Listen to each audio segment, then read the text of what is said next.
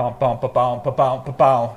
Ladies and gentlemen, today we are witnessing 200, 400, high stakes, heads up, Nolan Hold'em action. Doug Polk versus Negreanu. Yesterday was an explosive session, or the day before was an explosive session, with the craziest session we've seen so far. The post-match interviews got a little dicey. Let's take a look right now and see a little bit of what was said by Doug Polk and Negreanu. Check it out. He runs so fucking good in this match, he had no fucking clue. No fucking clue how good. The amount of luck Negreanu has had this challenge is so funny that his perception is completely warped. Real fucking cards, I'll play him till the fucking moon goes. I'm not suggesting that the fucking software's rigged, but man, it feels like it. In his mind, the reason that he's getting unlucky is because when he loses, it feels unlucky. But that's because I have the edge. For fucking, what am I, 46? I've been playing poker 27, 28 years. This doesn't feel possible. I know it is possible, and I know fucking variance is a thing, but it doesn't feel possible. Frankly, it's fucking stupid.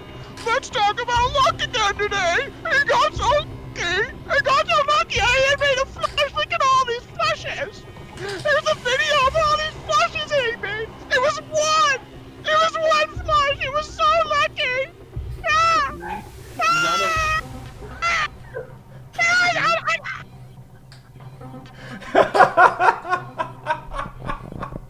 Look at this guy's face.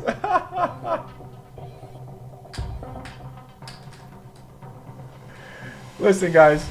Basically, if you missed yesterday, it was a little out of line. Or the day before, right? They all blended at this point in time. Doug Polk and Negreanu played an epic session that we streamed here on the channel. And the hands were going fast and furious. Negreanu won plenty of hands himself, and then after the fact came out and said Doug Polk is the luckiest player of all time. And then Doug Polk was also doing a post-match interview, and he said Negreanu is one of the luckiest players of all time. He's also one of the worst players of all time, it seemed like. So he was basically saying Daniel is super lucky to be only down this much. He should be down much more money. Doug should be killing him because he has a massive edge.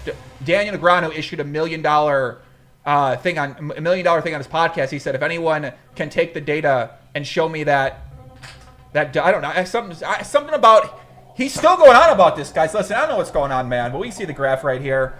Doug Polk up $702,000 coming into today's match. You can see he was up near $1 million. He was down about $500,000. Daniel kind of came back, so he's down to that $500,000 profit mark.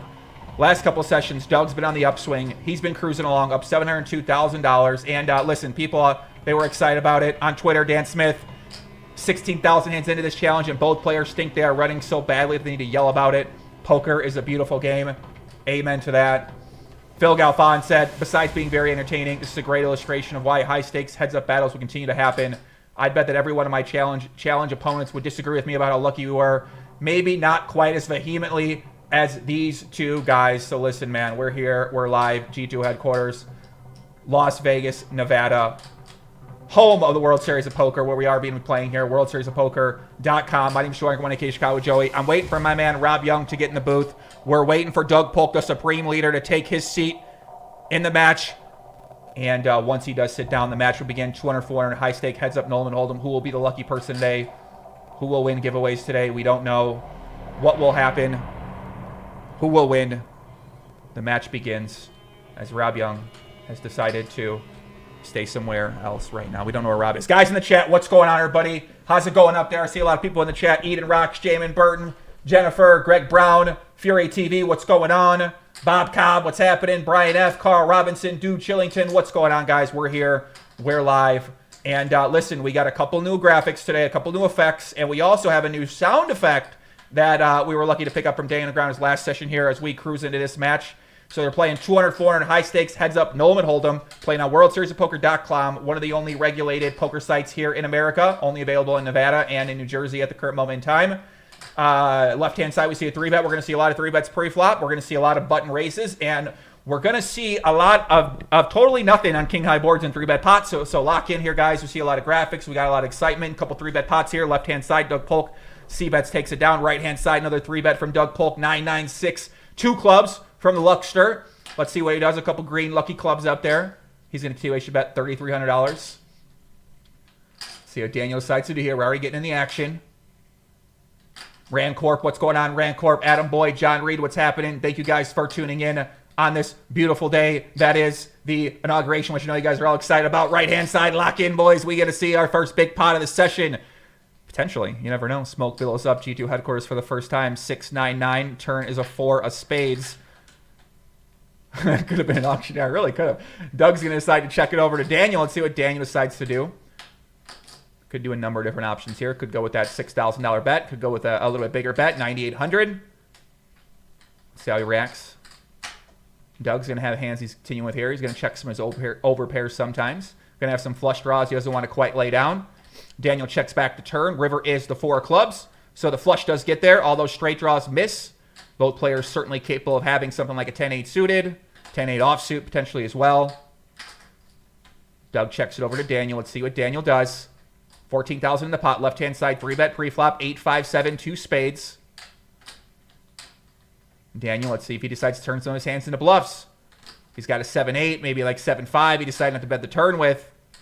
He does check back. Queen high versus queen high. Ay, what a lucky river for Doug Polk, the supreme leader. Gonna get lucky. Had queen 10 versus queen jack. Daniel already starting off on the wrong side of it today as we continue our epic heads-up showdown for rolls. If you guys are enjoying it, make sure that you guys do smash the like button. We are live on air right now. We're doing a lot of content coming up this month and for the next few months here, and it's going to be pretty exciting. A lot of gameplay series, some new stuff. Podcast is coming back to Poker Live Podcast, and it's going to be a lot of fun. Left-hand side, Doug Polk. Where's Rob at? Rob, where you at, buddy? Until Rob gets here, you're like and subscribe, Rob. We don't know where this guy. Where's this guy? The guy fall off a cliff. What happened to this guy? The guy get the time wrong? Maybe we got the time wrong. 5:30 p.m. Eastern time. No, it's 5:30 p.m. Eastern time right now, isn't it? It is. Whatever. He gets a nameplate. Perfect. It's nothing brewing here. Guys in the chat, thank you very much for tuning in. We're doing these Monday, Wednesday, Friday until the rest of the challenge wraps up here. It's, listen, man, nowhere I'd rather be watching these two boys battle it out here, talking with you guys in the chat. And, this is one of my favorite things to do each day. I kind of getting ready. I've been getting ready for this past 4 hours. I'm just ready. I'm ready for these boys to play, ready for them to battle. Aaron P. in the chat with the 20 donation. He says, hey, Papi, can I get a birthday shout out from my buddy watching, Mike Hunt? First of all, shout out to your buddy Mike Hunt, Aaron P. Thank you very much to Mike. And happy birthday to Mike. Listen, buddy, get out there, dominate your birthday, all right? Have a good day. Hope you take care of yourself. Hope you got something enjoyable. Maybe spend it with somebody that you love. And yeah, man, so we are going to see a lot of single race pots here, boys. 80% is what each player is going to be playing from the button, about 8% of their hands, which means a lot of dogs going to be in that range, right? A lot of Jack 5 offsuit, a lot of 10-5 offsuit, a lot of hands that you have no business being in big pots with on later streaks. These boys are going to be trying to navigate the labyrinth that is heads up, Millman Hold'em, single race pots, 3-bet pots. We're going to see these guys 3-betting about 20% from the big blind, so they're going to be very active. Right-hand side overbet, that's what we also going to see. So Doug going to overbet the river on the right-hand side. Backdoor straight gets there, not that big of a worry. Ace 4, 4-6, not very likely. All the draws miss. He puts pressure on, takes it down. Left-hand side, we see a pot-sized bet on. Oh, Daniel puts in a check raise on the 10, 6, 7, 8, 9. Says he's got a flush. Could have a jack as well, too. Could have a bunch of BS. Could have Dick in his hand trying to get Doug off this pot. But he does take it down. Nice hand there. Rob Young, we heard from Rob. Where's he at? Where's he at, Poppy? Where's he at? I'm waiting for Rob Young to enter the building. Guys in the chat, who we got up there, man? Raymond, Ramsey, Joey's going to be so fired today. Listen, guys, I am fired up. I'm ready. Rob's in the chat. Rob, we're waiting for Rob to call in. Rob wants to use Zoom. As we know, you can't use Zoom on WorldSeriesOfPoker.com because they think that you're using some sort of remote access software, and then they kick you out of WorldSeriesPoker.com, so we can't use Zoom. Let him in, Rob. Where you at, kid? Wesley Zalm. Hi, Joey. I love your commentary. Where is the legend kid? The legend kid, Landon, is down currently in Florida right now. He, actually had an interesting thing happening yesterday. My man Ryan DePaulo took down one of the WPT side events, and he texted me to get Landon's number to get some help on how to get to the arena from Landon. Kid Landon, he's been a commentator with me. And then they got seated at the same table. Ryan DePaulo busted Landon, and then Ryan DePaulo won the fucking tournament for $40-some thousand. So if he didn't send me a text asking me how to get to the venue and how to get some help, then he might not have won that event. So shout out to me. Shout out to Rob Young. Shout out to Ryan DePaulo. Shout out to Poker Princess with the $4.99 donation. Best live commentary. It's not even close, Poker Princess. poker player and an OnlyFans creator up there working very hard. Shout out to her. Right-hand side, 3-bet, 9, 9, 10. Turn is an 8. So Doug 3-bets pre-flop. We're getting closer to Rob Yong activation. Where's he at? I got this graphic package ready for my man Rob Yong to get here. Where is the guy at? Left-hand side, 3-bet by Doug. Right-hand side, going to the turn, 13,000 in the middle. Let's see what happens. Left-hand side, going to see a 3-bet and a call. Ace-Jack-8, rainbow. Good board for the 3-better. Right-hand side, Daniel's going to bet small, 5,200. Could be doing this with a 9. Could have a straight. Could have just a jack in his hand. Maybe a hand like a Jack-6. Could have Jack-7. He turned it. River is a 10. Pairs the board. 23,000 in the middle. 28,000 behind. Is Daniel going to load it up here if he's got a bluff? If he's got a hand... Well, like a hand that don't beat the board, right? Maybe, I don't know. He could have 6-high. He could have 6-high. He could have 6-high and at the bluff. He does bet 15,000. Does Doug have an ace-high? He check-called the turn. Could have an 8. That's now counterfeited. Could have ace-high. Could have a slow play 9. He calls. Queen 10 for Dan Negreanu. Dan Negreanu, $55,000 pot. Goes his way as he strikes first blood in today's match. Very nice river there by him. All right, we're zooming in Rob, guys. We can only do... Let me get Rob in here. Rob Young. Okay. All right. Where's he at? Rob Young. All right. Where is this guy at? Hello, Poppy. Hello. Hello, Poppy. Hello. Where are you? Hello, Papi. Calamola. Hello. We're calling him. Oh, that's loud.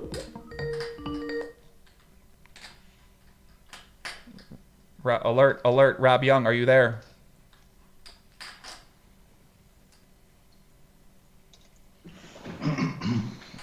Rob Young, are you there? Can the Poppy hear me? Hi, Joey, can you hear me? I can hear you. Can you hear me? I guess I can't. Can you hear me now?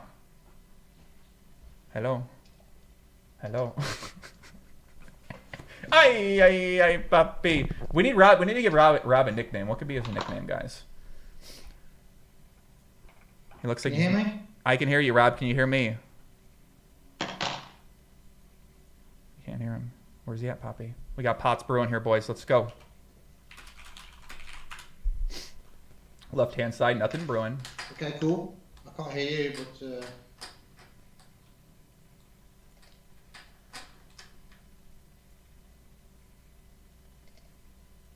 We're making it work. We're making it work. E.T. phone home. Hello, Rob. Where are you? Maybe you need to change your speaker setting, my young friend. Oh, you can hear me on here. Yeah, you probably need to change your speaker setting because on my end it says that it's coming up here. We'll see if he gets it right-hand side. Doug's going to lead small on the river. N2 deep LA. What's happening? Backdoor flush. Backdoor Bangkok for Doug Polk. The flush man. Takes down a nice pot there on the right-hand side. Nathan Kluser says, drop some F-bombs, Rob. Rob can't hear me. Okay. Test, Rob. Test. No. Test more. No. All right, well, let me see if we can do this first.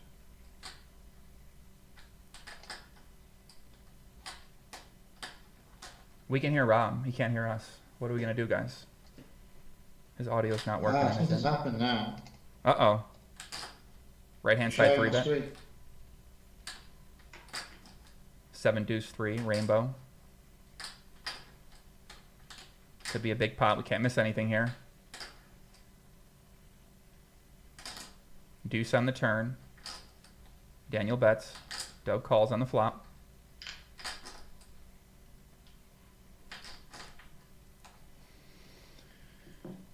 Daniel's going to bet again, 12.5K. Puts a lot of pressure on Doug.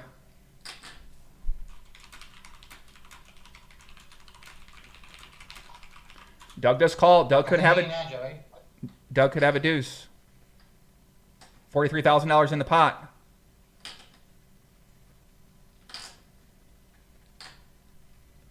I expect Daniel's going to shove here. If he does shove, he says a backdoor flush over here potentially. Maybe a deuce. He does shove.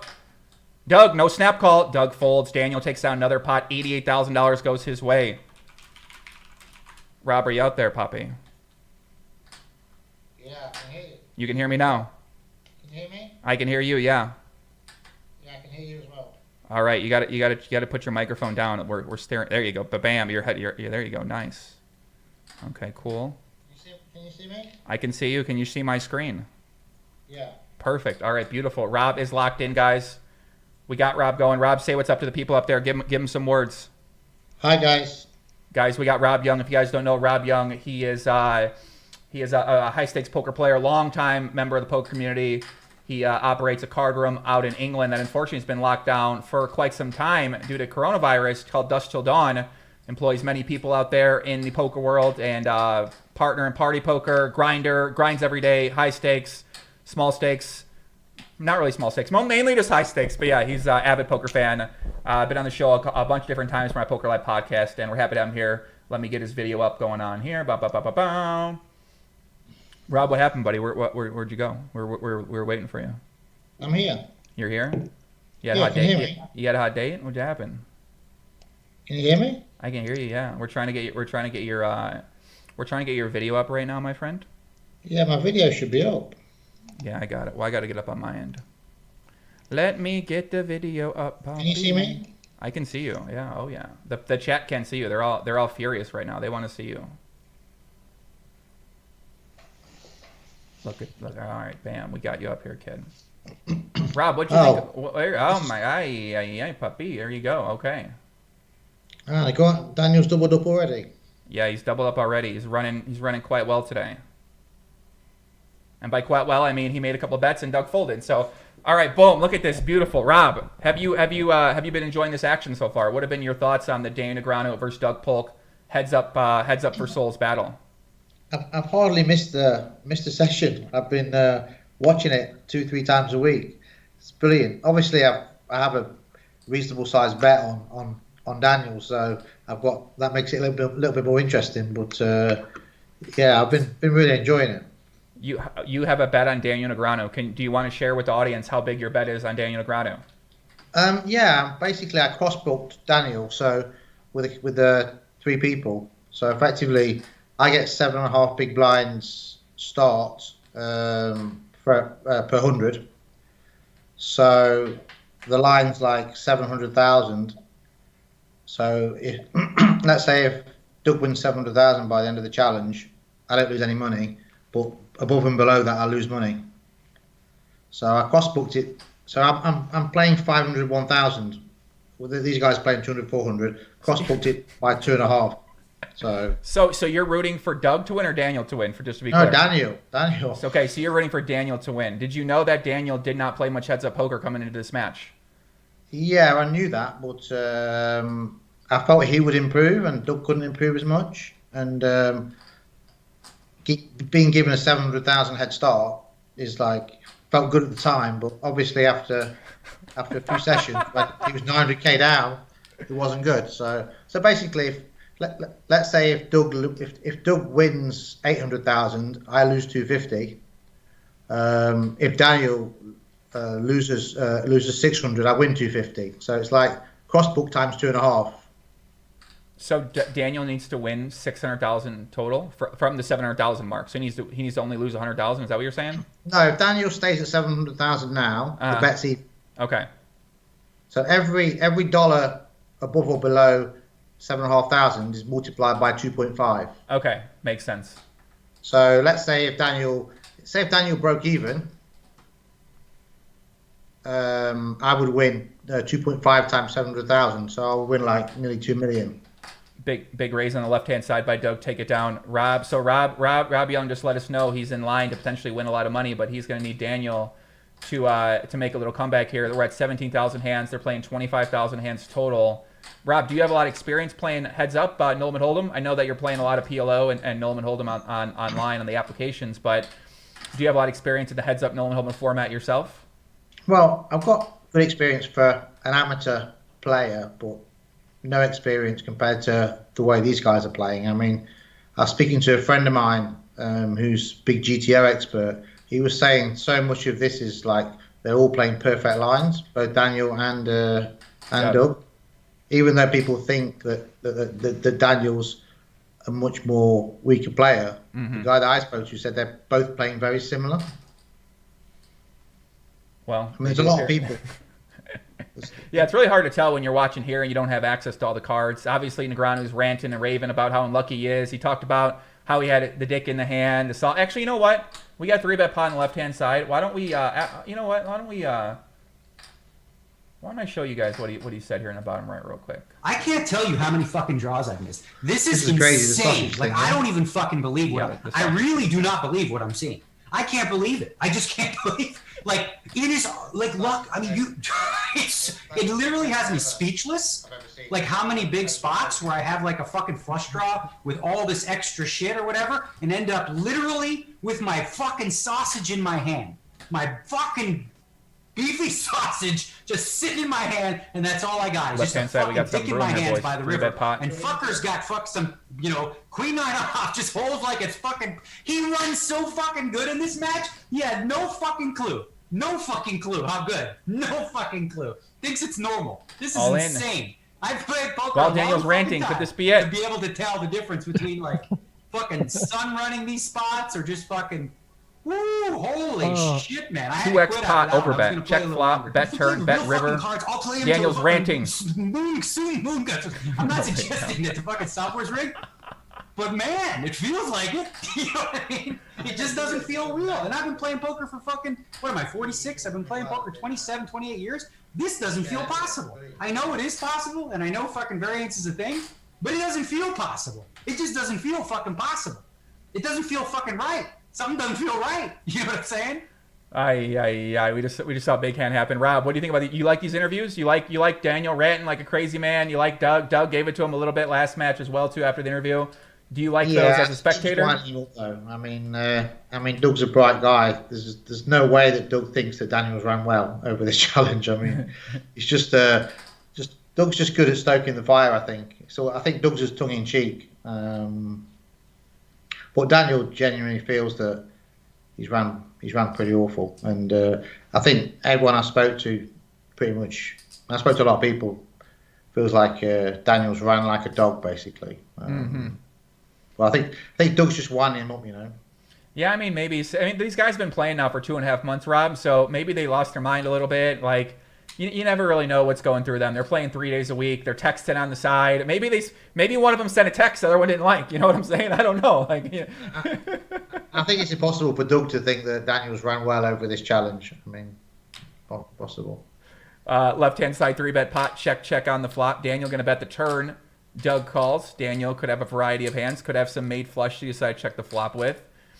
Could have, he could have some aces as well, too. Probably isn't betting a king or a jack on the turn. Maybe he bets some kings on the turn. Pot size bet on the river from Daniel.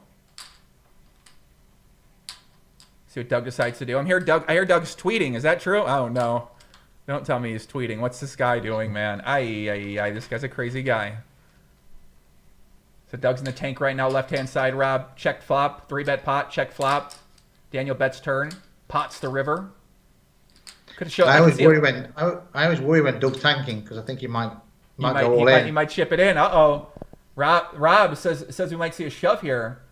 If Doug Polk shoves, I don't know what I'm gonna. I don't know what's gonna. He's not gonna. I don't think he's gonna shove here. But he's in the tank, $14,000 bet. Maybe he's thinking about calling with maybe a king, maybe just a jack. One pair type hand. I don't think he's going to be folding an ace here if he happens to have an ace. But he could be thinking about making a hero call. $14,000 bet. The time bank is going down. This is one of our first tanks we've seen so far this match. You might have a king. Yeah, he might have a king. I think he might be thinking about king or jack. It would make sense to call. Daniel. Big bet here.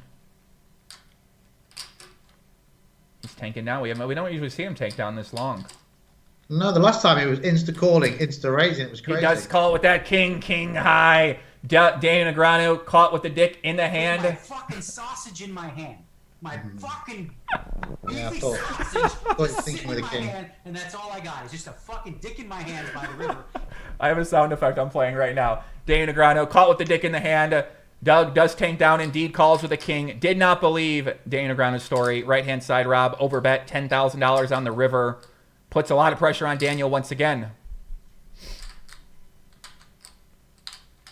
Daniel does call 5-8 for Daniel. Jack 6 for Doug. Jack. Touche. Touche, right? One good bluff deserves another. It's just like that. The boys trade a little bit of money back and forth. Daniel up over $100,000 on the right-hand side. Doug cruising along up to that $80,000 mark here.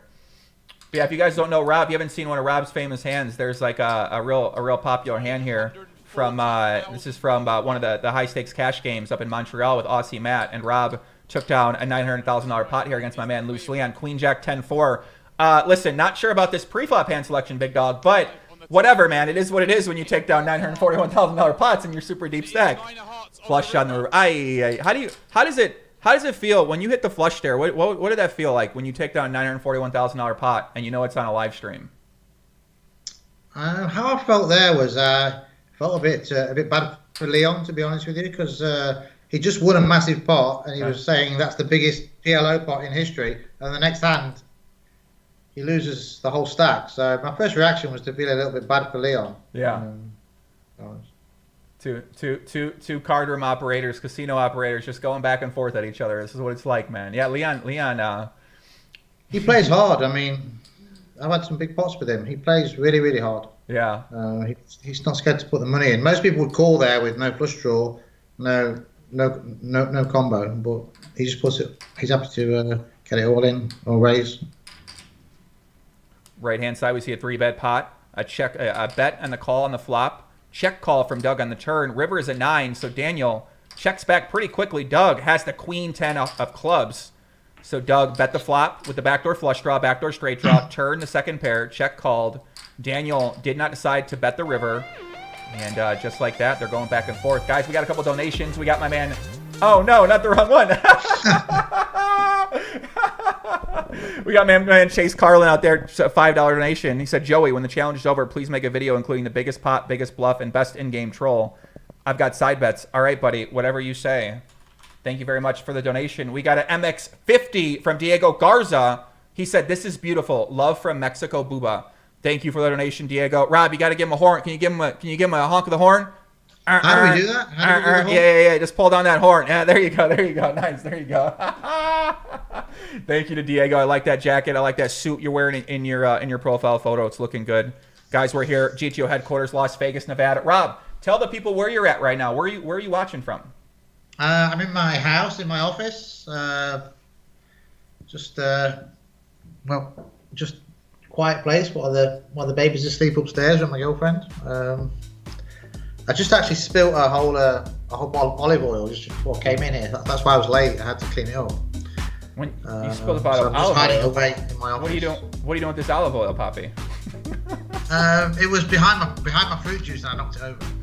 Okay.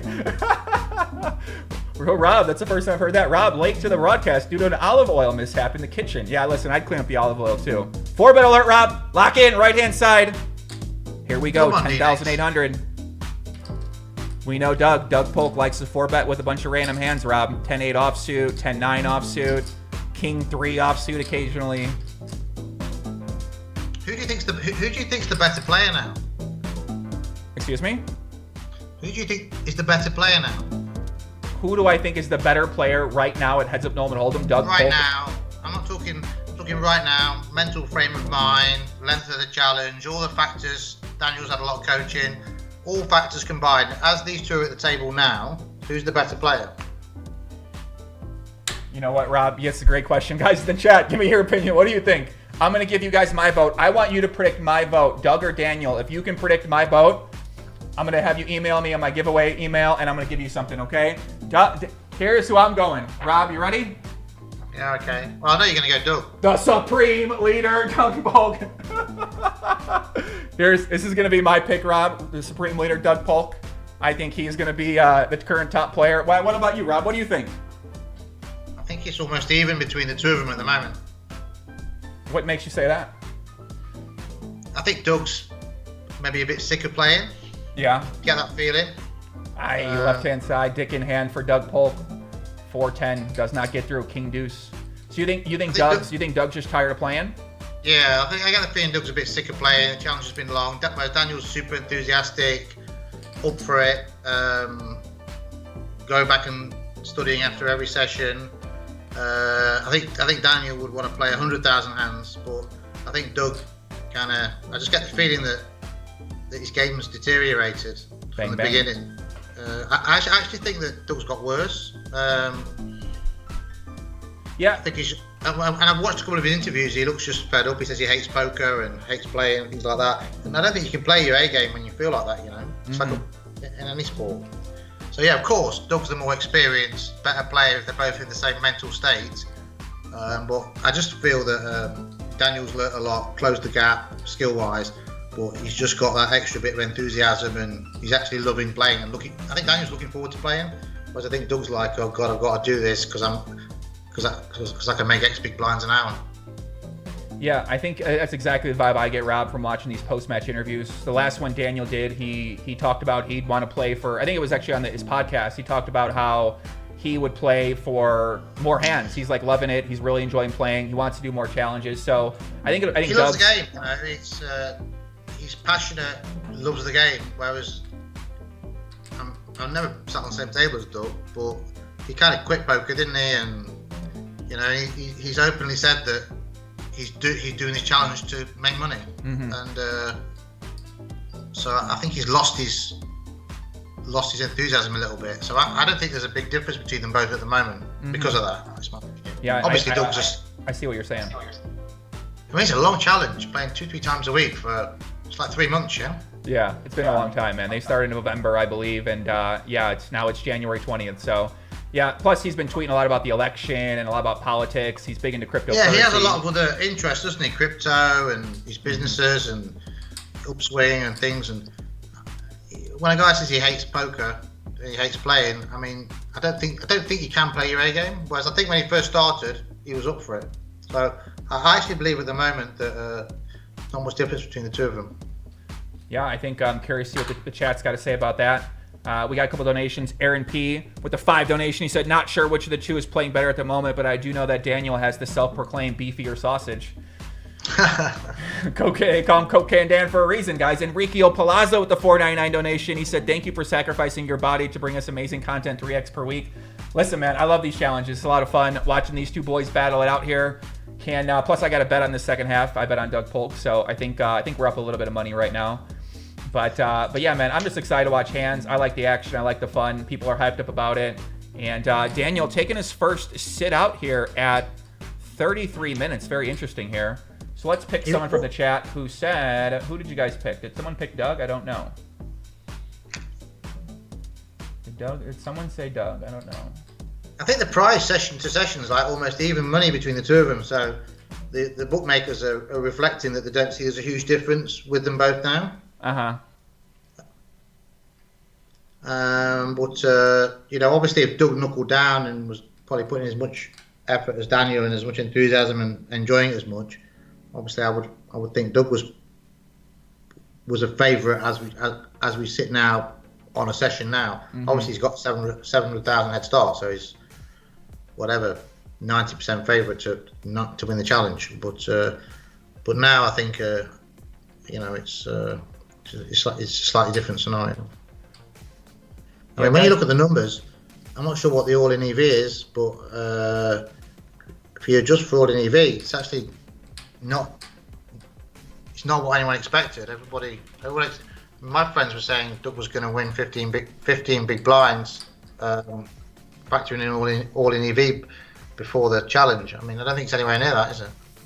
Yeah, it doesn't seem like it right now. People are talking about Doug in the chat. So Doug is tweeting out all of his hands today about how he's tweeting out. I think he's going to tweet out all of his hands. He's literally tweeted out 10 times already. Yeah, I mean, he's kind of like, I think he's kind of bored. I mean, the other night he was just playing like instant decision, wasn't he?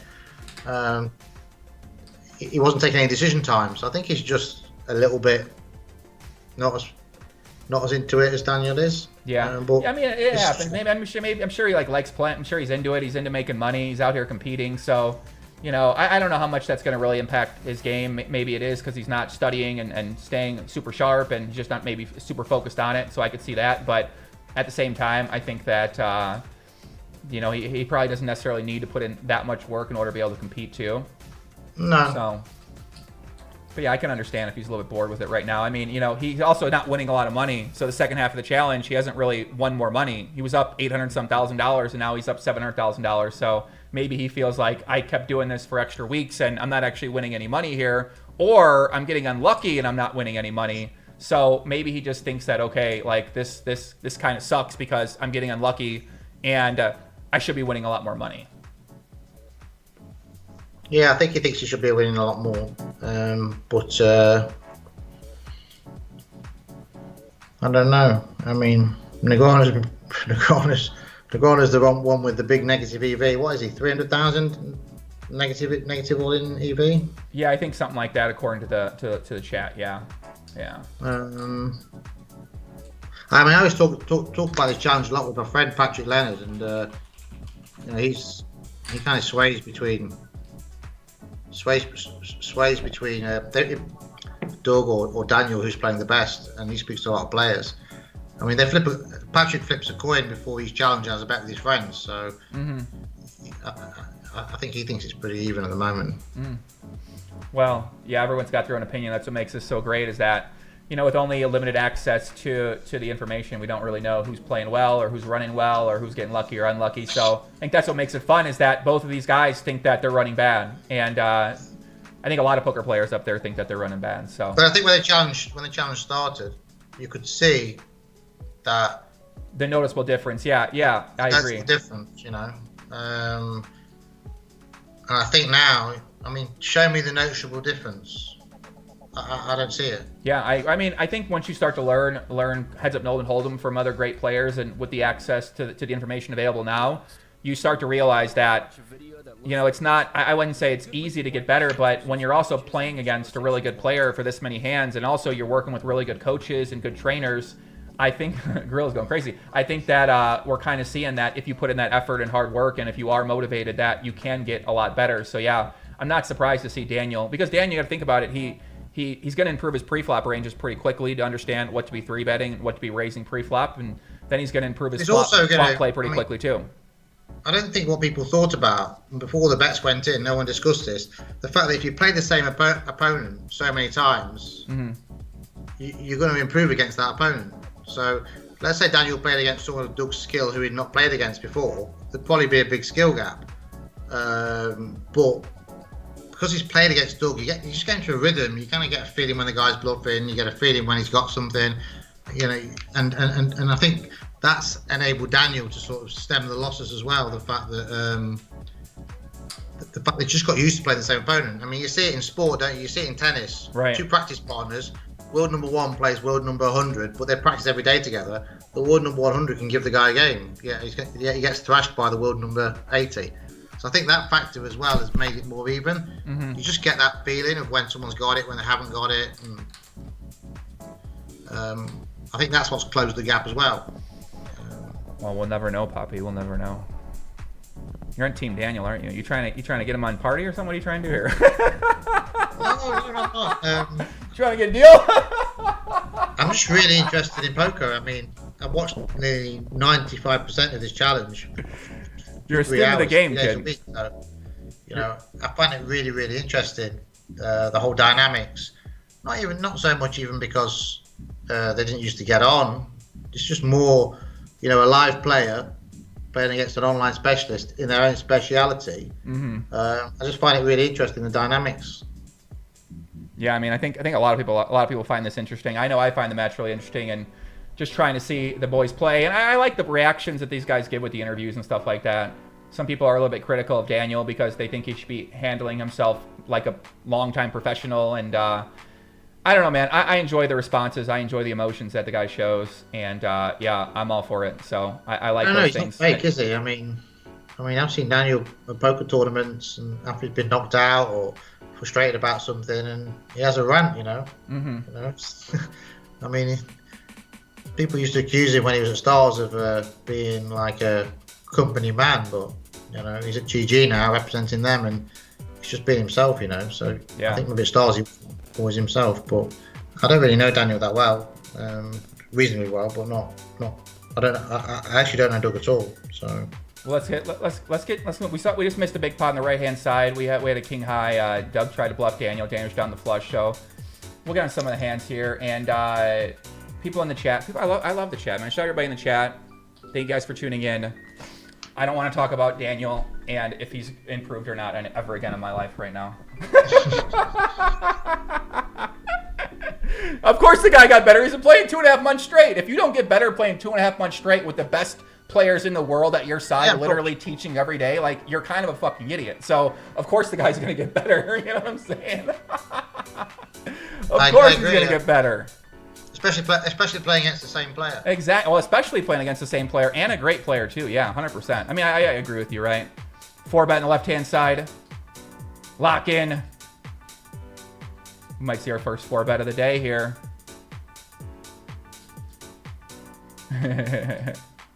Here we go. Daniel's in the tank. He calls. Fight! Here we go. Ace, King, 8. What would he call a 4-bet with? It seems like he'd calling 4-bets with hands like Ace Jack suited, Ace Queen suited. Queen Jack suited, yeah. Yeah, Queen Jack suited, some pocket pairs. Mm-hmm. Doug's 4-betting all sorts of hands. So here comes the 5,000 bet, yeah. Yeah, they've been continuation betting as a standard 5,200. Even we know GTO now. I know, right? Here comes the 5,000. 4,100. Here comes the call with anything. Yeah, call with like an 8, maybe some pairs above 9s as well too. Yeah. I imagine he folds if he's got a pair lower than 8s, but he does lay it down. Right hand side, another 3-bet. Ace 8 7 rainbow. Doug's in a continuation bet small, which you've seen him do often on those ace high boards. 1,700 into 8,000. See what Daniel decides to do. Left hand side, Doug improving that lead a little bit. Right hand side, Daniel calls. Turn is an ace. Daniel going to have some weak aces. He might be 4-betting the ace 5, ace 4 occasionally. Ace 10 plus, he might be 4-betting at some frequency, so a little less likely he has those hands, but certainly capable to show up with a hand like an ace 10 offsuit.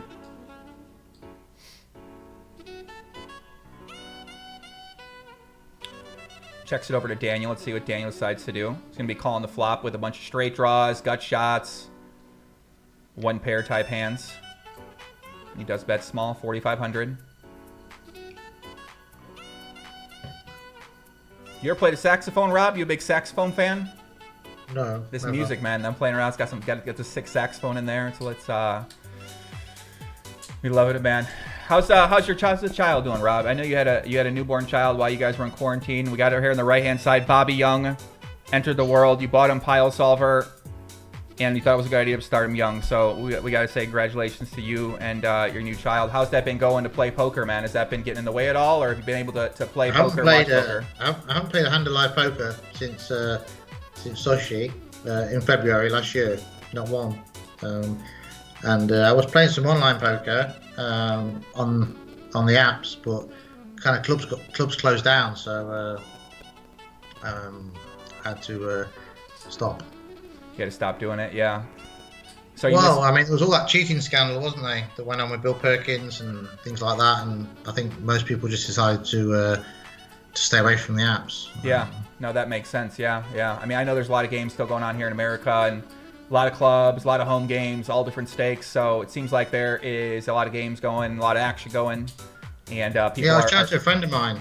There's plenty of action in New York, plenty of action in Miami, plenty of action in LA, and some action in Vegas. So the games are still there, and these are the big high stakes games that happen. So they're still playing them. They've got doctors, things like that at the poker game. They test everyone for coronavirus before they come in. It's all really secure.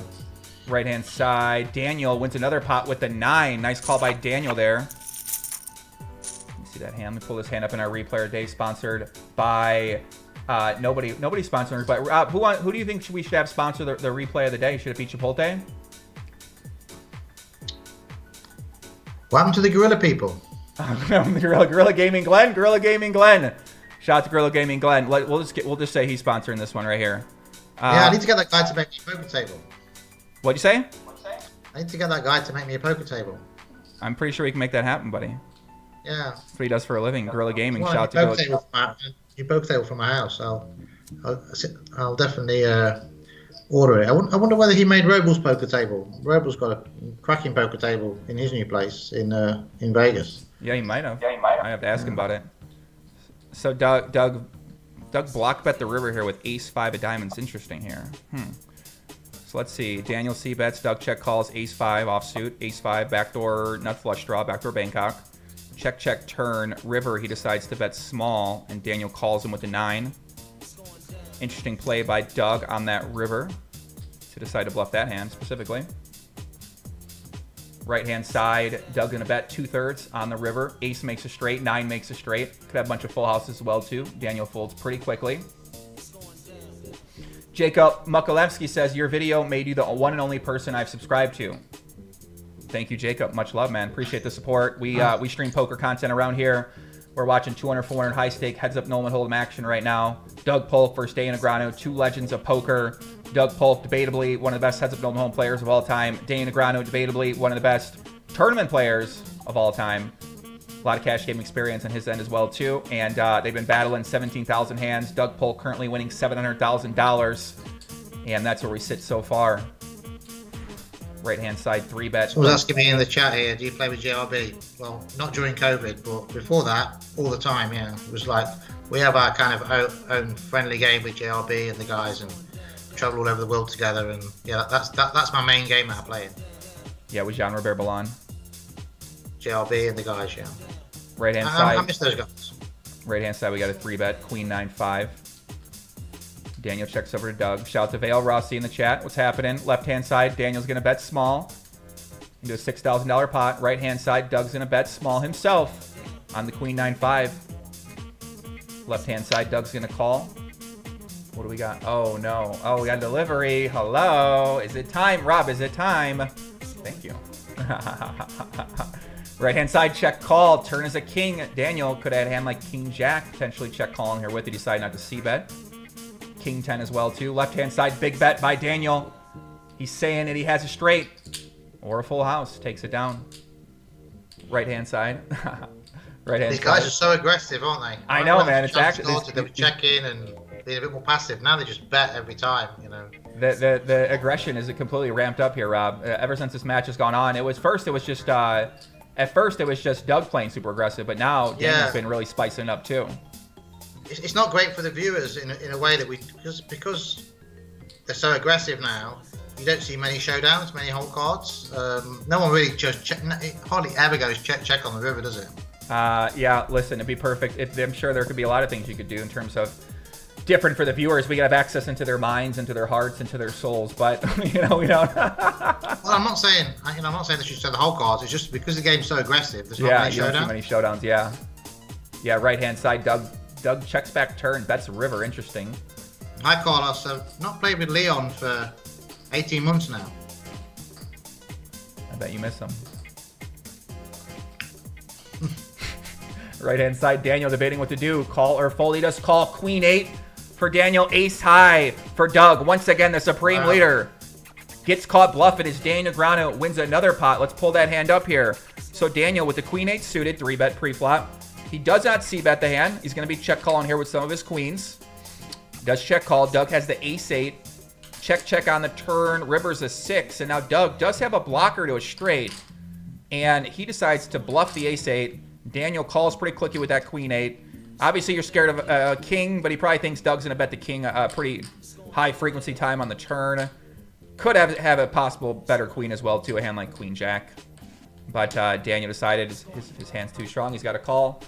Makes a lot of sense. Nice hand for Daniel. $29,000 pot goes his way as he pulls up over $115,000 in his stack. Just a question there about live poker and my casino and Party Poker Live over COVID. I don't think I'd want to be involved in any live events until everyone's vaccinated and the world's back to normal, to be honest. I mean, if one guy catches the virus and dies at my casino or at a live event, I won't be able to forgive myself. So no live events for a long time, I think. We got a video you posted on Twitter here, Rob. Look at your venue's empty. Yeah, sick. That's crazy. Look how big. I mean, it's just sitting there. Yeah. Wow. Look at that, man. All these poker tables. That is so crazy, huh? Yeah, it's insane, but we have a lot of senior citizens who come and play, and I actually closed the casino before the rules came in. You had to close because so many senior citizens, including my dad, who's like 86 years old, and it would have been just a disaster. I think just don't think it's possible. Right hand side, Doug with another bluff, and Daniel takes on another pot. So you don't plan to open up the casino again, dusk till dawn, until there's a vaccine, or what? I just think until the world's back to normal, Yeah. If everyone's vaccinated, you haven't got to have masks, plexiglass, things like that, So are you willing to keep the place closed for a long time? Yeah, it's been closed for nearly a year now, so kind of doesn't make a huge amount of difference. Right. Yeah. I mean, I think some people are maybe worried about being able to handle the losses on the building or anything like that they might be incurring by paying staff. So doesn't seem like yeah, it's horrendous. It's tough. Are you paying your staff still right now, even in January? Yeah, but we get some help from the government. We didn't at first, but we get some help from the government now. I think they're going so it's not so bad, but obviously you've got rent and expenses and things like that. So yeah, it's quite expensive. Yeah, makes sense. I mean, I guess are you? So there's no timetable. You're just kind of waiting and seeing what happens still, and yeah, just no plans. I'm not going to get involved in any live poker until everything's as safe as it was. Mm-hmm. I mean, it only takes It only takes one person. Yeah, I get what you're saying. That makes sense. Left hand side, we got something brewing here. So Doug led the turn after he check called flop. We've seen these guys lead the turn very often on a board pairing card, a 9, a 6, a 3. Doug's gonna bet small on the river. We see this line often as well. Leads for min on the turn and bets 1/3 on the river. Very wide ranges for both players here. Daniel just lay it down. We got a $10 donation from Aaron P. Where's my horn at? Let me pull up my horn. Just can't remember his name, seems to have gone, but yeah, I was supposed to be playing on high stakes poker, but I tried to get over there by plane, but I couldn't make it, so unfortunately I missed out on that one. So you're not on high stakes poker this season? No, I got very, very nice of them to invite me, but unfortunately I literally couldn't land in Vegas, otherwise I would have gone to support it. Yeah, high stakes poker's on right now. I can't get to Vegas. I want to come and see you in Vegas. GTO headquarters is waiting here for you, buddy. We can't. Us in the UK, we're not allowed into America. Right. So yeah, I would love to play high stakes poker, but I guess there'll be another chance for the next season. I guess. Yeah. I watched it on Poker Go. Really cool. Enjoyed it. Thought JRB was great on it. Right. Yeah. I haven't watched a lot of the episodes quite yet, so I'm gonna watch them all at one time with the chat. Yeah, I'm episode 6 now. It's really good. I mean, brilliant. Yeah, I'm gonna do a live stream where I watch high stakes poker, but you're only gonna see me talk about it. You're not gonna be able to actually watch it on screen, and I'm gonna put a timestamp in it so then people can watch it with me, because no one wants to watch high stakes poker by themselves, right? You rather watch with somebody else. So I'm gonna make a video where I do a live stream where I watch it with people in the chat. People were talking about that kind of one of the hands that Lynn played when she went all in over the top of basically the whole table. And JRB had ace, queen, and Dur had queens. I mean, she did with queen 10, but kind of like the move myself. She's picking up a lot of dead money if she doesn't get called. Just unfortunately, they had hands. I mean, yeah, I haven't seen the action of that hand, so I'm not sure. Yeah, a lot of people criticise her for it on Twitter and things like that, and I actually think it's fine. And I've played with Lynn. She's capable of that, and she gets away with it a lot of the time. Yeah, I mean, it's pretty good for her to show that play down, because now she's going to get invited to a lot more games, even though she's probably invited to a lot of games to begin with. But I think it's right. It's like advertising, basically. You go on high stakes poker and you make a crazy play. She was playing in our game for about 6 months. Mm-hmm. Left hand side, Doug picks up a pot there. So a total update, guys. We got Daniel about $10,000 right now. So no one's really taken a big lead quite yet. We got a donation from Jonathan Nilsson in the chat. Jonathan Nilsson says, thank you, Jonathan. He says, Joey, you are such a legend, man. Been watching your content since you started, and it's always entertaining. Would love some new podcasts. I'll be starting up the podcast again soon. I'm kind of waiting for this challenge to die down a little bit and getting some things set up with the project I'm working on. But we will definitely have new Poker Live podcast coming back very soon. And I'm excited to get back with that. People in the chat, N2 Deep said Lynn played so poorly, and that hand was cherry on the top. Yeah, I didn't see how Lynn played, but listen, I'm excited to watch. Everyone isn't necessarily a great player. Sometimes people make crazy plays, and they end up looking crazy on television. So, and then they put themselves out there to get berated by you guys in the chat, and then it makes them not want to come back again. So it's kind of this vicious cycle where they go on TV, they play poorly, you guys berate them and think you guys are really good, and then they don't want to come back again and be involved in the poker world at all and put their terrible plays in front of people on camera because they don't want to have to deal with a bunch of fucking idiots on social media. So, to be fair, a couple of my friends who play on TV refuse to play now because they're so sensitive about social media. I mean,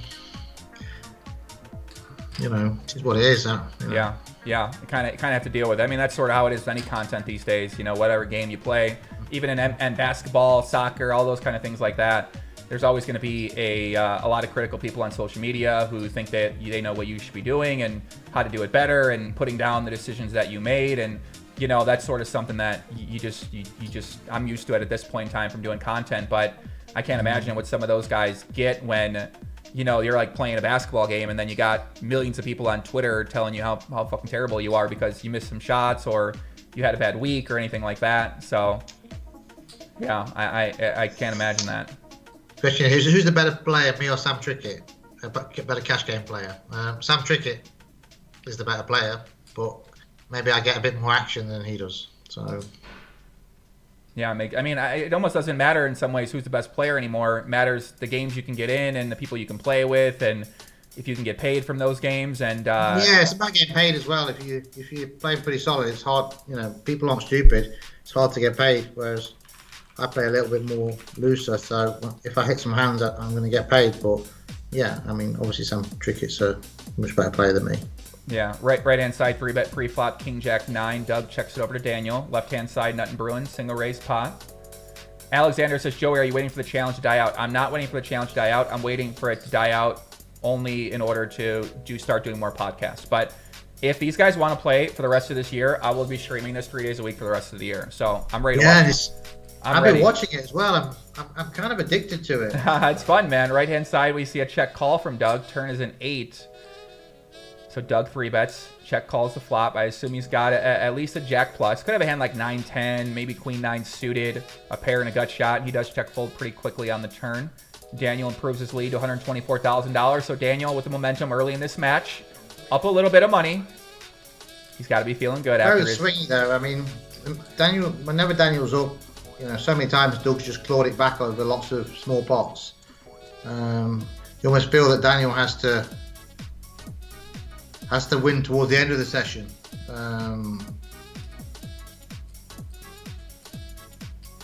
Left hand side, check call river. Or left hand side, check call flop, lead turn once again. See if Doug goes for that 1/3 bet. He does go for a very small bet, 1/4 bet. DJS says, I'm not the only one addicted to this challenge. It's true. Tim the Gem says, Joey is an addiction. I wish I could quit you. Okay. Listen. Joey's an addiction. If you love poker, and these two guys are personalities. Love them, hate them. Some people can't stand Negreanu. Some people can't stand Doug. These guys are characters, aren't they? Very different people, which makes it more interesting. We're just watching them click buttons, but we kind of know that these guys aren't on each other's Christmas card list, which makes it a little bit more interesting. Yep, right-hand side, Doug takes down a pot there. Yeah, it's always great that they are very different characters, and I think it's great to have the different characters in the community. It's kind of unfortunate Doug wants to, maybe not play as much poker in the future unless he gets the right stakes for a match, but it seems like Daniel's going to be around for a while, and it seems like he's going to be... I don't know, man. That guy, I can't wait till he starts running better, and he's probably going to be a god now when he plays poker in the future, so... Just did you think Doug crossed the line when he did the dildo in the mouth video of Daniel? Do I think Doug crossed the line when he did the dildo in Daniel's video? Yeah, I think it was pretty mean, but... the line there? You think it was okay? Yeah. I don't know what happens with Doug. Doug Polk right now has been going going wild on Twitter. He's basically tweeted out about 10 hands so far this match about how unlucky he is, with captions. Oh, he's just winding Daniel up. He knows that who's run well in this challenge. I mean, yeah. Right hand side, Daniel shows down the flush. Rob, are you going to join us in Edible Hour? Once we hit 500 What likes, does that mean, we each take an edible. Are you in or out? what is it? So once we hit 500 likes on the video, we each take an edible together. Why don't you just offer a prize for 500 likes and do it that way? What'd you say? Just offer a prize for how many likes do you want? It's just for fun. You know what I mean? 500 likes come when you both take an edible. Try to plug my laptop in. Get it in there. Right hand side 3-bet, ace, king, 9, 2 clubs.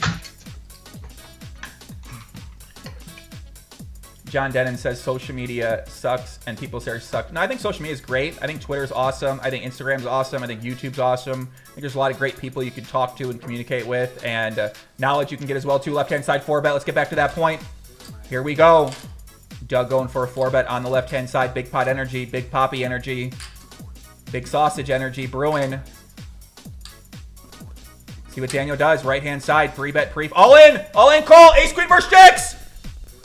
No ace, no queen. No ace, no queen. 5 on the river. Pocket jacks for Doug Polk as Doug Polk takes down an $80,000 pot. Coin flip all in. Right-hand side. We got something brewing as well. $28,000 3-bet pot in the middle. Doug Polk. Huge coin flip himself. All in right-hand side. This is what Daniel really bluffed here after just losing that big pot. This could be an $80,000 swing. Daniel shoves it in. He says he's got at least an ace queen. Maybe an ace jack. He does get it through, takes it down. $140,000 stack on the right, $140,000 stack on the left. The boys are battling punches today. Back and forth. You know Daniel. You know he's over there tilting his face off, not being able to win that flip. Come on, how do I lose every flip? You just can't win a flip. Fucking sausage in my My girlfriend just texted me, take an edible. An edible is cannabis. Don't you know that? Is that true? She must be listening. Yes, Rob. You in? You in or out? Well, we don't have any cannabis in the house, I don't think. Well, not legally, right? Is it legal over there? Yeah, okay. Well, Rob, listen. I took one for you in your honor, okay? At 500, I'll take one more in your honor, okay? Thank you. Yeah. Just for you, buddy. It's legal here in Vegas. We'll get you here when you're here. When you're here, we'll do one. Right hand things side. are bad. Daniel lost that part, and Bitcoin's gone up. We gotta teach Rob how to do some commentary. You gotta get that excited voice, Rob. We need you to get fired up here. When we see a big pot, we need you fired up, Poppy. Okay? I would have been fired up if Daniel could have hit an ace or a queen. You would have been fired up. I know. I lost 2.5 times before Daniel lost it. I keep remembering you're playing a lot higher stakes here. 100K. Right hand side 3-bet pre-flop. Uh-oh. This could be a big pot here, guys. If someone has a 10 and one person has an overpair, or a 10 versus 6, we're gonna see a big pot. Let's see what happens. 3-bet pre-flop. Daniel's gonna check the turn. Jerry, no one's got a 6. You gotta, come on, man. We optimistic around here. Mike Folkott wants a machine gun request. Listen, you want a machine gun request? I got a machine gun for you right now. After this hand happens. What am I supposed to do here, guys? You know, Rob's basically like Daniel. Big bet on the right. Daniel, C-bets flop. 3-bet pre-flop, C-bet flop. Check turn, pots the river. What's he saying he's got? Yeah, does Doug have enough 10s here? Have enough 6s here? I don't think so. A lot of pressure on him. His king high, queen highs have to lay it down. All in! What the hell? Doug says he's got a 6, Rob. Here we go. Daniel, what's Daniel going to do? He's in the tank. The Supreme Leader attempting to back up the Supreme truck. I mean, he's not going to fold a 10, is he? I don't think he's going to fold a 10. I don't think he's going to fold the overpair or a 10, but he's in the tank, so maybe he's thinking about... I mean, I don't know what else he could be thinking about here, Rob. He's in the tank. Doug Polk going for blood. Daniel's I mean, tank. it's like almost like an unbluff a situation where Doug just can't be bluffing here, isn't he? But Doug knows that. Yeah, I mean, it'd be pretty hard if he had a... I mean, he could have checked back the turn with a 6, of course, for deception. Daniel could be going for a slow play, a slow roll here. He does lay it down, $65,000 pot. Goes the Supreme Leader's way as he hits a little bit of fire. A little bit of fire. A little bit of fire. Did we get to the 500? Nope, no 500 yet. Okay, 486, perfect. I don't have to do it yet. Left-hand side, big raise, lock in. Check raise on the left-hand side. 3K bet from Daniel. Check raise to $12,000. 10-9, deuce 5. A lot of flush draws out there. But unfortunately, Daniel does lay it down, and Doug Polk takes down another pot right now. He's on fire. And just like that, Doug Polk up a little bit of money. Let me check our leaderboard here, guys, for the challenge. Hold on a second. Once again, watching 200, 400 high stakes, heads up, Nolan Hold'em, Doug Polk versus Dan Negreanu. We're joined by my man Rob Yong here. Rob Yong, high stakes player, casino operator, online poker partner. This guy's in everything, man. He plays poker. He takes care of his family, takes care of his friends, takes care of people he doesn't even know sometimes. He likes to do giveaways, and yeah, man, if you guys didn't see Rob on Twitter right here, Rob, if you go to Rob Young's Twitter, links in the description. My laptop's running out of batteries. He's going to get his laptop back up. He's giving away a 3K seat to Montreal Day 1B.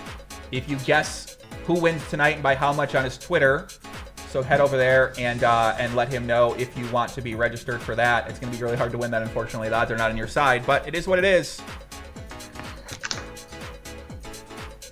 Right-hand side, 2/3 bet on the river from Doug, takes it down. Yeah, the link's in the description for Rob's Twitter if you want to go share who you think's going to win and share the total. I don't know how the hell Rob's going to go through all those answers, but yeah, he's going to pick someone for a 3K seat for Montreal. And if you win that tournament, it's on party. If you win the 3K from that entry, Rob's going to give you an extra $50 million. So that's just a bonus. Okay, it's not binding. I think the 3K ticket's going to be more than enough. So check that out if you guys are interested. Yeah, I'll have to go through all the answers tomorrow.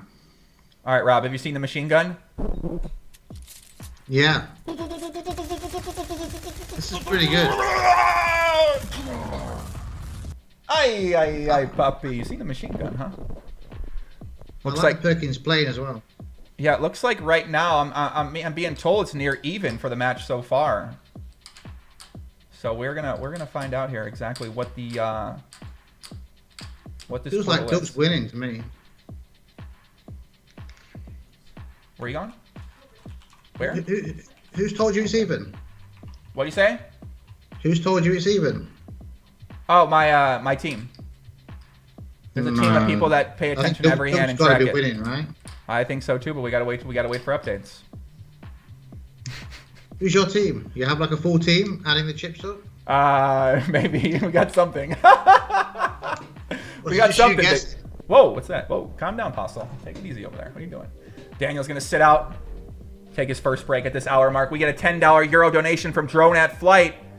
He said, "Joey, you are my first dono. Please fix the tables. They are not centered. Love your stream." Okay, is that true? How do we know where the center's even at? Is this center? This looks centered to me, guys. I'm gonna get a jewelry fill from my house while Dane's having a break. Rob's going through it over there, guys. Let me get some shout outs here. Pull up our animal. Shout out to Bill Perkins once again, watching on the Daiwood Zero yacht. Daiwood Zero, one of the sponsors of our stream here. Daiwood Zero, getting all you can from your money and your life. And listen, man, shout out to Bill Perkins. He's working hard on the yacht. You can see him watching. He's watching the stream right now from the Daiwood Zero yacht. And we got a link in the description if you want to pick up the book. Follow him on Instagram as well too. That link's in the description. Bill Perkins. Ay, not the rocket. Ay. But yeah, guys, shout out to Bill Perkins for the support. We're gonna have him on the podcast soon, see what he's up to. And if you like people that travel around the world and post exotic pictures and story videos on their story, you can go follow him on Instagram. He's always doing that. He's always tweeting a bunch of really great stuff out too. Hey, woo. YOLO. Sorry. Let me some shout outs here. Who we got in the chat? Mike Chambers says edible time. Hello, Mike. Joshua Jaquez, BBB, Misty Sparks. What's up, Misty? Hello, hello. Matthew Green. What is the Joy Ingram drink of choice in 2021? It is an old fashioned for sure. Danny Netherwood, Joshua Jaquez, Vernon D-Backs, Eamon Gilroy. What's happening, boys? Nice to see you. Whoa, this fucking gorilla is crazy. You seen a gorilla move like this, Rob? Yeah, I've seen it a lot. Match picks back up again. Yeah, a lot. You've seen a lot. Landon's in the chat. The Kid, Deepwater, a.k.a. Kid Landon, a.k.a. New Kid Poker, a.k.a. debatably one of the best 21-year-old players in the world. Landon Tice in the chat. What's going on, Landon? Nice to see you. Julius says Doug is tweeting every hand. Okay. Nice hand. Is he? Yeah, apparently Doug is tweeting every single hand right now. I don't know what this guy's doing. Are we at 500? No, we're at 556. All right, guys. Rob, I'm taking this journey with you, okay? Are you ready? Yep, I'm ready. Okay, he feels ready. Guys, I'm taking this journey with you in the name of the Father, in the name of the Son, in the name of the Holy Spirit. Let's do this. Yeah, he is. He's tweeting a lot of hands, isn't he? This is going to be a fun one. GJ Pope Cars, Joe is the best. Thank you, GJ. Johnny Gotti, salute, brother. Joey Ingram. What's up, Poppy? How's it going? How's it going, man? Nice to see you guys tuned in. Appreciate you guys being here. The next show is going to be on Friday. Same time. Cat Jam in honor of Landon. Rob, you familiar with the Cat Jam? No, what is it? The Cat Jam is this cat right here in the left-hand side of the screen. He just nods his head like this, and then we nod our head with the cat. And it's called the Cat Jam.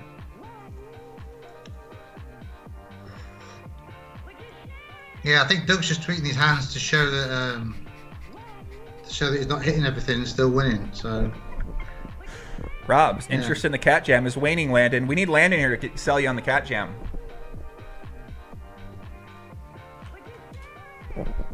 Rob's on Twitter. He's busy. He's like Landon. Just reading what Doug was tweeting, all the hands. That Let's see what this character is tweeting up there, guys. We're gonna do a little Doug Polk Twitter check right now. We're gonna see what the hell this guy's doing up here. Rob, are you gonna do the Cat Jam right here? Can we get you to nod your head a little bit with the cat?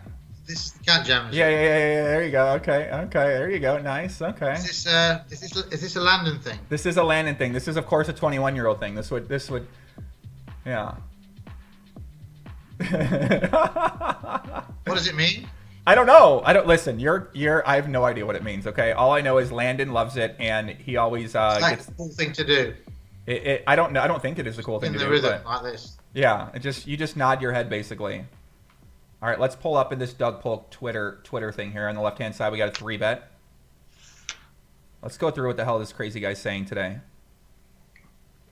So Doug Polk is tweeting 13 minutes ago, can someone contact support? This is getting a lot of hand at this point. And he's basically showing down a bluff. So he had 5-6 of spades that hand. He bluffed. Then he said, can you imagine this flush straw, missing this straw? Once again, he wins a hand with king high. So he's basically trying to tell Daniel, hey, I'm not getting lucky. I'm just outplaying you. That makes sense. Trying to wind him up, I guess. Guys, I'm sorry. I have to show this to you. What is the chances of these two hands on the flop? Fucking sick. Doug has king 6. Daniel has queen 8 on ace jack king 2 diamonds. Uh-oh, check raise on the left-hand side. Lock in, boys. 3-bet pot pre-flop. Check raise. King high, not done. The right-hand side is going to be not even going to matter. Left-hand side, very draw-heavy board. 3-bet pot by Doug.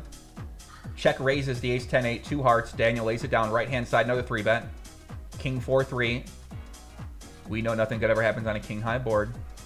In a 3-bet pot. Doug c-bets. Daniel calls. Turn is a 5. See what Doug decides to do. Doug checks over to Daniel. Yeah, we don't see much action on these king high boards, Rob, in a 3-bet pot. Yeah, I heard you say that. What? Yeah, Landon explained a little bit maybe why that is, but Daniel checks back the turn. River is at 10. So king 4-3 flop, 5 turn, 10 on the river. Daniel doesn't bet the turn. It never goes check on the river. Check. 8,200, is that what it's going to be?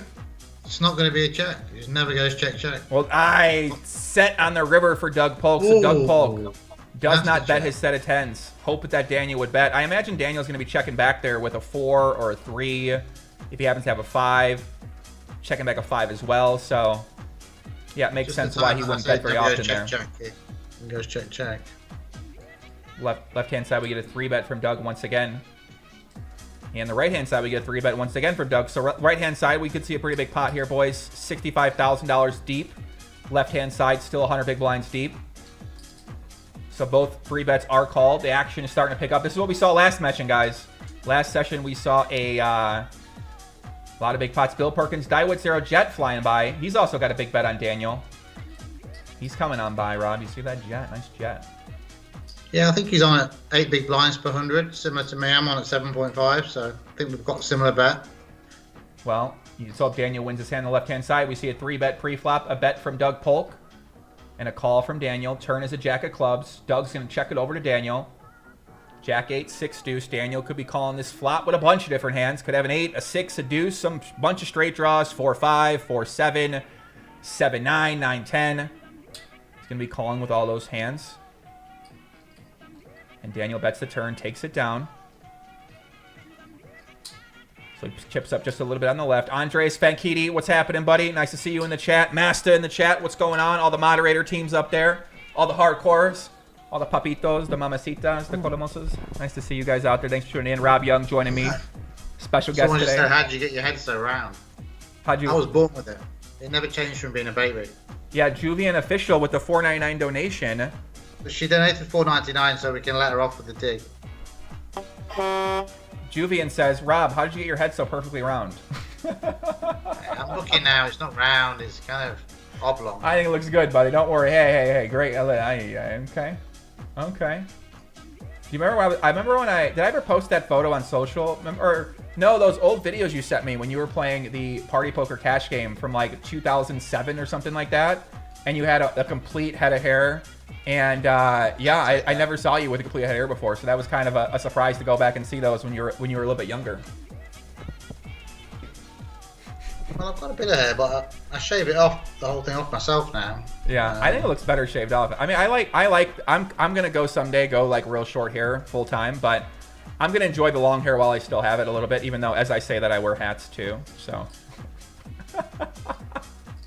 I like your cut, G. There's no way Rob knows that meme.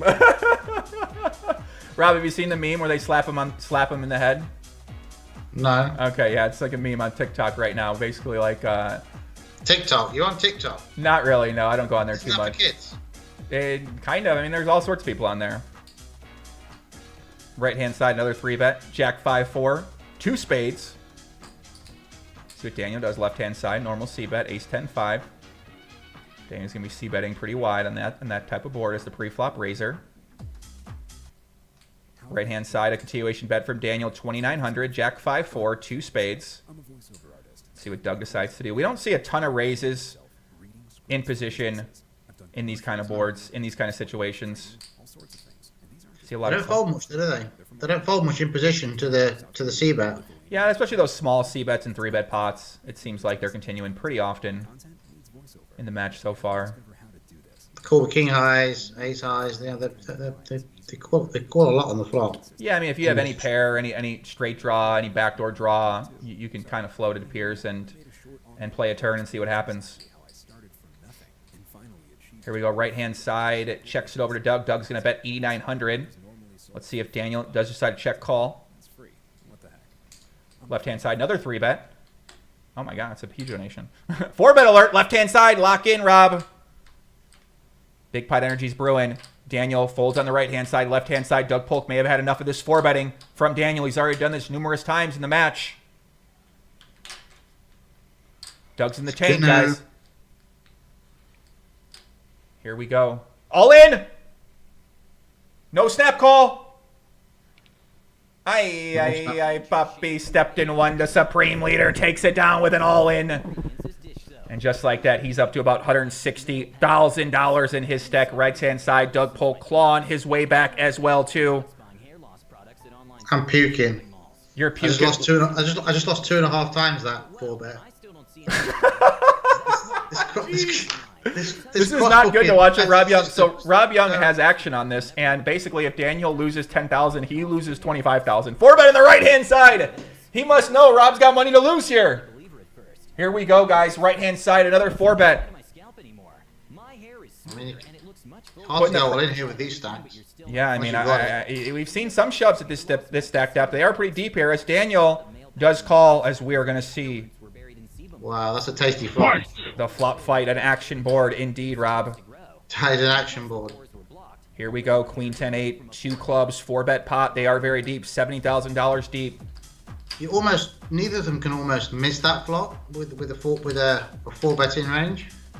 Yeah, I mean, Doug's been 4-betting pretty wide, hands like King 5, offsuit, those type of hands. So he could show up with the Doug Polk dog special.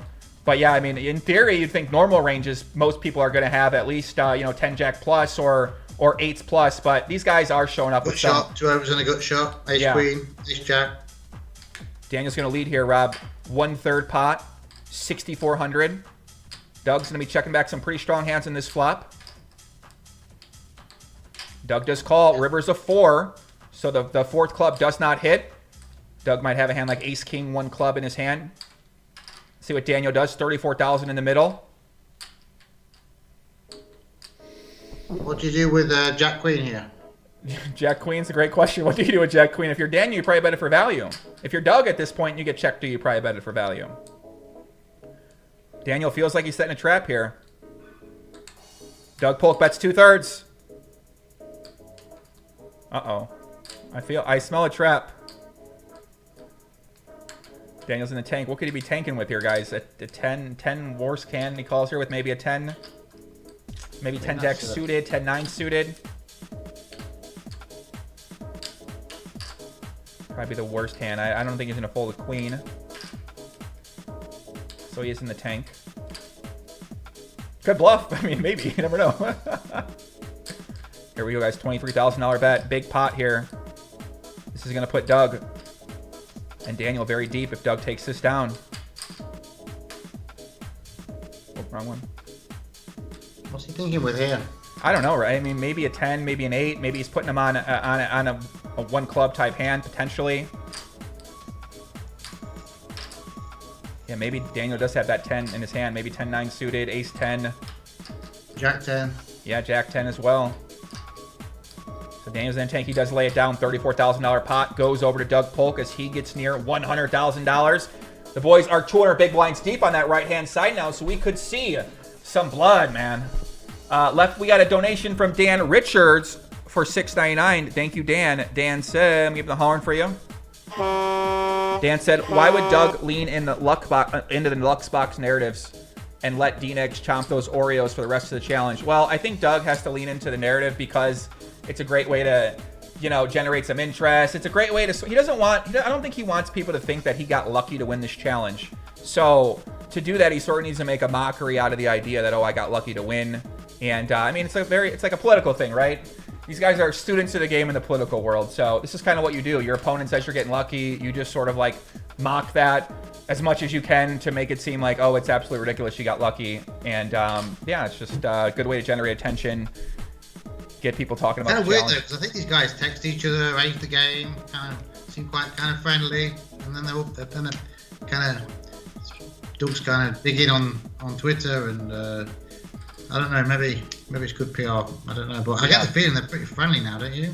They seem pretty friendly to me, yeah. I mean, I don't know, now, who knows, right? I'm sure there's a lot of animosity like buried back in there that they're just kind of holding in, you know what I'm saying? And they're trying to get past, they're trying to move on. And of course, when you play a guy for 2.5 months, it's hard not to grow some type of respect for that person. And you build a relationship with them a little bit as well too. So we get our update now. Doug Polk currently $80,000 winner for the day, my friends. Doug Polk, $80,000. That sounds a bit more realistic. Yeah. Sorry, Rob. Maybe more. I thought maybe more, but Doug Polk plus $80,000 in our match so far today. Negreanu is not going to be happy about that. We did right-hand side big check raise as well too.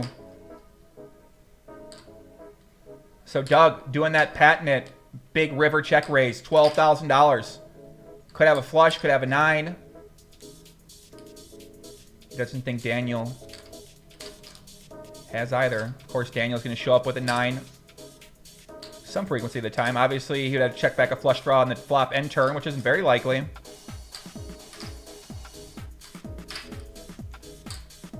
So Daniel is in the tank once again. He might have had enough of these big check raises. Left-hand side 3-bet. Doug might be thinking about 4-betting here as well. Does 4-bet indeed. 4-bet on the left-hand side. And Daniel lays it down quickly. Right-hand side. Daniel's still in the tank. Maybe he has 2 pair. Maybe a queen 8. Maybe jack 8. Something like that.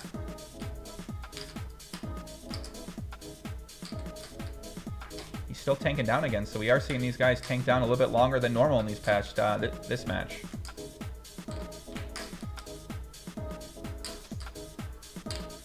Daniel, what are you going to do, buddy? What do you think he has, Rob? I think he just has a bluff catcher. Yeah. That makes sense. We got a €5 donation from Stanilis, 5E, to get this mix, Joey. Thank you very much, Stanilis. You want this mix? Okay, I'll send it to you. Thank you for the donation, my friend. I'll send you the mix right now, my young friend. Thank you very much for the support to the channel. Thank you guys all the donations. We got Matthew Green, CA5. Is it true that Rob Young is dating Chloe Khan? Rob, are you dating Chloe Khan? Who's Chloe Khan? I have no idea, but it probably some hottie. Yeah, some hottie indeed. She's English and Iranian, and yeah, I mean, you know. No, I'm dating Alex Ottawell for 10 years, something like that. Rob Young not dating her. Yeah, I don't know. Okay, interesting. I'm not sure who this lady is. I'm looking her up right now. We did get a massive donation. We got a €200 donation. So we got to give That was a big donation. Mark Twain. Some appreciation for the good show. Hey, thanks, Mark. Yeah, man. Thank you very much for this. Some appreciation for the show. Mark Twainson, thank you very much, Mark, for the donation. Thank you for the support, guys. It's, yeah, man, it means a lot. It helps me out a lot here on the channel. Moving forward. Buys you new shirts. What do you say? Buys you a new shirt. No, man, I just wear this. I like this shirt. I got like four shirts I'm loving right now, so I just wear these same 4 shirts, man. We're in quarantine right now. How many shirts do you really need? This Doug's really dominating, isn't he?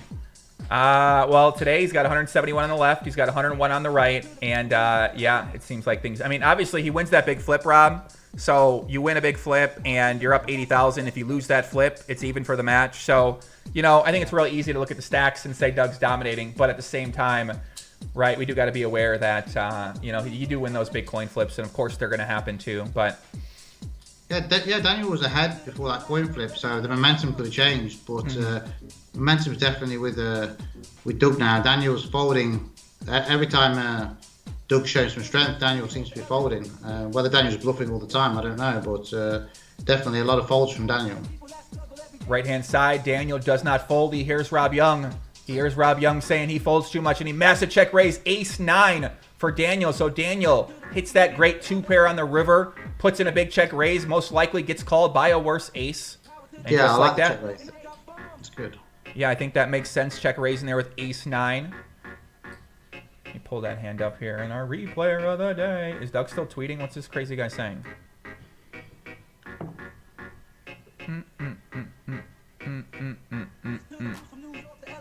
Someone else had... Okay, he really is tweeting every day. Okay, he really is going to do this. I just get the feeling that Doug's pushing Daniel around a little bit here. Yeah, that you think? I could see that. Yeah, it feels that way. I mean, you can't make every hand, you know. Yeah, he might be trying to put him up on tilt just a little bit as well, too. And feels like he's pushing, you know. Yeah, a little mind game. So we get to see that hand earlier when Doug check raised on ace-10-8. He actually had king-queen of spades. So he had a gut shot straight draw with a backdoor spade draw. So that is pretty interesting to see that hand. We just saw that hand go down. Pocket jacks versus ace-queen, that coin flip we saw. Another 3-bet on the right-hand side here. Sean Canija says, Pop B, do you like Incredibles edibles? You're the best poker podcaster out here. Well, thank you. I don't know what those edibles are, but I'm sure I would enjoy them. So, 4-bet on the right-hand side takes it down. Heads up, Master. What's up, brother? How's it going in the chat? Was this match agreed to no limping? I don't think they've agreed to no limping, no, but both players are just not limping at all, so I don't think there was like an agreement beforehand, though. No, I've never seen a limp. Yeah, I haven't seen a limp. It's been 17,000 hands. We have not seen a limp on the button, even an accidental limp quite yet. London Lawman, when do I think UK casinos will open again? I think the casinos will open the day they're allowed to, because they only need like 5-10 customers to come in and play roulette and blackjack. They don't need many staff. It's not like poker where you need lots of dealers. So I pretty much bet everything that the casinos open the day they're allowed to. So right now the government, oh, big check raise again by there's the mix. I put the mix in the chat. If you guys want to follow this mix, if you want to listen to it on YouTube, they took down the last one, unfortunately. But yeah, if you guys want to follow on YouTube, you can check out the link below. My friend Simon Trump was watching. He just messaged me and said Daniel was looking pretty good. That flips sent him the wrong way and he's on tilt. You think so, huh? That's Simon Trump's analysis. You know Simon, don't you, Joey? Yeah. Simon's older school guy. So he's watching. So you know he's getting a lot of interest, this challenge. Absolutely, Rob. Absolutely. I mean, I think you get to see. I think what it shows is we want to watch people we know play poker, right? Like, as much as we've had to watch a lot of people we don't know play poker. Like now we get to see some people we really know play poker. Dan Negreanu been very public for many years. Doug Polk been very public for many years as well too. So I think it's just great to see two people that we know that, you know, have a little animosity towards each other, and now it's coming back out again. You know, I think it's just fun to see. Like Daniel's really feeling the wins and losses. He really wants to win. Doug obviously doesn't want to get beaten by Daniel Negreanu. He's never had to hear the end of it. So there are some real stakes involved outside of the money in this match too. Someone said, how much money is Rob going to lose on this game? Well, 2.5 times whatever Daniel loses. Very simple. Somebody else has said, do you think live poker will ever come back after COVID? I think it could take a couple of years, to be honest. I think people have got into the habit of sitting at home, watching streams and things like that, and kind of being with their wives and girlfriends and families. I think it's difficult for everyone to go gallivanting around the world all of a sudden and play poker again. So I think there's going to be a delayed reaction, and our operators are going to put big guarantees on to attract people. Very risky, isn't it? So I think live poker is going to be in the doldrums for a period. Yeah, it appears in America, WPT's got an event down in Florida. My man Ryan DePaulo took down an event yesterday, side event. So WPT's coming back to Vegas as well too. I believe it starts the 18th, and then their main event's going to be early February. So we are seeing those events come back to some level here in America. But it sounds like the United Kingdom, where you're from, is a lot different, a lot more strict. Everything's closed here, you know. Yeah. But you know, I think don't think Americans have taken the virus as seriously as some of the other countries. So, I mean, I saw New Year's Eve pictures of Miami, everyone partying, pictures of Vegas, people all out. You know. Yeah. It's really been like. Have you seen the film 28 Days Later, where everything's just empty? Yeah. That's what it's been like in the UK. Yeah. We got another donation from Moderate88. He said, cheers to Rob for being a good sport while Joey is shamelessly rooting for DP. Listen, I'm rooting for great hands, great action, and I got a bet too. Listen, Rob made a bigger bet than me, okay? He's got a massive side bet. The guy's a fucking crazy guy, okay? What am I going to do? Rob's sitting there in the layer. You ever get that flooding fixed, Poppy, or what, man? That flip, that 40,000 flip cost me 100,000, so I'm not feeling good at the moment. Jesus Christ. Should we play the hand again that you won against Leon? Remember this time you won this hand, 941,000. Yeah, spend that money though. Spend all that, huh? What'd you spend it on? It's feeling like a grim session. Well, buddy, it's an hour and 30 minutes into it. We got a couple time to go, so I just couldn't. All the smart money went on Doug. So all the online pros, all the analysts, people putting stuff into databases, calculating the price. All the money went on Doug from everyone that I know that's smart, and all the dumbasses like me backed Daniel. That's kind of what happened. All the sharp cookies they were on Doug at 1 to 4. So even some people put 1 to 5. People bet like 5k to win 1k. Yeah. I didn't bet on Daniel to win the challenge. I just cross booked at 7.5 big blinds for 100. So I had a 700,000 head start. But I mean, so yeah, I'm right on the line, 702. Well, so every time Daniel loses now, I'm done. Well, luckily for you, Daniel went to a Jack 8 there for Daniel. So Daniel check called the turn. You guys saw a big bet. Doug did a big bet on the 8, 9, 10, 5. Daniel check calls with the third pair, Jack. So he's opening a straight draw to go along with that. Doug does not bluff that river, and Rob gets a little bit back. Bob H. Rob, thoughts on Bitcoin? Well, I shorted Bitcoin. Keep holding on. No. I shorted it when it got to 36,500. So okay. It's at 35.5 now, but I think it's going to go under 30. Is my opinion on Bitcoin. I can see that. You never know what's going to happen with the new president here in America. They're just letting it drop to 34, buying it again, letting it drop, just printing money. I need them to stop doing that and let it drop to its natural position of probably 25k. Okay, good. It sounded like you said you shorted it when it was at a lower price, but now at 36, that makes a lot of sense. If you guys don't follow Bitcoin, I bought it when it was at 16,000. Okay. And it went down to 3, and now I've shorted it. So I'm on the wrong side. So I'm probably not a great guy to ask, but about Bitcoin. Yeah, I was looking at Bitcoin. I started in poker. We have a lot of debts, and I started to collect a lot of people wanted to pay the debts back they owed me in Bitcoin because the price has gone up so much. So I was collecting all these debts in Bitcoin, and then unfortunately Bitcoin crashed from like 18,000 to like was 20,000 to like 3,000. So it's kind of almost pointless collecting the debts. Felt good at the time, but. Right hand side, we've seen a little pop brewing here. Landon in the chat. Shout out to Landon. Deep Waters. Landon, when are you getting back here, kid? You got a main event at the Venetian to play, Poppy. You keep bigging up Landon. Can he play? Can he play? I mean, maybe. What, are you looking to play him or what? I'll play him. You'll play him. What kind of odds you gonna give him? You're an experienced guy. He's a young kid, 21. Maybe you probably should give him some odds in a match, right? I guess he'd be a huge favorite, yeah. Yeah, I mean, Woody, I don't know. I feel like there's got to be some odds in this mix, right? Especially for you. I mean, listen, buddy, you've been playing poker a long time, right? You're not afraid to pull the trigger on a bunch of big bluffs in a row. Landon, young guy, maybe a little nervous. You never know. Maybe you get some odds. I'll side bet you. We'll get some odds on it. Maybe you give me 2 to 1. Hold on, I'm giving you odds to play your wonder kid. Yeah, you're gonna give me odds, right? I'm gonna bet on Landon, okay? And you're gonna give me 2 to 1. You're an experienced guy. He's your wonder kid. He's your protege. Put your apartment up.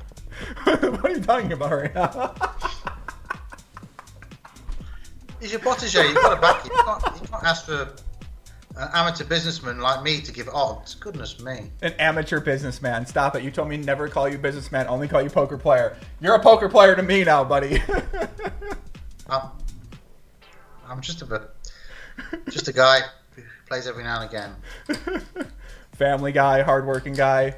Working on a lot of different things over there, Rob. Maybe will we get to hear some projects from you if you got any projects in the works? So we're going to get to hear about those sometime soon. Well, all projects down the pan at the moment over COVID, so maybe next year be some more profitable ventures. But at the moment, it's all doom and gloom, I'm afraid. Yeah, I can see how that would be a perspective for some people out there. Apart from having a new baby, I'm not just saying that because Alex is here watching. Wait, what? What did you say? It's all doom and gloom apart from having a new baby. Oh, okay. I thought you said you're only shouting out your baby because your wife's your girlfriend's watching. No, I'm watching. not shouting out just because she's here. Hey, do you remember the Vegas party that Alex organised? Was it last year? Yeah. Yeah, I was blacked out. The one on the rooftop. I definitely remember. It was beautiful. It was beautiful. It was one of the best parties I've ever been in. You were the last guy to leave. We couldn't get you out. My man Warren had to give me a ride home in a cab. Warren, yeah, you and Warren. You and Warren were the last people out, and everyone's wanting to pack up the DJ and everybody. And I said, "What's going on?" And Alex said, These guys said they're really, really good friends of yours and they can stay all night. That's not true. First of all, I don't know what you're talking about right now. Okay, listen. I was in the hot tub, right? I was laying down in like a hot tub area. That's all I know. There were other people there, but it was late. It was like 6. Yeah, it was pretty late. You're right. It was a lot of fun though. I hope we get to have another party like that again. Yeah, that was a brilliant party.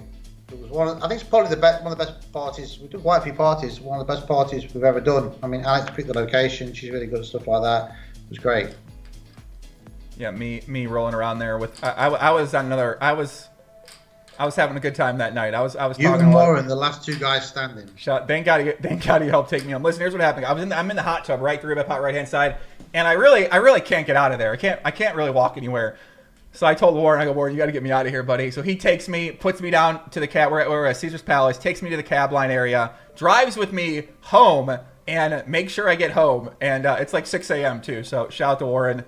He's the man. And look forward to seeing him again. Warren really knows how to look after people. He's one of the good guys. Well, we are seeing another sit out here, Rob. Once again, we'll give a couple of shout outs to people watching the chat. Thank you guys for tuning in to the Doug Polk versus Daniel Negreanu Challenge. Rob Young, Joey Ingram here, live from GTO headquarters in Las Vegas, Nevada.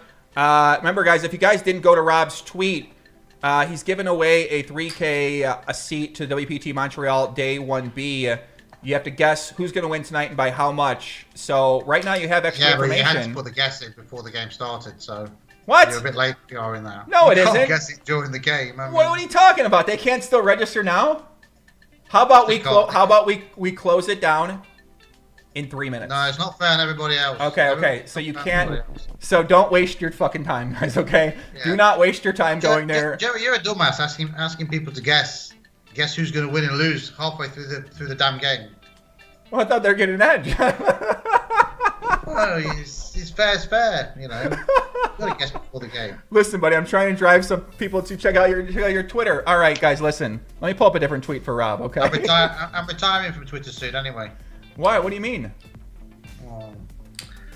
Just going to retire from it, I think. No, we need you in there once in a while. Not too many people bitching and moaning all the time on Twitter. You gotta mute them, get rid of them, man. You gotta mute them, turn your DMs off. You gotta curate your timeline. You got a different experience. There's you who took a sabbatical from Twitter as well. Oh my God, it was so great. 2.5 months off. It was beautiful. Oh man, it was. I mean, I needed. I was driving nuts. What's up? You wanna come say hi? Come on, Daniel. We need the fight back now. You want the fire back? No, we need a fight back. Oh, I'll get you some fire. You need some fire. Here we go. Action picks back up. 2 3-bets hopping right out the gate from Dan Negreanu. Cocaine Dan. That Michelin man. Call on the right-hand side. Jack 10-5 Rainbow.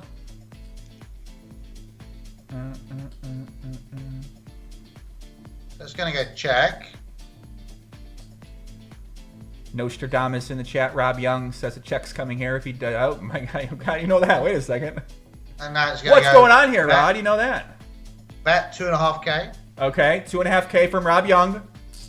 Will we? I mean, there's no way this guy's gonna bet 2.5K, Rob. He checks it back. That's what I thought. You ready? You got this one too? I think he's gonna check again. You can't 3-bet check twice. I think he's going to check again. Check again. What's happening now? Well, I think Doug's going to check again.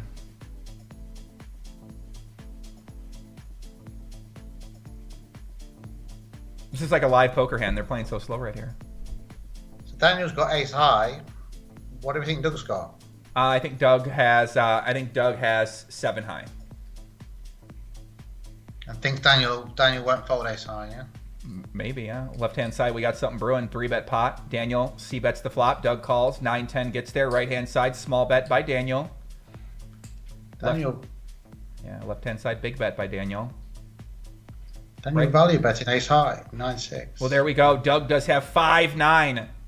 So Daniel has 9-6. 9 high for Daniel. The 5 for Doug Polk. He did have that bottom pair. Left-hand side, we got something brewing. We saw a big bet on the turn. Rivers a 4. Flush draw misses. Doug Polk could have a hand like an 8-10 maybe. A pair and a straight draw. on the turn. Could have a slow play jack as well. Of course, he's going to have some flush draws. Daniel's deciding, does he want to shove all in here? $24,000 behind. Less than a pot-sized bet. His only play is all in. He's tanking down. He's thinking about if he wants to do it. He does check it. Aye. Now let's see what Doug does. If Doug has a missed flush draw, what is he going to do? If he has a hand like Queen 10, what is he going to do? If he has a 7-8, I imagine he checks back. If he's got a jack, I imagine he's going to shove all in here. Hope to get called by an 8 or a 7 himself. He does shove. Ugh. No snap call from Daniel Negreanu. No snap call.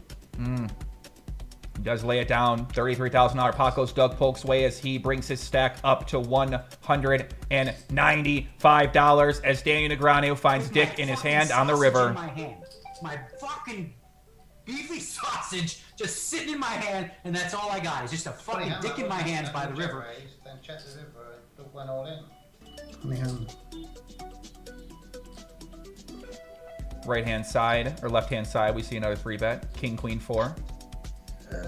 This is when a king's on the board, you can get some action when you've got to connect a queen like this. Yeah, I mean, listen, if there's ever a time for a king high board and 3-bet, yeah, this could be it. Jack 10, Jack 9, flush draws 2, ace 4, yeah.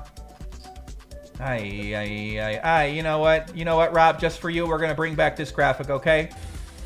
Daniel's speeding around in his car, trying to show off for all the people on Twitter.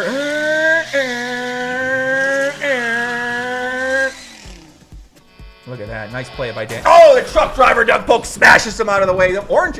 What is that on the ground? Is that an orange? What the hell was that? Aye. Daniel Negreanu getting ran over by the truck of Doug Polk today. This is a bad session for Daniel. Yeah, I mean, maybe this could be an emotional session too, Rob, because after that last session... He hasn't got anything going. Nothing's really gone for him, has it? He's had nothing. He lost the flip. Yeah. He's folding a lot of hands. It's just not going his way, Yeah, he was dealing with a lot of stuff emotional stuff from Twitter as well too. Like he's dealing with a lot of feedback. He was on his podcast talking about, $1 million challenge for how unlucky he is. So maybe he feels like he's getting unlucky here, and then that sort of emotion starts coming back out too. And he's like, what's that? You know what I'm saying? Like maybe it starts impacting some of your play a little bit too. Yeah, he doesn't feel to have that spark, does he? The way he's playing, Doug's kind of dictating the play. Yeah, we definitely. I don't think you can let Doug dictate the play because he's so aggressive. He'll run over you. I think you've got to be on the front foot against Doug, and then from what I've seen, he goes into his shell a little bit. Interesting. Yeah, we've seen Daniel be the aggressor in some of these matches, but for the most part, Doug Polk has been the aggressor in most of the matches we've seen. In the early stages, yeah, but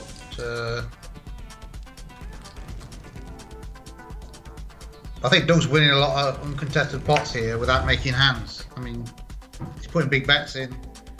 You can't have a hand every time. Maybe we should let Rob read this comment for me. So we get a 10 donation from Dawn C. She says, Rob, and I quote, I'm going to read this to you, Rob. I'm going to make sure I get this right. She said, love the commentary, but here for them lips, Poppy, with 3 heart faces. So thank you, Dawn C, for the 10 donation. Thank you for feeling inclined to donate and shout my lips out. I appreciate that very much. Thank you, Dawn C. Let me see what's Dawn C going with. A lot of fans, haven't you? I mean, listen, Poppy, and we're out here. You know what I'm saying? I don't know. We've been here doing it for a long time. You know what I mean? Hey, we got to wear this shirt. The wind hat. Very popular guy. Right-hand side, another 3-bet, Ace Jack 7. You're pretty popular too, though. Most people I talk to have good things to say about you. Not really. Nah, not like you. They're always I'm not a celebrity like you. They're always pretty nice. When I told people you were coming on, they got fired up. They got excited. They were real pumped up about it. Goodness gracious me. The people want to hear from Rob. Right-hand side, let's get lucky. What'd you say? I said let's get lucky. Yeah, so listen, guys, Rob's got a big bet on this game. So this is actually kind of interesting to have Rob here while he's also losing or winning a lot of money. So we get another donation from Jesper Nordqvist. with the $500 donation, or 500 SEK. I don't know how much that is. What is SEK? 500 SEK. $1. $60 donation. I like it. Thank you for the great content, guys. Grinding PLO on Party at the moment. I appreciate the work you do, Rob. And Ben, congrats on the new kid. See you at the tables. Lars41 / Lars, Johan, Jesper, Nordqvist, Broden. Thank you, Jesper, but really, Jerry's not worth 500 SEK. Gee, what are you Give him talking? 50. Ay, puppy. What are you talking about, Rob? Listen, guys, if you guys want to play online poker, a great site right now is... I can't even fake shill another site. I don't know. It's gonna... What do we want to send him to, Rob? If you're in a place to be able where you can play all the major operators, where should we send him to? Oh God, what site would I play Poker on? Stars, GG, Poker Bros. I don't know, ACR. Well, for tournaments or cash games? Probably for tournaments. Where do we send him to? I just play on all three, to be honest with you. Party, GG, Stars, pick the best ones. If I was a professional tournament player, they've all got different types of tournaments. I mean, that's the thing. There's so much choice now, isn't there? It's very hard for everybody. I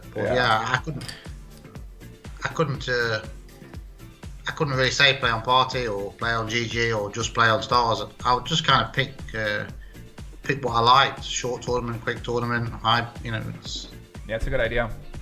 Especially if you can move money off in an easy fashion, then you kind of want to find the best deals wherever you might think that is. Yeah, and I think with tournaments, it's there's so much choice now. Mm-hmm. Difficult for one operators to be dominant. Right. I mean,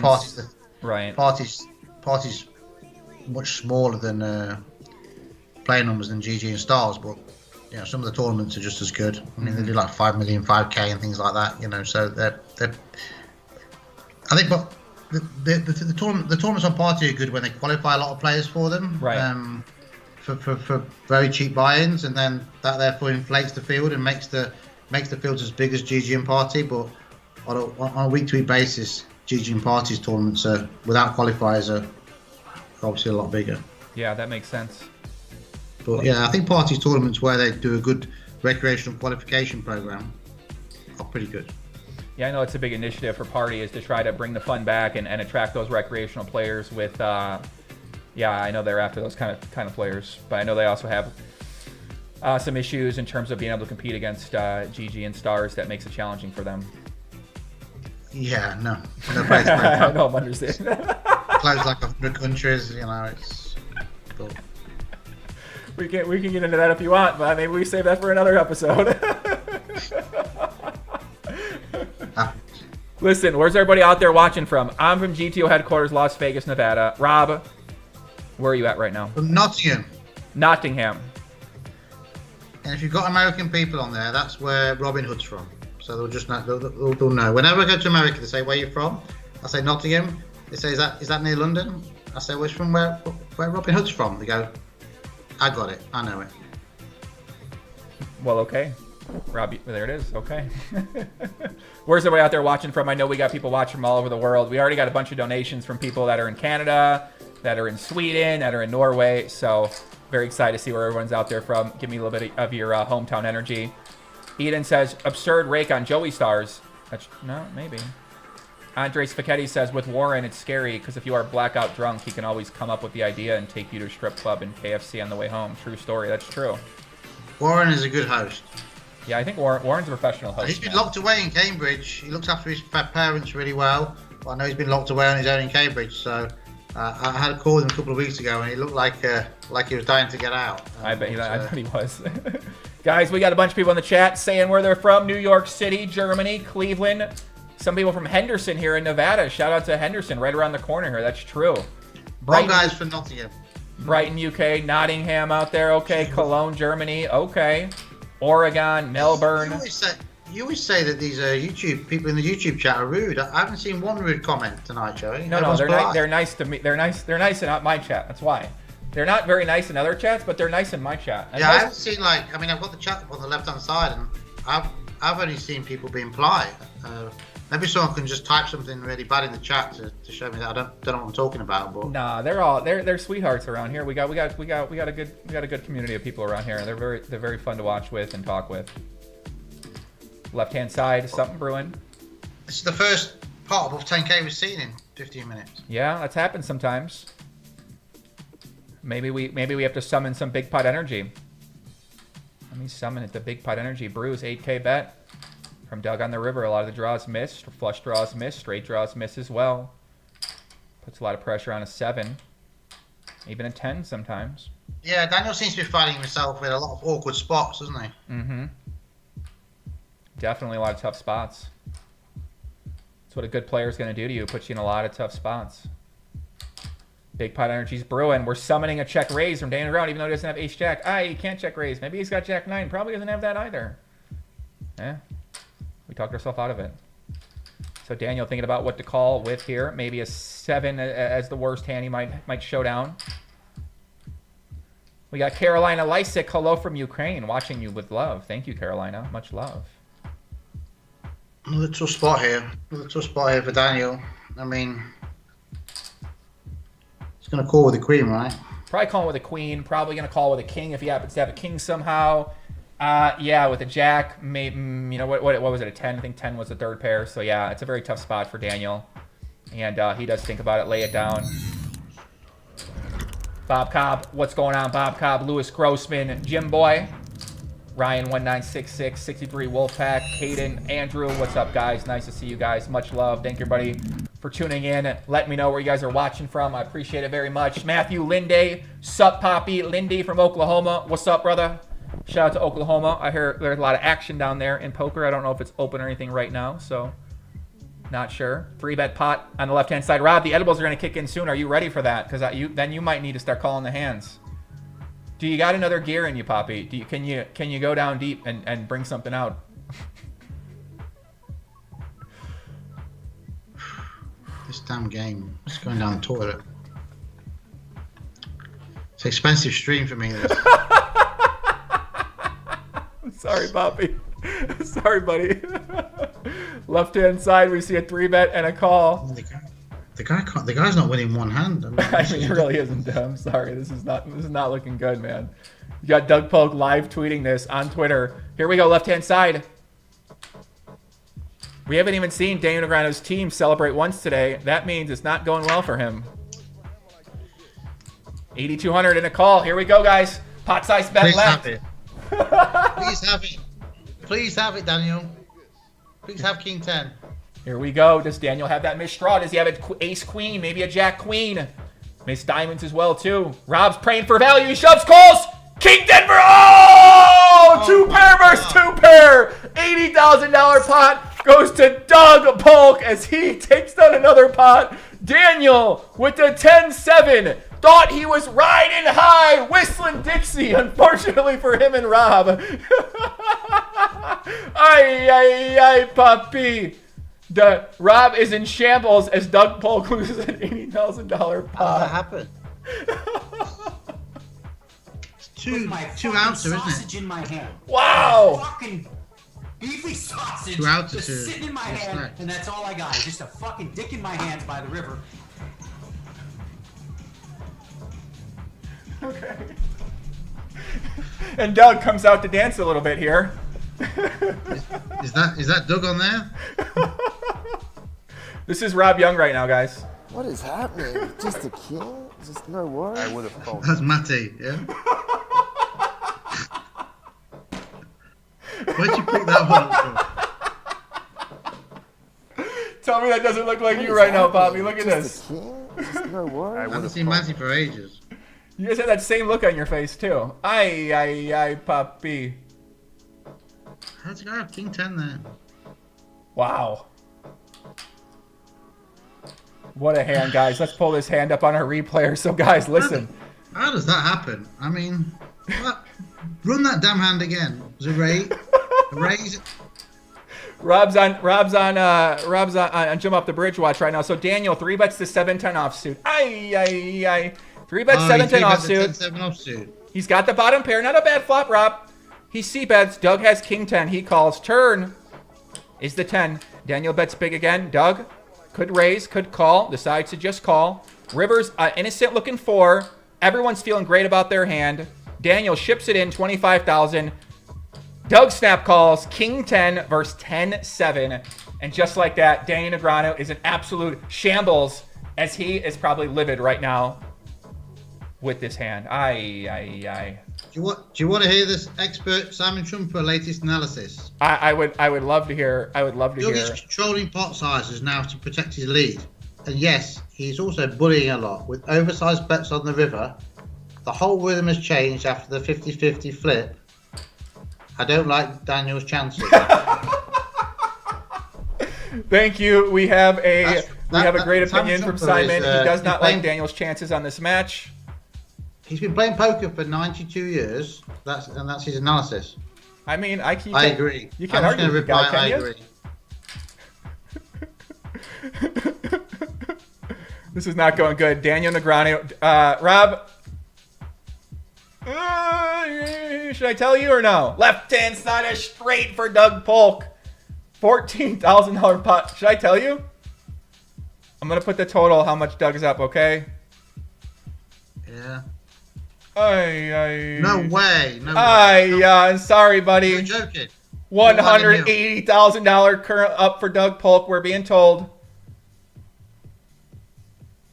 Can that be possible? I mean, it looks like it is. 3-bet again on the left-hand side. Doug Polk has had enough. Are you sure that's right? I mean, I'm just telling you, $180,000, man. This is where we're currently sitting at, $180K. Jack 4, 5, 4, 2 clubs. Doug's going to bet again. I need to check that figure. I'm going to go into Upstream Poker because they're going to be much more accurate than your amateur operation. Okay, we're going to see. They're just as pro as me. Left-hand side, 14.5K. $9,700 bet. What's these guys? These guys will have the accurate. Oh, no, it's Doug Polk, isn't it? They update the number. Here we go. $97 bet, left-hand side. If Daniel has a 5, he's not going to fold it. Here we go, guys. Lock in. Big pot energy brewing. Doug Polk. No, they're saying 100. They're saying 195, even worse. Here we go, guys. Here we go. Left-hand side. Doug checks it over to Daniel. Okay. Probably doesn't have anything. Could be slow playing some percentage of the time here. Check spec. Ace, queen. No good for Doug Polk. Daniel shows down the 8-5. He finally gets the showdown with one of those marginal hands. And just like that. Great hand that was. Here we go. Lock in, Rob. Right-hand side. We see another 3-bet pot. Doug C-bets. Daniel calls. Turn is a 9. Could make 9-10 a better straight. 9-8's possibility as well, too. Maybe some ace-9, king-9. Doug Polk's going to bet big. 16.6K. Big bet, isn't it? They're deep over there, too, boys. $70,000 behind at this point in time. Doug Polk loading up the gun. Could have a flush draw, overpair. 10-jack potentially as well, too. Could have a maybe already a strong made hand, like a set. 9-8 potentially. Maybe when he does 9-8. He does call. Here we go. Deuce on the river. Oh, no. 5-6 gets there. We know Doug Polk bets big on turn. He likes to bet big on the river. If he's got his bluffs, I imagine he's going to ship it in here, but he checks it. He checks it to Daniel. Daniel checks back. Ace-8 for Daniel. King-jack for Doug. Daniel's going to take this one down. So Doug Polk bet that turn with a king-jack. Interesting. No, he had the diamond. He had the diamond draw. No, he had one club in his hand. Yeah, he just had one club there. Hey, ace-8 for Daniel. Nice hand by him. Stop making out your guy was like moving and shaking with king-jack offsuit, no draw. He had 2 overs and a diamond that he bet with. One club. And a diamond. Do you have a diamond too? A club, yeah. Club. So he had a second nut flush draw and 2 overs. Seems like an aggressive bet. Pot size on the turn with the king jack. Safe bet. Seems aggressive. It's not even called a bluff, Joey. It's standard. You think that was a standard bet with the king jack? But it was second nut flush draw. I mean, he had one club. He didn't have a flush draw. That's what I thought. No flush draw. 3 clubs on the board. 2 clubs on the board. Bring it back up. Let me go to my stream. Right hand side, we got another 3-bet pot. The boys are taking it to work, guys. Me and Rob. Listen, if Rob's somehow right here, which I don't think he is, because I was surprised. I apologize if I'm wrong. Right hand side, here we go. 3-bet pot. Doug Polk bets the flop. Daniel pays down the turn. All right, we're gonna run this. We're gonna run this board back right now. Just thought, come on, do this stream, couple of hours. Nope. Don't 2 have to clubs, explain Rob. the Sorry, baby. sorry, No. big dog.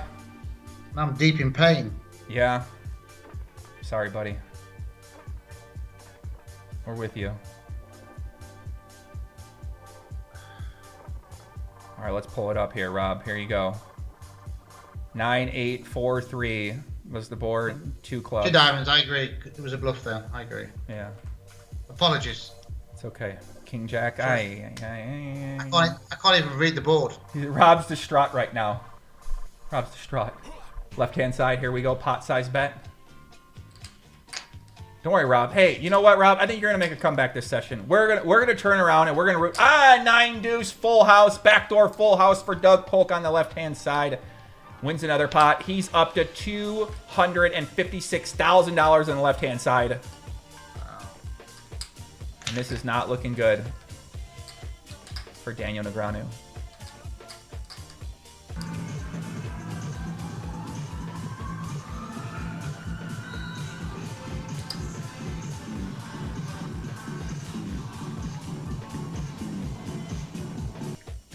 Rob Young. Well, I mean, I hope the babies fell asleep. That could be a plus. We hope the baby's asleep too for you. Overbet in the right-hand side by Doug Polk. 9,800. The guy is turning up the absolute heat today. Yeah, he's really putting pressure on.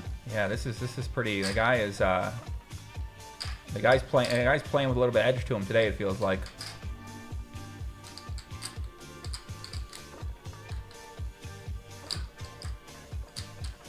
Think Daniel quits early? Yeah, I think so. Yeah, I think he's quitting early today. I think so. Divian LaRue says, Joey, the man like usual. Thanks. Great having Robbo on the stream. Very entertaining seeing Daniel do his whatever that is. Thank you. Thank you very much, Divian. Much love. Thank you very much.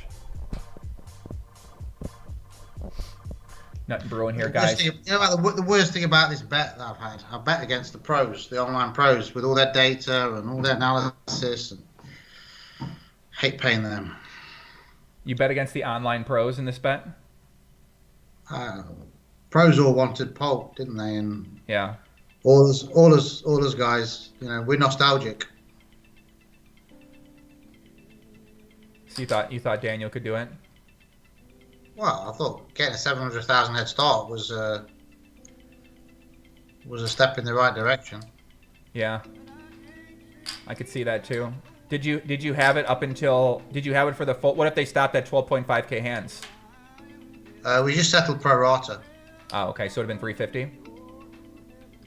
Not 700. No, it was yeah, it would have been 350. So Okay. yeah, would have lost like it's like not was it like 900 or something or 800? Here we go. Left-hand side, 3-bet pre-flop. Doug Polk bets pretty big on this board, guys. And Daniel's going to call turn as a jack. Jack 7, Jack 10, Jack 6. Make a better 2-pair. Both players are... I think Daniel could have that hand. Doug maybe not 3-betting those hands all the time pre-flop. As the cat jam begins to nod his head in the corner. Shout out to Landon. I haven't seen Daniel hit a hand, have you? You don't look... Yeah, you know... Not yet. He did have that 10-7, you know, but that was... He got versed the 2-pair, though. Have you seen him show down a straight, a flush, anything? No, I don't know. 2-pair, anything, yeah, just nothing. Well, he showed on. Yeah, you just got him. You did have it. You just got him lucky that one hand. But here we go. Daniel's in the tank right now, guys. 13.9 thousand in the middle. Daniel gonna have a 10 here. Sometimes slow play straight. He does call rivers at 9. That is not good for a lot of made hands that don't have an 8 in it. 48,000 in the pot. 22,000 behind. Will Doug Polk shove again here? What would he say he has? An 8 and a king queen? Maybe he shoves here with a set. I don't think so. 2-pair, maybe. You think Doug has 8 in his range here? He might. He shoves. Queen. Ow! Look at that. Chop it up. No! No! I missed it. What? Oh my god. Get the fuck out of here. Wow. A straight for Doug Polk. A straight for Daniel Negreanu. But Doug Polk has the Queen 8. Can you guys believe that? Look at this hand. Doug Polk bets the flop with the 8. The turn, he still has a 9 for the straight. He bets again. The river is the 9. Daniel sits out. Ay, ay, ay, puppy. Shoves all in. The guy snap calls him Queen 8 versus 7-8. You have got to be fucking kidding me. Unbelievable. I mean, listen, you cannot... there's nothing to say here. Happen? Wow. Right-hand side. Doug Polk shows down a bluff as Daniel calls. Wow, Rob. I mean, Daniel needs this timeout after that, guys. Look at that board. 10, 6, 7. Daniel has a pair, and then it comes Jack 9 to make Doug the straight. How does that happen? I listen, Rob. We have absolutely no idea, but Daniel Negreanu cannot believe what he's just seen right now as he is sitting out. That is such a brutal beat, such a lucky run out there. Wow. That's insane, isn't it? Yeah, yeah. Doug can't hit an 8. He can hit a queen or run a straight. Yeah, I mean, listen, I don't know. That's pretty. I mean, maybe Doug bluffs a king or an ace on the river, maybe. So maybe Daniel has to fold. I gotta post this on my. The chat is going absolutely crazy right now. Listen, guys. On the turn, Doug's only got a gut shot. Yeah, he got a gut shot. He flopped a gut shot. He got the gut shot and 1 over on the flop. Turn, he still got the 1 over in the gut shot. River, they both had the 9. They both had the gut shot. Yeah. Wow. Whew. Wow. Rob Young. So it has to come the 9 to get to stack Daniel. Yeah. Yeah. Comes the queen, he can get away from it. Mm-hmm. Here comes the 8. Daniel makes 2 pair. The only card that can come to screw Daniel is the 9. Mm-hmm. Yeah. Wow. Did Doug pick a great day to start tweeting about this match? I think he did. Absolutely. So Daniel Negreanu with his longest sit out of the match so far. That's pretty brutal, isn't it? Yeah, I mean, after you've been complaining about how lucky the guy is, this is definitely one of the sickest hands I maybe have ever seen. The king 10. He has the king 10 2 pair against the 10 7. So that's 2. I mean, you wouldn't believe it. Yeah, I wouldn't believe it. I wouldn't believe it if I didn't just see it right now, Rob. I'll be honest with you. That's a pretty crazy hand. Wow. I'm just going to the toilet to be sick. Okay. Jeez. You guys didn't know Rob Young has a bet on Daniel Negreanu for this match. And as you can see, he's not feeling good right now. Because right now, he's down about $600,000. And listen, we're on stream right now. So I don't know how you guys handle losing $600,000. But I think Rob's handling it pretty well. So listen, man. Shout out to Rai. I feel bad. God damn.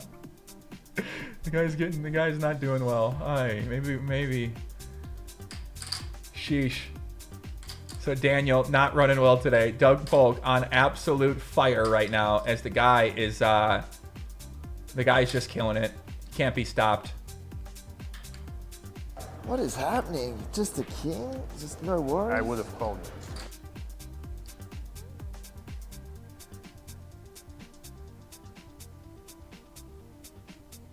I can't tell you how many fucking draws I've missed. This is insane. Like, I don't even fucking believe I really do not believe what I'm seeing. I can't believe it. I just can't believe. Like, it is like luck. I mean, it literally has me speechless. Like, how many big spots where I have like a fucking flush draw with all this extra shit or whatever, and end up literally with my fucking sausage in my hand. My fucking beefy sausage just sitting in my hand, and that's all I got. It's just a fucking dick in my hands by the river, and fucker's got some, queen 9 off, just holds like it's fucking. Wow, Daniel's playing on, yeah? match. Yeah, no fucking clue. Playing on, kid. No fucking clue. How good? No fucking clue. Thinks it's normal. This is insane. I've played poker a long fucking time to be able to tell the difference between like fucking sun running these spots or just fucking. Woo! Holy shit, man! I had to quit after that one. I was gonna play a little longer. If we play the real fucking cards, I'll play them till the fucking. I mean, it's pretty brutal. I'm not suggesting that the fucking software's rigged, but man, it feels like it. You know what I mean? It just doesn't feel real. This And could I've be been playing hitting poker $1 million, for fucking- couldn't What it? am I, 46? I've been Right. playing poker 27, 28 years. This doesn't feel possible. I know it is possible, and I know fucking variance is a thing, but it doesn't feel possible. It just doesn't feel fucking possible. Uh-oh, we got turned off. 4-bet on the right-hand side. As action picking back up, we're going to check the total right now. And we're going to see what Daniel Negreanu. Right now, we have Daniel Negreanu down. Here we go. 4-bet call. Right-hand side. Lock in, lock in. This could be the million mark. Nope, Daniel's down about $200,000 right now for the match. 4-bet alert on the right-hand side. They are very deep here, so pay attention. Here we go. Gonna check the Doug. Let's see if Doug goes with that small bet. Goes with that 4,500, that 5,500. Yeah, the quarter pot bet. Or the 20% bets come in. Oh no, 33%. Goes a little bigger. Yep, 7,300. So the guys, they are very deep. Daniel calls the 4-bet. Might have pocket 10 sometimes. Might have pocket 6 sometimes as well too. Are some strong hands, but not many. 7, I wonder 8. why he goes big on a dry board like that. Yeah, maybe he does it. Maybe he does it at a low frequency. Daniel does check call. Rob turn is a 5, so maybe ace 5 makes it 1 pair. If Doug might have a hand like that, could be that Doug Polk dog shit special with the king 5. Maybe checks back the king 5 here. He does bet big, or not big, a little small, 18,000. And Daniel folds pretty quickly. Another pot goes over to Doug Polk's way as he is officially the luckiest man in the world right now. Doug Polk cannot be stopped.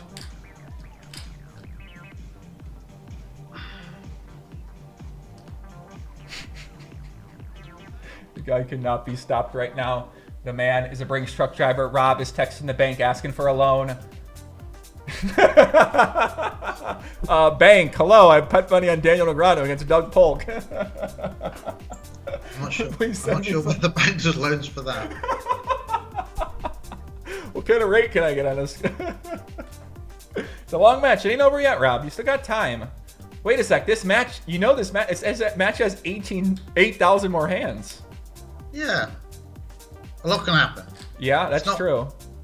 Do you think there's a realm of possibility that we see Dan Negreanu make a comeback? Not to win the challenge, but anything can happen. But the thing is that when Doug has a session like this, Daniel's never had these sorts of sessions really where he's winning like 200, 300, whereas this is the second one that Doug's had. He had one where he won 300.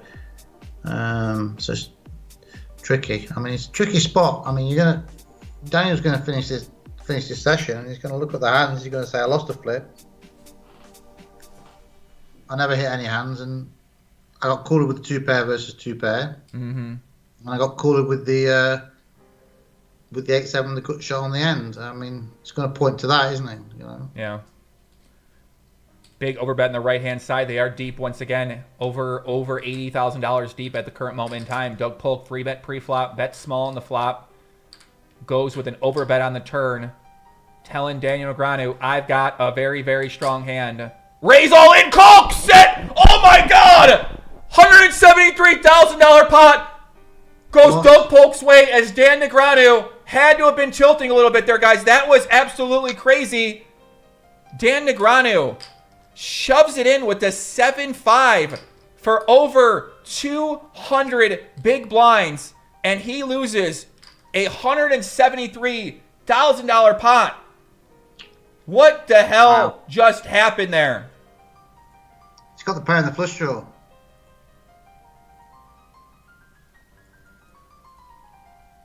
He's got the pair in the flush draw, What you the know. fuck just happened? That's the wrong hand. Oh my the God, you queen. can't see.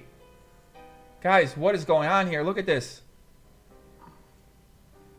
Look at this flop. 3-bet, small bet. Doug overbets the turn. They're 80,000 deep. He just shoves it in with a 7-5 suited. What the fuck is going on here, bro? He's got a pair in the flush draw, yeah. I mean, yeah, but you know the guy overbets. Yeah. Yeah.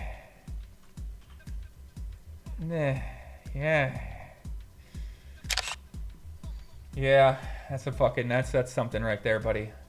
It's a big move. What can you For say? sure, it's a big move. Wow. Hey. Yeah, I'm not sure whether Daniel does that if he's winning Yeah. the session. But I don't know. I mean, these guys reading GTO and things like that, maybe. I mean, it's a strong bet on the turn, isn't it? Yeah. Doesn't feel like Doug's folding. But he's got 6 outs, yeah. Obviously, doesn't know he's got queens. Wow. All in. And he's still Call! Dan Negreanu picks one back up. $80,000 goes his way as he catches Doug Polk speeding just a little bit. And you know what, Rob? Just for you, buddy, we're going to see Dan Negreanu's celebration. What did Daniel call with there?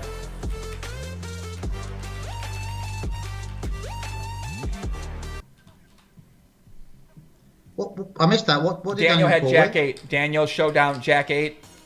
2 pair. 2 pair. Doug Polk 6-10 offsuit with a straight blocker in his hand.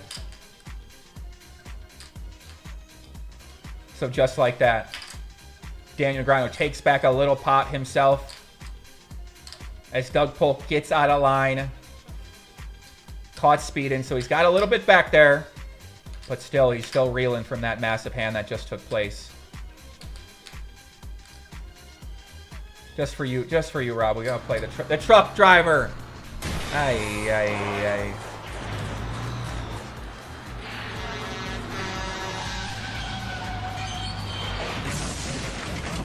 Ay, ay, ay. The truck driver blows out a wheel like old times. I mean, the problem with that hand is Doug's 3-bet pre, and it's like very much a 3-better's board with the ace and the queen on there. The guy's bet strong. I mean, is the guy doing that with jacks? Small ace? Probably not. Right. It didn't look to me like he was going to be folding. But obviously he's turned a set on the. Turn, hasn't he? And yeah, he flat. The board was 8. Remember, guys, he had pocket queens. The board was ace high. The turn was the queen. So if that turn's not a queen, obviously that hand goes a lot different. So Daniel gets unlucky there. Then he ships it in. He has the flush draw. He still has some equity to potentially take that hand down. But yeah, I mean, the power was not on his side. The problem is that board is a good board for the 3-better. So it's quite a high risk. Right, exactly. Yeah, Daniel didn't 4-bet. Right. Feels like that board is a good board for Doug. Mm-hmm. And you don't block anything. It's like maybe if like Daniel had like a queen or something, or he blocks something, ace queen, but doesn't block anything with that hand. Right. Well, we got a couple donations. Aaron P with the 10. He says, Poppy, can you forward this donation to Rob? I assume anything helps. I will send $10 over to Rob. $5 from Ryan Feltedman. He said, looking forward to the post-game interviews. I am definitely looking forward to them, too. I think I missed a couple donations. If you guys sent one in there. Guys, for you guys feeling sorry for me, it's not over yet. There's 8 more thousand hands coming.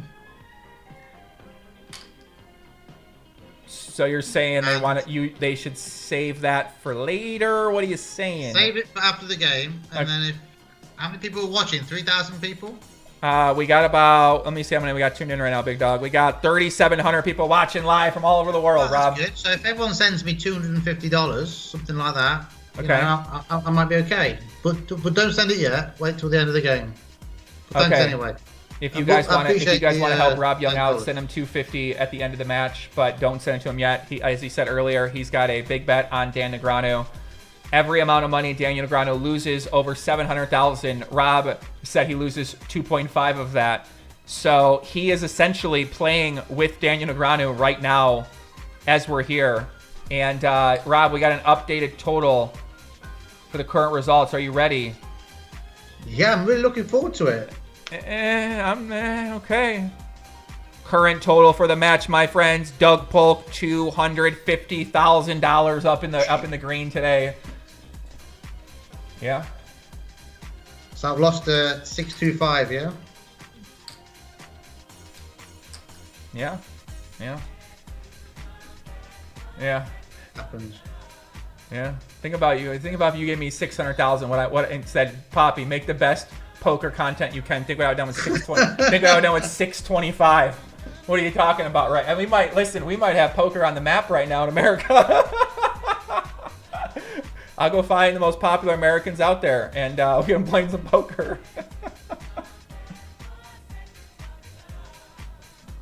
Overbet right-hand side. Doug Polk keeping that pedal down. King, Queen, 6, turn 5.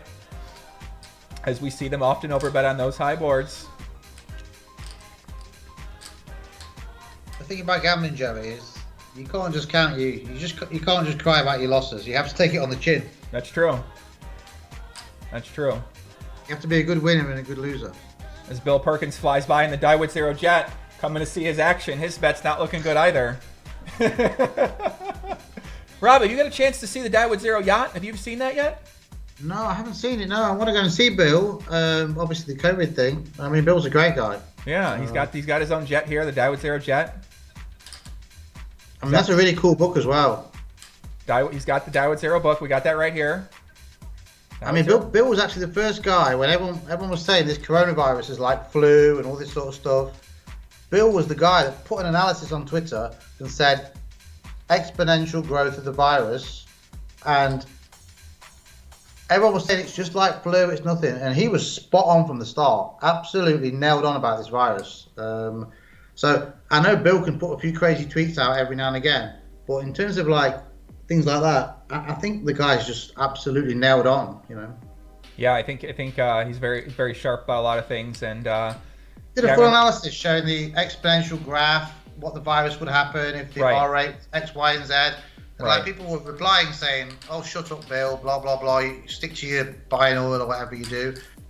This was when the virus first started. It was actually when I returned from Sochi in March, and he was the first person I saw that actually took the virus thing really, really seriously. And predicted what was going to happen. I mean, he's spot on. You know, maybe he's not spot on about some other things about the result of this challenge, but neither am I. You know, it happens. We got another donation for you, Rob. $2.50 from Danielle White. Thank you, Danielle.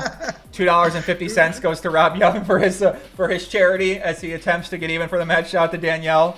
Danielle is a poker dealer. I really appreciate the gesture. Shout out to Danielle. Colin Van Veen says, I've been watching D-Nex for years. Insane live runs. What a legend. But this is good stuff. Thanks for the coverage, Joe. Thank you, Colin, for tuning in. Thank you, everybody, for tuning in, watching all over the world. We are, Shannon Albert says, wow, just tuned in. What the hell did I miss? You missed the destruction of Daniel Negreanu today by Doug Polk as the snow begins to fall. Daniel's ran bad, but I think Doug's beat down on him a bit today. But yeah, I think we can say Daniel's ran bad. I mean, we haven't seen a single call of the other side. We haven't seen Daniel turn over a set, turn over a flush, turn over a straight, apart from the one where he was dominated. Yeah. We've seen Doug with sets. We've seen Doug with getting the right side of the cooler. You know, it's. But I think like Doug's so cheeky, he might come out and say Daniel ran well this session, and I guess that's what makes it interesting. I mean, he's definitely. But I think everybody who kind of knows a bit about poker kind of knows that's probably tongue in cheek from Doug, to be honest with you. Yeah. I mean, I don't know the guy. I spoke to him on the phone, but I think he's got a very dry sense of humour. And he's entertaining, you know. His videos are great. He's entertaining. Yeah. I just don't like it when he makes videos of me and calls him the casino owner for the hand. I don't really like that, but. You don't like that? Why not?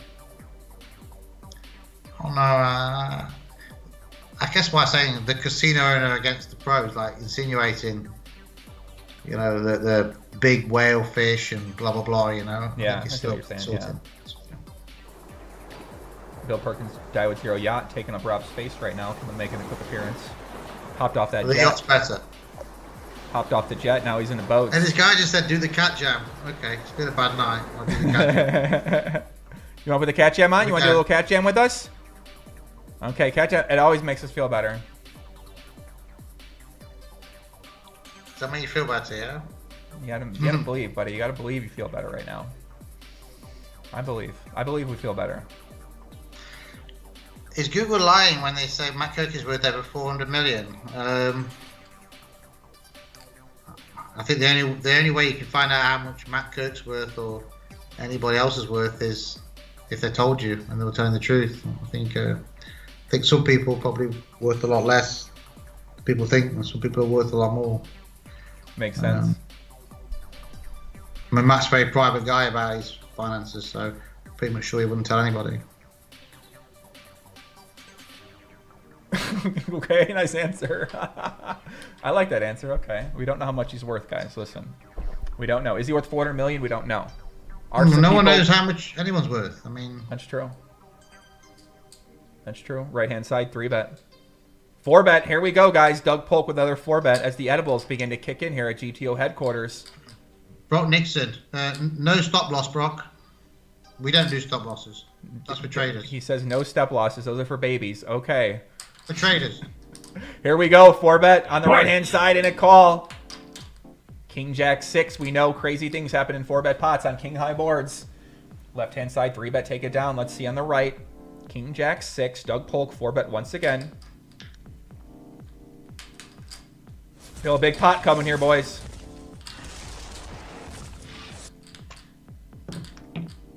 Let's see it. 22,000, 7,300 once again from Doug. Small bet. You got your favorite king on the board, Jerry. Yeah, you know, I prefer it not in these. In the 4-bet pots, it's okay. We see some action. Could see Queen 10 suited. Could see pocket jacks. Could see some slow played kings. Some see some King Jack suited. But here we go. Daniel calls, guys. 37,000 in the middle. Doug Polk 4-bets. Daniel calls. Doug Polk bets 7,000 on the King Jack 6. What do we think call. here? Turns a 7. Let's see. I mean, could see anything in play here. Check 18,000. Maybe even bigger with some hands. 17,000. Here we go. What's Daniel gonna do if he's got a hand like Queen Jack? Here we go, guys. Big pot brewing. Big pot energy. Doug Polk attempting to back that truck up one more time. Daniel calls. River's a 6. 71,000 in the middle, guys. If Doug has a hand like Ace King, he's feeling good right now. Daniel checks. Daniel could pick up some backdoor spade draw as well, too. I don't think Doug Polk's going to check back if he's got a bluff here, boys. I think this is going in.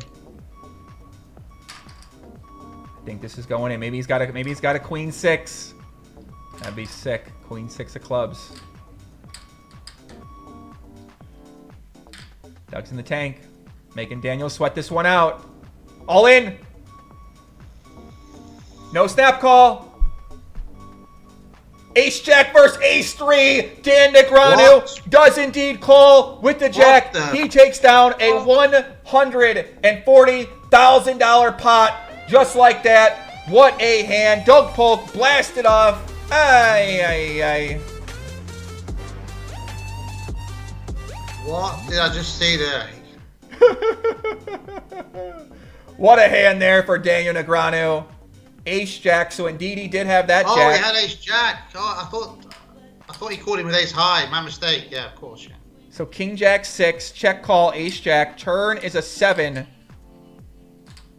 Check. Doug Polk bets 17,000. He's got the Ace 3 of clubs.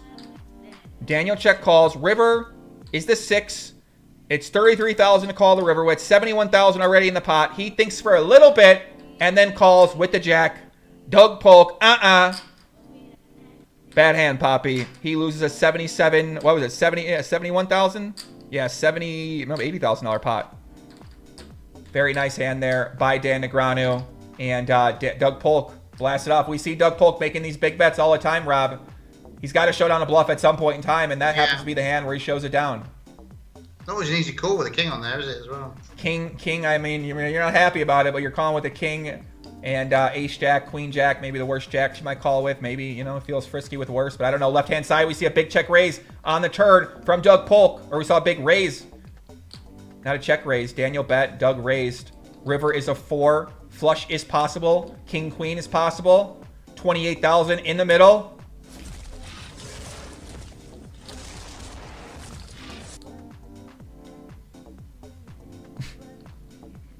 Let's see what Doug's gonna do. What's he gonna do? What's he gonna do? He all in. Call! Oh, flush first flush!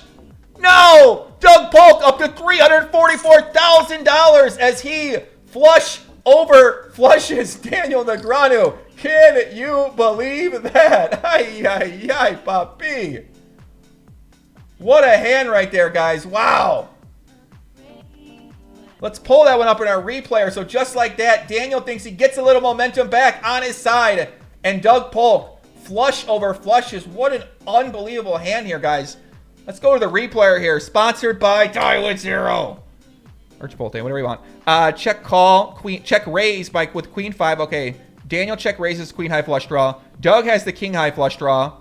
Turn comes down. Daniel bets small. Doug raises. Daniel just calls. River is a blank 4. I mean, what can you do there, Rob? What can you do there? You're poker hard. You had the queen high flush here. You are 13 hard, poker hard. And the guy shows down the king 5. Ay. Look at that. So just like that, a little bit of money back for Doug Polk. That pot, about $80,000 right there, Rob. Brutal. $80,000 pot. Wow, sausage in hand. With my fucking sausage in my hand. My fucking beefy sausage just sitting in my hand. I mean, if you're Daniel, you've really got to be. A fucking dick in my hands by the river. Really not going to be liking that. I mean, flush against flush. You know? Ay, not the rocket. Ay, fire.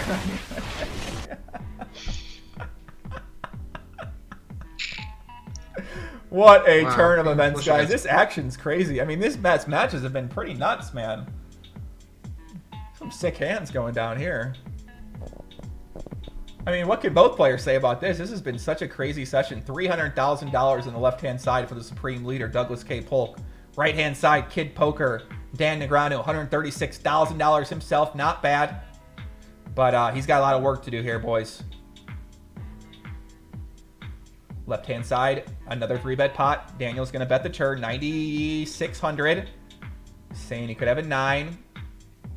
Hold on, I'm just recovering from the flush over flush. Rob Young reporting on the flush over flush. He's got a lot in play right now. He's betting quite nicely on this challenge. He's going through the emotions. We're happy to have you here, but we're happy that you're here with us. You know what I'm saying? We're feeling this together, Poppy. How does that happen anyway? I don't know what happens. I mean, it took me 10 minutes to get over the 2-pair versus 2-pair. The guy just won. He won 150 on the right, though. You know what I'm saying? He won that genuinely, making a great call with Ace Jack. You know, it wasn't a call or anything, was it? He didn't get lucky. True. A genuine win. I agree. A genuine. He hasn't had one caller or got lucky once, has he? So he's gonna be feeling sick, really.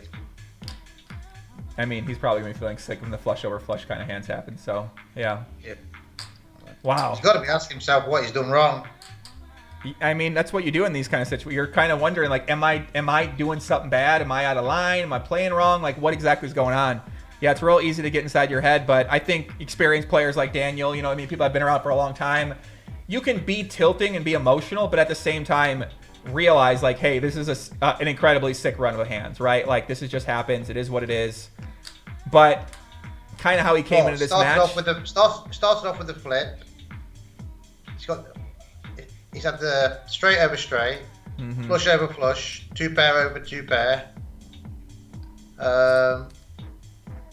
Doug's hit the set on the has to hit the set on the queen's hand to actually get the stacks in. I mean, you can't think of one real situation where it's happened the other way around. So yeah, I mean, Doug's going to really put the knife in, I think, saying.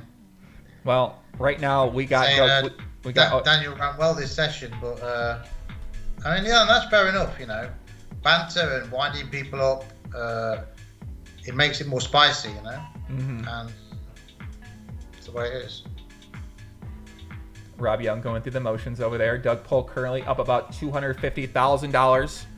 He's almost near that 1 million United States dollar profit mark for the challenge. And yeah, man, people are talking about chess in the chat right now. I might be It's doing tough for Daniel. Yeah, it's very, very tough for Daniel to accept this, that the cards aren't against him. You know. Yeah, I mean, really over 25,000 hands, things should generally balance out. You know, but you look at Daniel's all in EV. You look at cooler versus cooler. It's kind of hard. It's kind of hard for Daniel to swallow.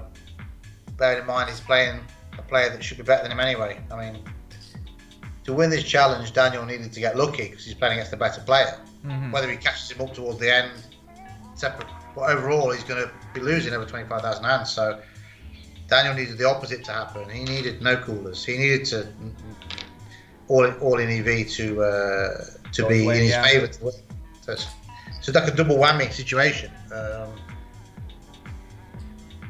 if you actually add up those pots, it's like nearly 400,000 worth of pots. Yeah, you add up those the 4 coolers and more. So. Doug overbets left-hand side, takes it down right-hand side. Daniel showed down that queen 9, took that one down as well. Doug Polk has been live tweeting this session. He picked a really good time to start live tweeting because, things are...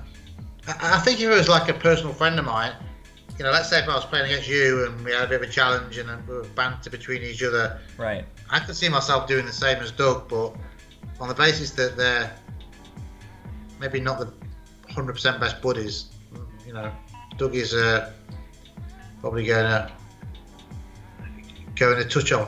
you think it's a little out of line that Doug might be doing this kind of like treating him like this during this this session with all the hands?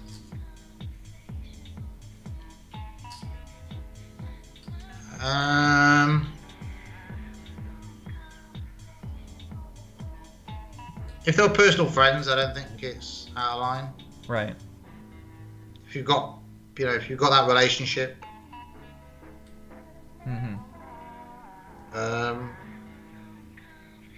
But you know, I don't really know all the history between them. Maybe Daniel's done some kind of bad PR stuff to Doug as well. I don't know. I never really knew the history. Well, maybe you need to reach out to Daniel, get caught up on that history, see how Daniel thinks about it. I think Daniel knows it's all in fun, man. He knows, he's an entertainer. He puts on a show. He wants people to watch. He wants people to be interested in the challenge. So. Yeah, I think it's really good, the PR and the banter, and it's good for us. It's good for us that. Oh, look at that run on the right, chop it up. Wow. This is crazy. Chop it up there. Hello. What are you doing? Okay. I think this has probably been like the one of the most interesting things that's ever happened to poker. And it couldn't really be interesting if Doug wasn't himself, his personality, and Daniel wasn't his, you know. So I think it's pretty cool. Yeah. The chat. Joda says ban Rob.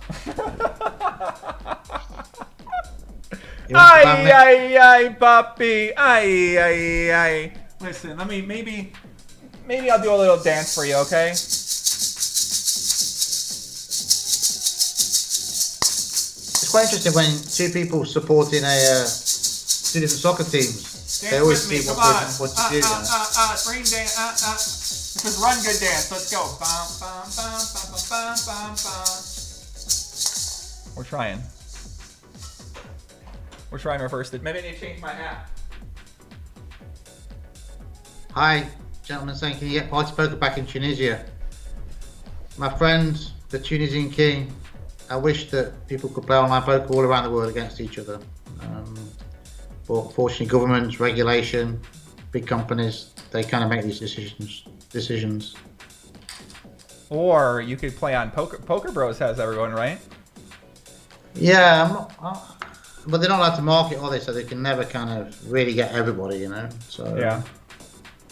Listen, chat, you guys did this to me with your whole with the whole 500 like thing very quickly. So, right hand side, big raise from Daniel. Hi, Eden Rocks. Who's Eden Rocks? Big re-raise. Oh my God! Right hand side, a bet, a raise, a massive re-raise by Doug Polk on the King Deuce Deuce 4-9. If anyone's capable of bluffing, it's my man Doug Polk. What does Daniel have? Does he got a flush? Wow, what can you call with here? I mean, I don't know. You full house? Eh? You're gonna call with a flush, aren't you? You just pay him. Maybe you do got to call it the flush. Let's see what happens here. Daniel raises the river, gets massively re-raised. King 9, Deuce Deuce 4. Doug Polk basically saying he's got a full house here. Maybe a hand like King Deuce, 4 Deuce. Pocket fours maybe. Calls 4 flush. Dan Negreanu takes down the $72,000 pot as Doug Polk, sure enough, does shut on the bluff. Left-hand side, Daniel picks up another pot. So Daniel picks off the bluff. Very nice hand by Daniel Negreanu right there as he gets a little one back. Hi. So there we were right, Rob. He had the flush. I would have called quick with a flush, but I guess Daniel was in the back of his head thinking, can this be another caller, you know? You kind of can... Sometimes in poker, and I've been there myself, where these things have happened, and I just start thinking the worst all the time, but yeah. I don't think he was thinking about raising. Well, we see... is this a real hand? Hold on a second. Check, call, flop. Doug min bets the turn on the deuce. Makes sense. We see that happen often. River, he bets 1,038. Daniel makes it 7,100 with the queen 10 of hearts. Doug re-raises with the 4-9, so he thinks he's playing the great game of Pop Them in Omaha, using those blockers play. Yeah, makes sense. Blockers, you know, probably low frequency. I mean, this is more of a PLO kind of play, not necessarily a Texas Hold'em play. But yeah, he raises. Daniel tanks for a bit, calls. $72,000 pot goes his way. Queen 10 of hearts. Nice hand. Very nice. And Doug can do that because if he does it next time, he'll probably have it. So it's actually not costing him money to make those moves. He's probably making money making those moves if he's getting enough folds.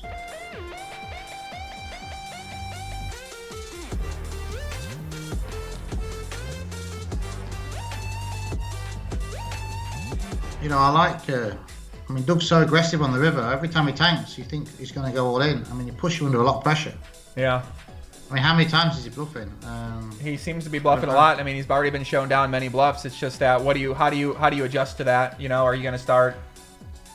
Is he not bluffing there? Is he over bluffing, right? And then what do you got to start calling down lighter? What hands are those hands you start calling down lighter with?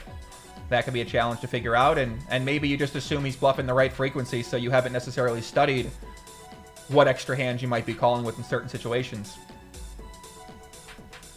I'm not sure how I would play that against that sort of style.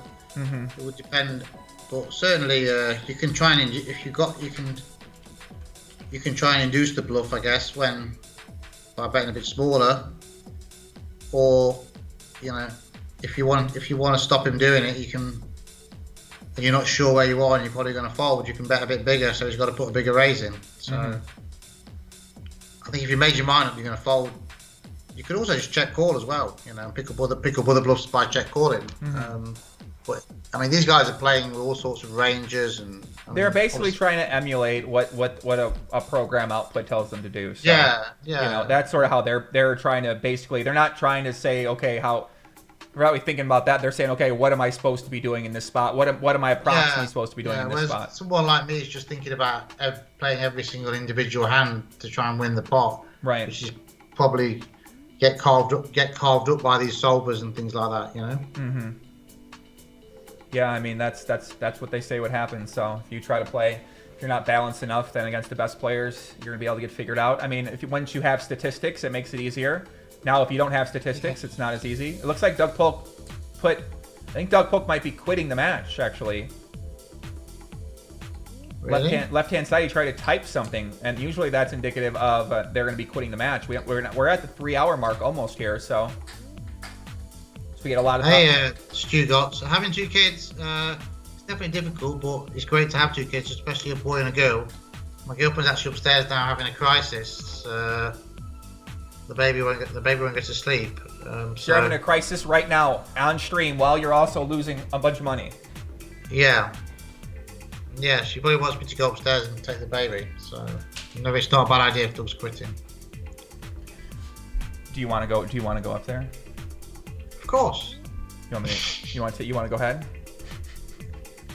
Oh. You want to watch the match? Okay, let's go. We're not leaving. Hey, listen, send her that Leonardo DiCaprio meme, okay? She would phone me if there was a major crisis. Okay.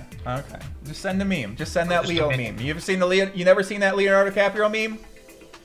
No, what's that? I made a caption when your girlfriend texts you after you've been playing poker for 12 hours and asks you if you're coming home soon. And basically, he's like, I'm not fucking leaving. The show goes on. This is my home. They're going to need to bring in a National Guard or a SWAT team because I'm not going nowhere. Send the meme. Yeah, Doug's not. You're having 2 girls. You have 2 girls. That's I always wanted a boy for my first child, but when the girl popped out, it was brilliant. So I've got a boy and a girl now, so I'm super lucky, really. But 2 girls, I mean, girls are brilliant. You know, take them to parks, take them on swings.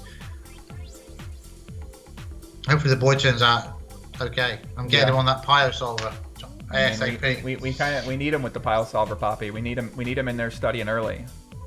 We do. We need him in early to retrieve some of these losses. Guys, we're on YouTube right now. We're streaming. We got a bunch of crazy people in the chat over here. Daniel Negreanu is currently not running well. He's losing to Doug Polk pretty handily. It's a pretty exciting match. That was not a good read. Kinnear Euro said Yong is amused. I just like watching people play poker. Actually, that's probably why I'm smiling. He's Even amused if I'm by on the the wrong poker. end. He's amused by the poker. Yeah, it's been a great session, hasn't it? I mean, there's been a lot of action. It's almost been it's like strange, isn't it? You get like a lull for like 15 minutes with like nothing. Right. And then suddenly you get like 4 or 5 big hands happen against each other. I mean, obviously it shouldn't happen like that because the cards are random, but you know, it does feel that way. Yeah. Like we've got a bit of a lull now, haven't we? Not much happening.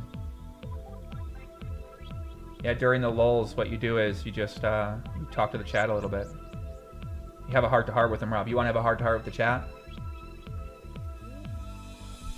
Which chat? You want to have a heart-to-heart with my guys in there? Shout out to my guys. You want to have a heart-to-heart with them right now? Listen, if you got... Listen, Rob, let me tell you something right now, buddy, okay? If you got the boys will get you. I look at the chat and all I can hear is Rob Young's a fish. Rob Young doesn't know what he's talking about. Ain't nobody saying Rob that. Young You looking at the wrong comments, big dog. What are you talking?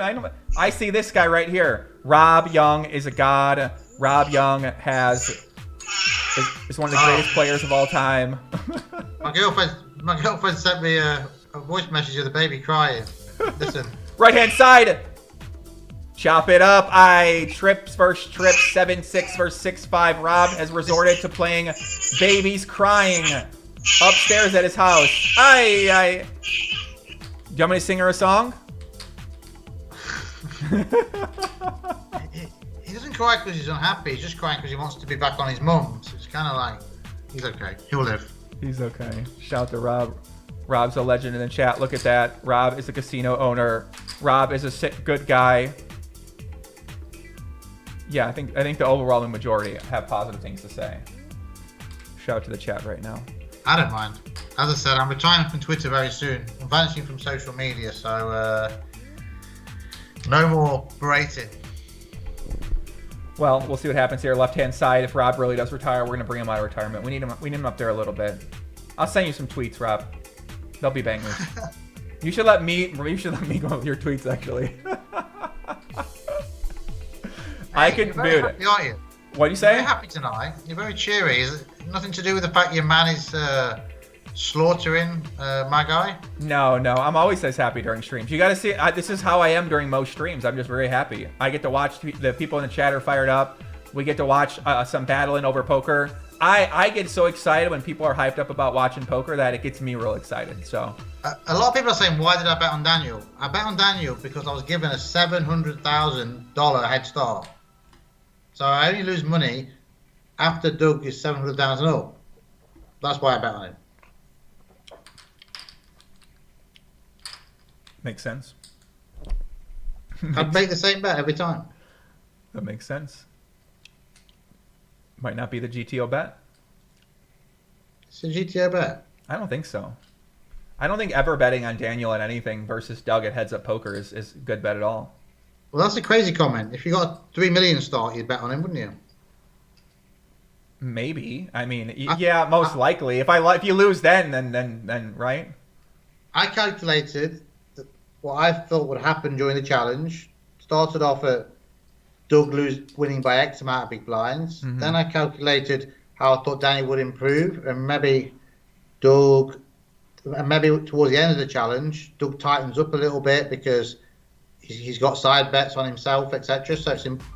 So he makes sure he wins. So I calculated that in, and it came out less than 700,000. And obviously I got my calculator wrong. Yeah, I see what you're saying. No, I didn't bet 700,000 even money. I cross booked, so up and down. So you basically just multiply it by 2.5, the win loss, below or above 700,000.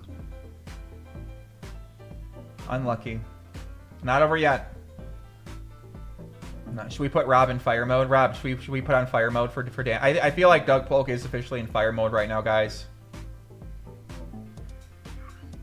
Yeah, I mean he's dominated the session. He's not been on the wrong side of things, but yeah, I mean I still think he's played the best. Fire mode officially here for Doug Polk. My camera should be right there. It doesn't want to cooperate, and that's fine.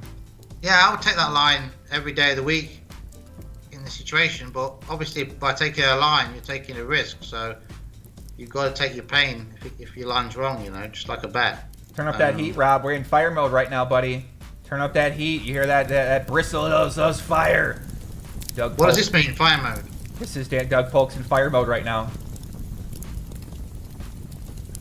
What is happening? Just a kill? Just no way. Hey, I would've Matty. called it. That was when me and Matt were in Montreal, yeah. Yeah. You know who ran bad? That guy ran bad that night. That was quite the bad run, huh? Yeah. That was not a good run for our man Aussie Matt. Shout out to Aussie Matt if he's out there watching somewhere around the world. We love you very much. Thank you. Guys, we're going to update the total. Let me get the new total from my team. Guys, what's the total here? Total right now is going to be Dan Negreanu down about $200,000 for Daniel Negreanu. So he's coming back a little bit here, guys. Yeah, Millie. 7.5 big blinds per 100 was my advantage.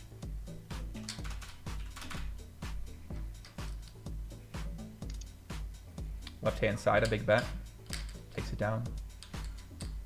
Albert Hoffman says, Matt and I speak the Queen's English on Joey's stream. That makes sense.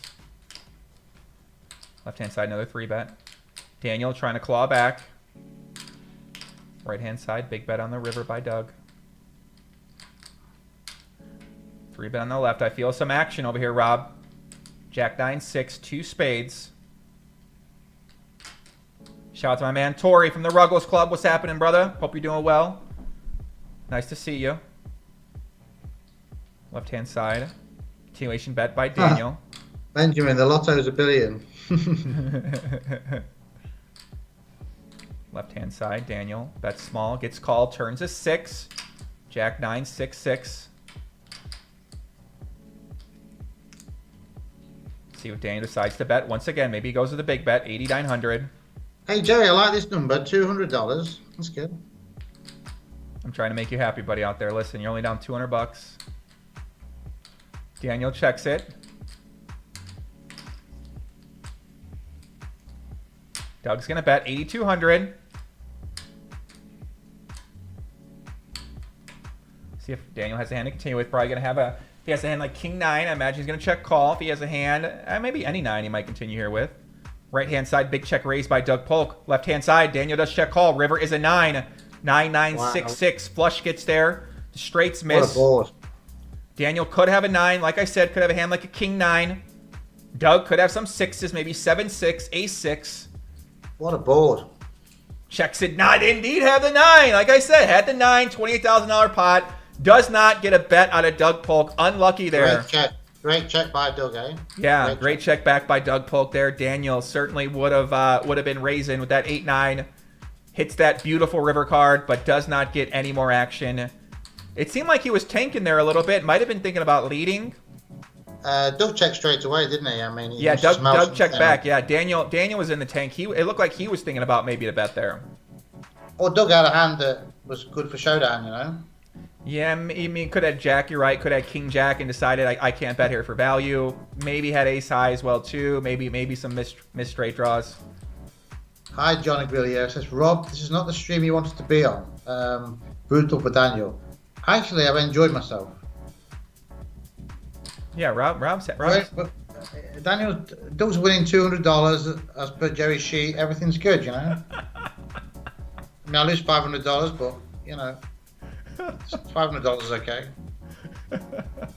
Oh. Aye, sorry. Well, that's unfortunate. Rob, sausage in hand completely today, Daniel Negreanu style. He showed up expecting action. He got action. Unfortunately, he's got the sausage in the hand. $3,900 on the left-hand side.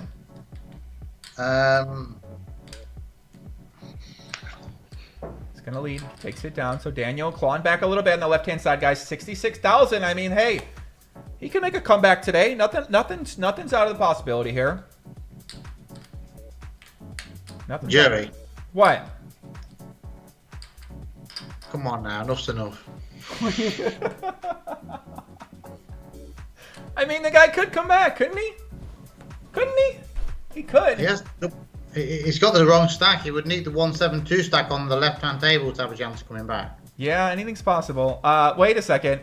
Chip AA makes up a good point. He says Daniels started winning since Joey put that hat on. It's a great point. Yeah, that's a good point. Keep the hat on, Joey. Oh, that's a great point. It's a really great point. Wow. I had a football bet tonight on Manchester United. Did well. I had a football bet on Manchester City. Did okay. I was feeling good. Made myself a nice drink. Thinking, well, I've had a win for the night. And then this happens. You didn't think, hey, maybe... Go to see Joey on the stream. Have a chat with him. Watch some poker. Yeah? So you didn't see Daniel maybe losing? Oh, no, I think yeah. I did. Well, you can lose, but you know, it's down 200,000. If you actually go through the hands, Daniel's going to have a good argument that he's ran badly again, isn't he? I mean, yeah. Can you argue against that? I mean, can you argue that? I'm not. Daniel... Hey, Poppy. I'm not arguing it, okay? Maybe Doug Polk might argue it. I'm not just saying that because I've got a bet on him. You know, genuinely, do you feel that who's run the best between the two guys tonight? Would you say? I think Doug Polk. So Daniel Negreanu looks like he's sitting out. Might be done for the night. And then we'll watch the post-match interviews, which we just started that yesterday, and we watched 2 days. It was the first day was okay. The second day was pretty crazy yesterday. I mean, this has been great entertainment, hasn't it? Watching these pops, these guys playing. I mean, they could have played this on a private table where you couldn't watch them play. I mean, they played it on a public table. I mean, you got to,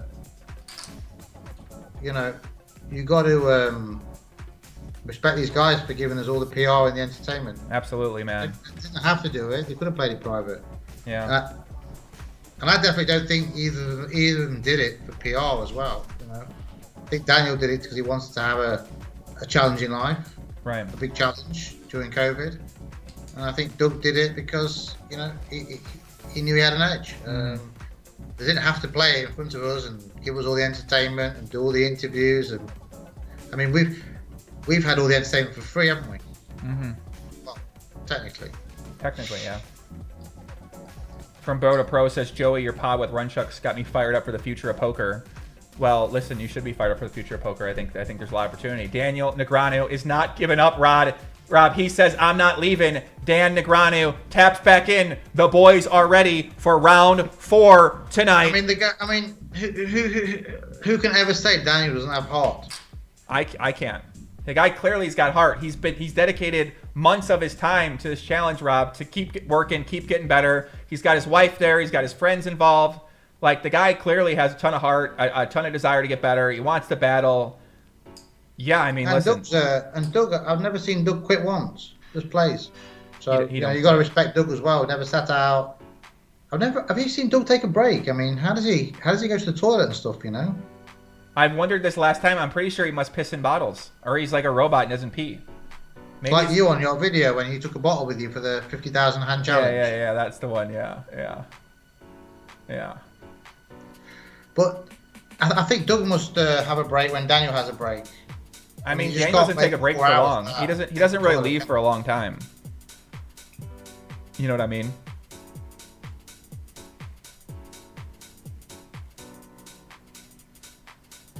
We do dancing on here, Rob. I know you're in a dancing mood, but you know, sometimes we move around a little bit around here. It's a long stream. You gotta get your shoulders out. You gotta shake them out. You know, you gotta check that posture. Drink some water. You know what I'm saying? You got water. There you go. There you go. Couple deep I'm breaths. just checking to see how the baby is, whether this situation's improved upstairs. Do you want to hear my baby talk to you, Joey? Let me hear. Hello, Big Poppy here. Hello. Hello. Daniel, is that you? What is that? Joey, naughty. I'm just teasing. 4-bet right hand side. Lock in. That's more Doug's impression of Daniel, not Daniel. Here we go, guys. Right hand side. Joey. What do you say? When you have kids, you won't be partying until 6 o'clock every morning and living the life. You know, No. things change. No. I definitely won't be. I definitely won't be, Rob. We're gonna enjoy it while we still can, man. How old are you now? 31. A little older than that. I didn't have kids till I was 40, 45, 46. So it's quite a late one. Yeah. Late. What do you think about the decision? Yeah, I'm pleased that we did it. Yeah. My girlfriend's a lot younger than me, so she was like 30, and I guess she was like 31 when we had her. She's 34 now, so I guess she was 31 when we had Indy. So. Yeah. Right hand side 3-bet pot. Daniel C-bets the 3-4-5 diamond 2 diamond board. 2 blues, as my little brother would say. Turn is a 9. Daniel checks. This is quite an important pot, I think. This pot on the right.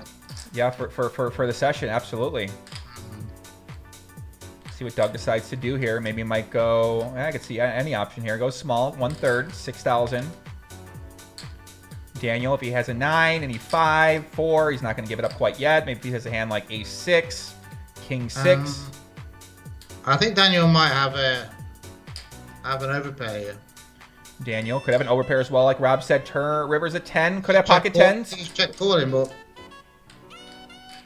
Gonna have some flush draws too. Here we go, guys. Lock in. 31,000 in the middle. Pot size bet left. If it checks to Doug, Daniel might be thinking about shoving here. Nope, he checks it. Be unusual if he did shove there. Wouldn't be normal or standard. Doug? I mean, Daniel's going to call here. We're gonna find out. We're gonna find out. Doug Polk in the tank. This feels like a bet to me, guys. This feels like a bet. Does Daniel have a 9? Does he have that overpair? All in. No snap call. I think Daniel's going to call here. We're going to see if he has a hand like a 5. Is he going to call? Maybe a 4. If he had an overpair, I expected he would have put it in the middle by now. $28,000 bet, $31,000 in the pot. Dan Negreanu needs this double up to get to 200 big blinds, have a big chance to win a big pot. Left-hand side, a 3-bet and a call. Small bet on the ace-high board. Daniel continues. Right-hand side, let's see what Daniel's going to do. Rob Young sweats. Wondering what's going to happen here. Well, he called the turn. Called the turn. He 3-bet out position, so, I mean, he has to have a hand, right? Yeah, maybe like a 5, maybe a 4. Like I said, maybe those hands, maybe ace-high, diamond, something like that. Could be thinking about making a real sick hero call. Trying to maybe pick off a 6. But, I doubt he has a 9. I think he would have called faster with a 9. But he's tanking down $28,000 bet. Doug Polk attempting to back up that truck. He does lay it down. $59,000 pot goes Doug's way as he chips up a little bit. Left-hand side, 3-bet pot. C-bet small on the flop. Check, check, turn. River is a king. Unlikely either player has a flush. Doug may be a bit more likely to potentially be slow playing one, but he checks again. Daniel going to decide what to do here. It might show down his 8. He's got a hand like 4-5. Didn't bluff the turn. Might decide to bluff the river with that here. King Jack indeed for Doug Polk. So Doug Polk did have that slow played flush. King Jack of hearts. Wow. Was going to set up Daniel with a nice check shove there. Did not work out. Right hand side, Jack 4-7. 2 spades in a 3-bet pot. They are a little bit deeper there. Actually, both tables, they are deeper. Steve Mahoney with the 5 donation. Thank you, Steven. He says Rob is one of the best to have done it. His high-stakes games would have a polar bear sweating. Pop B, is that true? Your high-stakes games would have a polar bear sweating, huh? Biggest pot ever, $900,000. I don't think so. I don't think so. Right-hand side, we get a call on the C-bet. Jack 4-7, turn 9 of clubs. Back brings that backdoor club draw. Daniel, 3-bet pre-flop. Bet small on the flop. Doug Polk continues. Going to have 9-10, 8-10, 7-8, 7-9. Could be a nice card for him to turn some of his hands into bluffs with. 3-5, 5-6, those 5-8s. Maybe a hand like an 8 has an 8 or a 10 in it. Bluff turn, bluff river. He bets 8,200. Daniel folds pretty quickly. Thank you, Steven, for the donation, my young friend. We got one more I missed in there, too. It disappeared. Mark Trinder with the Australian $7.99. Thank you, Poppy. Says D-Negs is offering a chance for Doug to get another $1 million on his latest podcast. Check it out, forward to 1920. Love your work, Joey. Thank you, Mark. I listened to that. I believe he said that he would give away, he would bet $1 million that he was unluckier than Doug Polk in this challenge. And then I think he also said he would potentially keep playing Doug Polk for as long as Doug Polk wanted to play him. So I believe that is what I heard. And yeah. How could they ever prove that though? I mean, they can do it all in EV, but they, mind you, I guess to show each other's hands, yeah. Well, if Doug has an edge, that means Daniel can get better. Rob, what's the most you've ever won on a prop bet? Only small, nothing big. When you say small, what do you mean, Poppy? Small, you know. Yeah, right. Okay. Is this not a bet? You're kind of making a prop bet now, aren't you? Yes. Small. I see what you're saying. Small. Okay, I get it. We get a $4.99 donation from Juvian Official. Rob, what are 2 things you wish you could tell your 25-year-old self? Have kids younger. And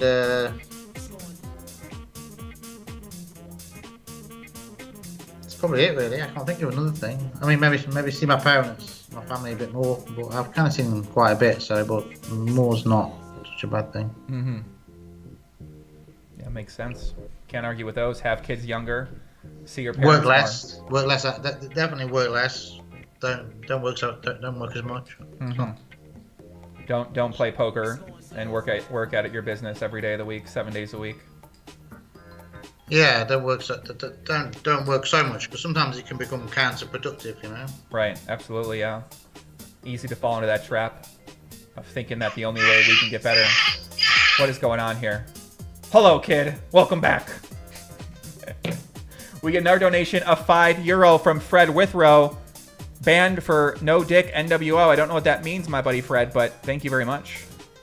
Hi Couple says, you would have so many viewers if you did Twitch also, Joey. That's a good point. I probably should do Twitch. Maybe I should do Twitch, huh? Good idea. We'll do Twitch next time. Would you get more viewers than on Twitch than YouTube? Well, I think on YouTube, it's the only people are watching now.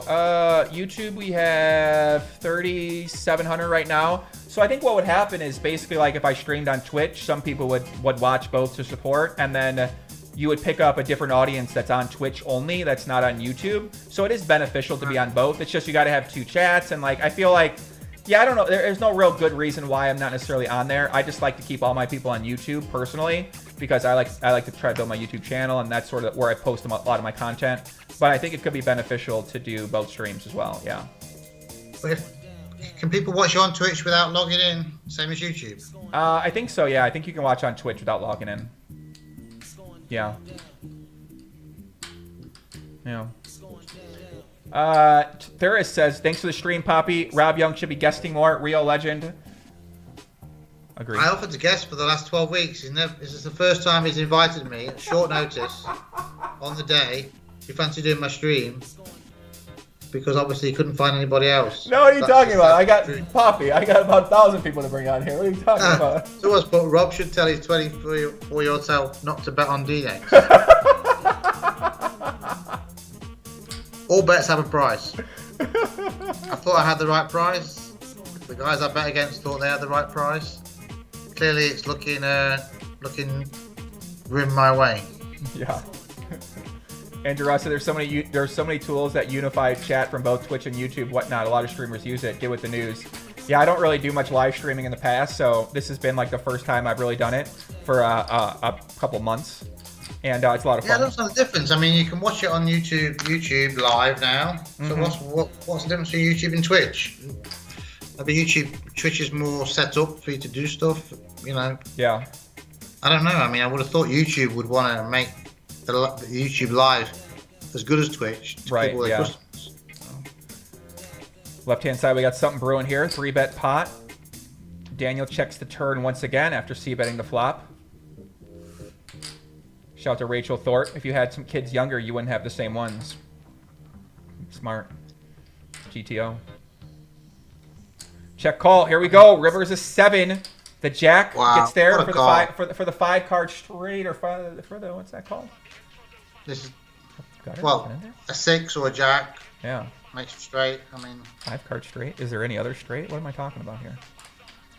Checks top set. Wow, what the hell? Wow, look at the run out as well. Top set. Aye, what? Am I seeing things wrong? What happened that hand? Top set. Do you think Daniel caused the shove there? Yeah, I don't think the guy's gonna. I mean, that's a terrible run out top set. He flops top sweat. He check calls turn. He check called twice with top set. Yeah. Wow. I would have raised on the turn. Yeah, you would have thought maybe maybe raise the flop, raise the turn, top set. Get called by draws. Yeah. Yeah, well, no, I mean, I would raise the turn, hoping that Doug got on the flop. You mean, yeah, but on the turn, On the turn, it makes a lot more sense with that 8 comes. There's so many bad cards on the turn that can kill your action there. Yeah, Doug might call here with a hand like a king jack. Obviously, if he's got a 2-pair type hand, 9-8, not going anywhere. Could have a hand even with a 7, potentially continues on, and flush draws as well too. Yeah, a lot of bad cards can come there, I think. Yeah, and indeed, the worst card ever, backdoor flush comes.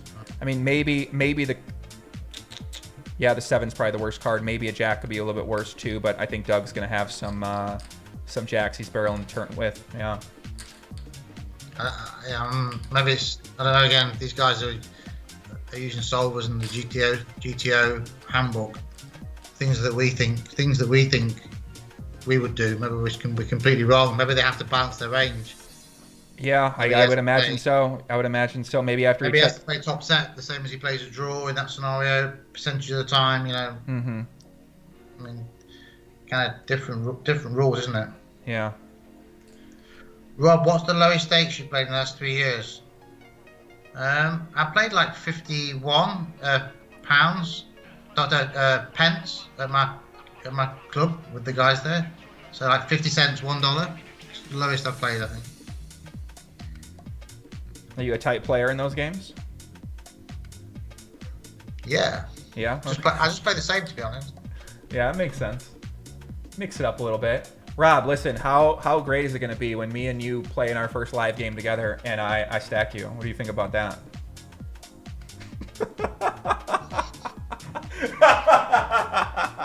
I feel the blood boiling a little bit already. I mean, you're going to, yeah. But if you stack me, it's going to hurt. I'm going to be honest. It's not going to feel good. Because I know you're going to say something after it. And I don't think you're going to motivate me enough to play YouTube. It's okay. You're a YouTuber, right? I mean, you get these YouTubers now. You get the YouTubers now, don't you? Boxing and stuff like that, and doing all this crazy stuff. Uh-huh. That YouTuber who fought on the Tyson undercard. Jake Paul. You know Shout out to Jake Paul. Right. Knocked him out, by the way. So, I mean, Yeah. listen, may not be the best example for you to pull up here. And are YouTubers going to start playing poker like you? They might. I don't know. If I get a match with you, maybe. I think Listen, when I don't YouTubers know. start Hey, you want to play in Puppy? You know what I mean? I don't know. You know what I'm saying? 4-bet alert, left-hand side. Lock in. Come on, Daniel, have something. Come on, Daniel. 80,000 deep. Let's give Rob something here, Poppy. He does call, Rob. Here we go. We see it's not the best board. No action on this board. Yeah, it's hard. I mean, maybe ace king, ace first, ace 10. If Doug has a hand like ace 3 once again, he's probably not going to be putting a ton of money in here. 3 streets at least, maybe 2 streets. Most likely 2 streets. Letter to Voltaire. Well, ace 3 is going to be putting a ton of money in, of course. You know? Yeah, lays it down. Ace 3. I mean, ace 3 maybe bets flop, maybe checks turn, bets river. Not sure if that's a hand that's going to go 3 big streets there, but maybe. Pretty hard heads up. Both people have the ace when there's 2 aces out there. Right. Yeah. Yeah. It is pretty challenging. I mean, 4-bet pots, it's a little more likely because bigger part of your range is going to be those aces. What do we got? Letter to Voltaire says, "What up, Poppy?" Or "What up, Poppy?" is what he said. Love your content. Rob is a great addition. Cheers to you too from San Francisco. Thank you very much, my friend. Yeah, I'm auditioning for a job in Joey's one of Joey's new projects. You going to be on Poker Mountain or what? We going to see you there? Rob needs a job. Hey, buddy, listen. Anytime. I need a well-paid job after this game. Couple of 3-bets here. Left-hand side 3-bet, right-hand side Daniel 3-bets, left-hand side Doug. So they are deep, so we could see some big stacks going on here. Let's get an updated total from our correspondent. We currently have Doug Polk up about $180,000 for today's match. Remember, guys, we are live here on air, GTO headquarters, Las Vegas, Nevada. Hit the like button if you are enjoying the video, and subscribe to the channel. Of course, we're gonna be putting out content all this year. It's gonna be a great year of poker content. Right hand side, we see a continuation bet and a raise from Doug Polk on the 865. All in, call straight versus 8-9. Oh no, no 9. King on the river. Dan Negreanu. Wow, loses a massive pot right there to Doug Polk. What happened? Wait, whoa, wait, whoa. What happened? Chop it up. Chop. What was that hand? Chop, Bring that chop. hand up and what? Chop. I did not see. Wait, no, it's not a chop. What happened? Not a chop, is it? No, I'm sorry, Poppy. Doug, I was like, why is this like this? Doug had the smaller stack, yeah. What? So don't flop the straight. Doug flopped the straight, 8-9. It looked like a chop in the graphic to me. Wow. Ay. Flop the straight.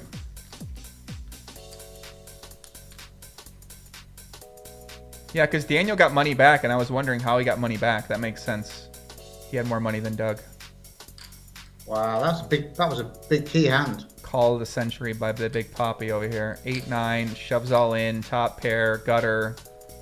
7-9, Doug's poker hard. You know he's 15, rock erect. Wow, flop the straight. Yeah, turns a 9, turns a 2 pair. Good card for Daniel. Needs a 9 or 8 on the river. Does not hit. Chop it up. You can chop it with a 7 as well, can't he? Yeah, you could chop with a 7, yeah. He's got 3 7s as well as outs. Yeah. Chop it. Yeah. Yeah.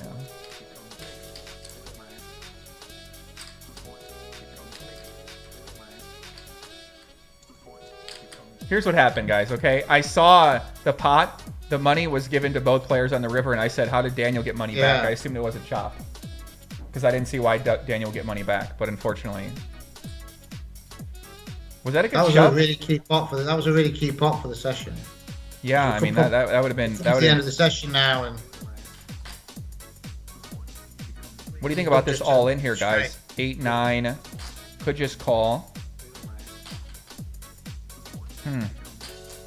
Yeah, I mean, really unlucky to run into the straight, obviously. 7-9 for Doug.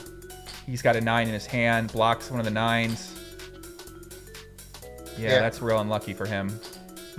Even gave him a little bit of hope, Rob, with that 9 on the turn, too, for an extra full house out. I didn't actually realise that Doug had got the straight when the money was kind of a bit like you when the money went both ways. Yeah. Ay, the upswing poker rocket ship. The upswing poker rocket ship makes its debut. Fires down a beam to the earth. Rob, what could be in that beam? The upswing poker what's it putting down, guys? It looks strong. So. Oh no! Oh no! What is this? Daniel Negreanu's face. What's inside? Ay, not a body of bones. Oh no! Daniel Negreanu taking a beating today. The hands of Doug Polk down about $250,000 right now. That was a key hand. Yeah, that was. You guys needed that hand for sure. Wow. How much was in the middle when Daniel shoved? There was about. He bet 3,100.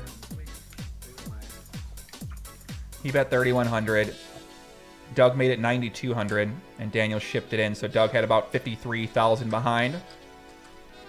Yeah, pot was about what, 20K. Interesting. It calls the flush comes and the stacks don't go in, do they? Yeah, I mean maybe the turn he check calls again. He's got the top 2 pair. River could check call again as well. You never know. Well, no, the hand's dead, isn't it? Because maybe. I mean, I think Doug would value bet this river. Let's say hypothetically Daniel bet what happened here? Yeah, Daniel bet calls. He could have. Daniel's gonna fold river. There's a 4-card straight and a push on there, isn't there? So right. Yeah, I don't think he's getting away from that hand no matter what. Set on the left-hand side for Daniel. Takes down a little pot up to 90,000. So he's clawing back on that left-hand side. I mean, Doug's raised him with the nuts and got basically made his own look there by inducing the shove. Because action's dead on the turn. Yeah, I think. Yeah, that's a good question, Rob. If Daniel just calls this raise, we see a turn. Turn is it? I mean, what is Daniel going to be bet calling there with some 7s as well? Flush draws 2. So yeah, check on the turn, and then probably check call on the river. Yeah. Brutal. Yeah, it's a very sick hand, guys. Listen, if you guys are enjoying the action, thank you guys for tuning in, being a part of the broadcast today. Doug Polk for Daniel Negreanu, epic heads-up showdown. If you want to follow Rob on Twitter, even though he's retiring soon, his link's in the description as well. Shout out to Dyewood Zero as well, too. Sponsor of the show. Their link is in the description as well. Dyewood Zero Movement. My man Bill Perkins, shout out to him. Everybody in the chat, what's going on? ATX Community, does Joey have action on Polk? I do. All I Want says the result is the same. That's true. Maybe. I mean, is the result the same in terms of the hand gets all in? I don't know. My man Brandon Shaq Harris, what's up, brother? Amazing Dan can play it all when so much blood goes to keeping the Coke can full. Jesus Christ, dude. So currently, right now, Daniel Negreanu is down about $260,000, we're being told.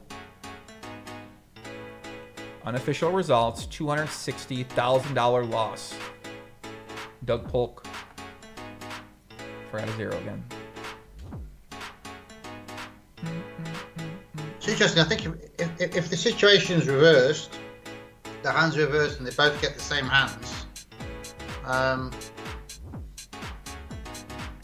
what would the result be?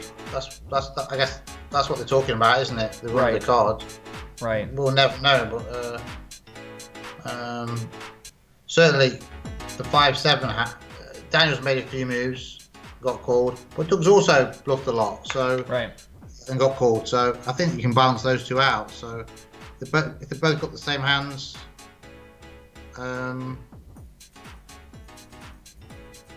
just feels like Doug's always been in control of this match to me. And sometimes I've felt Daniel's in control of this match in previous sessions, but this one's just felt like Doug's always in control. Yeah, I see what you mean, buddy. I definitely see what you mean. I mean, you know, it's... Sometimes you can feel it, can't you? Who's making the pace and who's chasing. And I mean, obviously, when Daniel loses the flip, it went downhill from there, didn't it? Really. Mm-hmm. Yeah, ever since we saw that big flip earlier. I mean, it's hard to believe it's been a lot of action. There's been a lot of big pots here, man. A lot of action here. 3-bet on the left-hand side, 8-4-3. 13K pot on the right-hand side. Lock in, boys. We got 2 very deep stacks, so Daniel could make a comeback here. He's got the $80,000 on both sides. Right-hand side facing a big bet, 9,200 from Doug Polk on the jack turn. Trip jacks get there. Flush draws. Doug, would he be betting a overpair or maybe like pocket eights? Not sure. Left-hand side, we see a raise from Doug Polk on the 8-4-3 board. See what happens here. So we got a couple of big pots brewing here, Rob. Right-hand side, Doug takes it down. Left-hand side, Daniel's deciding what to do. If he's got an overpair, if he's going to continue, he does call. Turn is an 8. Don't know if Doug Polk's going to be raising any 8s on this flop. Maybe ace-8, ace-8, or 8-4, 8-3 maybe. If he has 8-3 or 8-4, he calls the 3-bet. Not sure. 8-4 probably, but he does check back the turn. Most likely he's got a bunch of dog. River is a 5. Daniel, if he's got an overpair, would he decide to bet here or check? Hope it induce a bet out of Doug. Doug could have a sit, maybe has a 5 hand with a 5 in it here. Might choose to showdown at this point in time. Could have a slow play date occasionally. 31,000 checks back. King 9 for Dan Negreanu. So he calls the raise with King 9 suited. 2 overcards. Backdoor flush draw. Yeah, very light call there by Daniel. I think Doug was hoping to fold that hand out, but luckily... Very light. Yeah, luckily nothing happens there, Rob. Let's see here. Term limited, Rob. Thoughtful reflection that speaks to no one in particular. How the fuck did I get here? I don't get that one. Is that American? I think he's basically saying you're sitting there thinking, wondering how you ended up here betting on Daniel Negreanu as he's getting absolutely pummeled while you're on a live stream, getting thousands of people to watch you while it happens. Listen, if you're a gambler and you won every bet, you wouldn't be a gambler, would you? Ah, I see. Okay, wow. I'm going to win some bets. Put that on the infographic, Pop B. Let's put that up on your Instagram page. That's a good one. You wouldn't be a gambler if you won every bet. Yeah. So Daniel could claw back over the next 8,000 hands. Absolutely. Back this Absolutely. And think about when he does, it'll be glorious. You know what I'm saying? Yeah, when he does it, it'll be spectacular. It can happen. It can happen. We'll be singing Kumbaya all over the world if Daniel Negreanu makes a comeback here, Rob. It'll be on ESPN front page news. Well, I need him to come back the 260, don't I? I don't need to come back the 700. The 700. Oh, okay. You don't want you don't care if he comes back all the way. You just want him to come back for your bet. I see what you're saying. Okay. I see what you're saying. I would love him to come back all the way, obviously. Okay. But okay. Holo fan says, if this keeps going, Joey, you might have to help Doug to bring a second truck and back up all the money. Yeah, that's funny. You have a lot of Doug fans in your... You know what? We got a few. Stream, don't you? We got a few, Some don't like Doug. I mean, listen, you guys in the chat, tell me, are you a Doug Polk fan, yes or no? Let Rob know. Ernie Gorham. Who would you like to win this challenge? Ask your guys and just see whether we see any Negreanus in there at all. There'll be some. We got some Daniel fans around here. Hey, we got some Daniel fans around here. Do you? Ernie Godum says, Joey, I love this comment. I gotta point this out, Joey, you're a machine, man.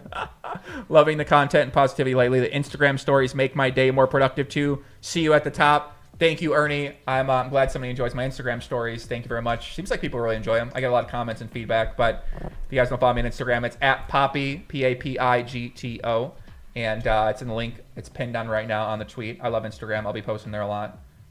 My buddy's trying to... George, I'm literally I'm live right now, buddy. Oh, you're live? Yeah, do you want me to give a shout to Ooze Life or what? Hey, I'm trying to get Greektown already talked about to take a $420,000 bet for me, and they're going to match it to the Barstool Fund. So I need you to go retweet what I just tweeted on my Ooze Life page.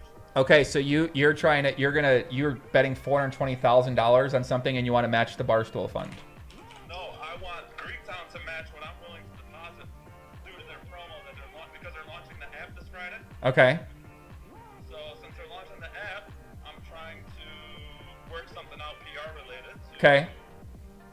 So I need you to retweet something. Okay, well, listen, buddy. I just retweeted it. We've got the boys got you guys in the chat. Can you guys go retweet? Help my buddy George out. Ooze Life, you know what I'm saying? Former very successful poker player, started a business in Michigan. Now he's trying to run it up there, man. And listen, we put it in the chat. We're gonna support you, buddy. Okay? Thank you, Joey. Do the boys got it or what? We'll find out. We'll see. See ya, buddy. All right. Whatever. Call for a token retweet. We'll put it out there. Let's see if that works.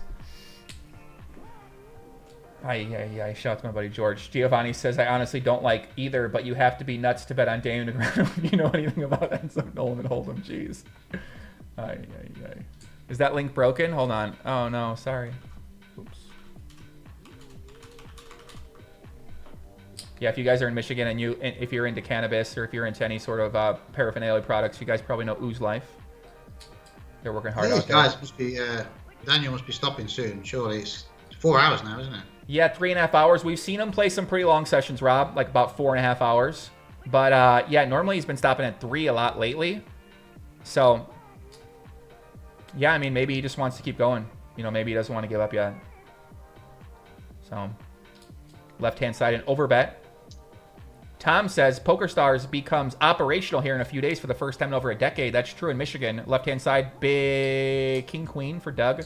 Yeah, Rob, do you see the Wire Act? I got to look into what exactly that means for the future. I read about it today. Be interesting. Very interesting. Can you explain a little bit what the Wire Act getting? Is something got overturned, or I haven't really read too deep into it. No, Hampshire, which is one state, has ruled that the Wire Act isn't applicable to poker and casino games. Mm-hmm. In which case, if every state agreed with that, then it would be that you'd have at least one pool in America, so there'd be every state can share. Mm-hmm. It's quite significant. It's quite a significant precedent. Right. Right-hand side, overbet. Overbet on the turn. Daniel does call. River is an 8. All the draws miss. Queen 10 misses. 9-10 misses. Daniel could have a jack. King, 2 pairs. King 5s. Could have all types of strong hands still in his range. Doug Polk bets 10.8K. If Daniel check call the turn with a 5 or 3, don't know if he's going to continue here. He does lay it down. Nice hand by him. MC says, I think Rob got a good price on his bet. There you go. What did he say? He said you thought you got a good price on your bet. He's a fan. Probably got the. Yeah, I probably got the. That was right about the market price. So I mean, people weren't offering 9 big blinds and 10 big blinds. You know, I got the best price I could. So. But obviously, people think they've got an edge. I thought I had an edge. You know? Yeah, that's how it works, right?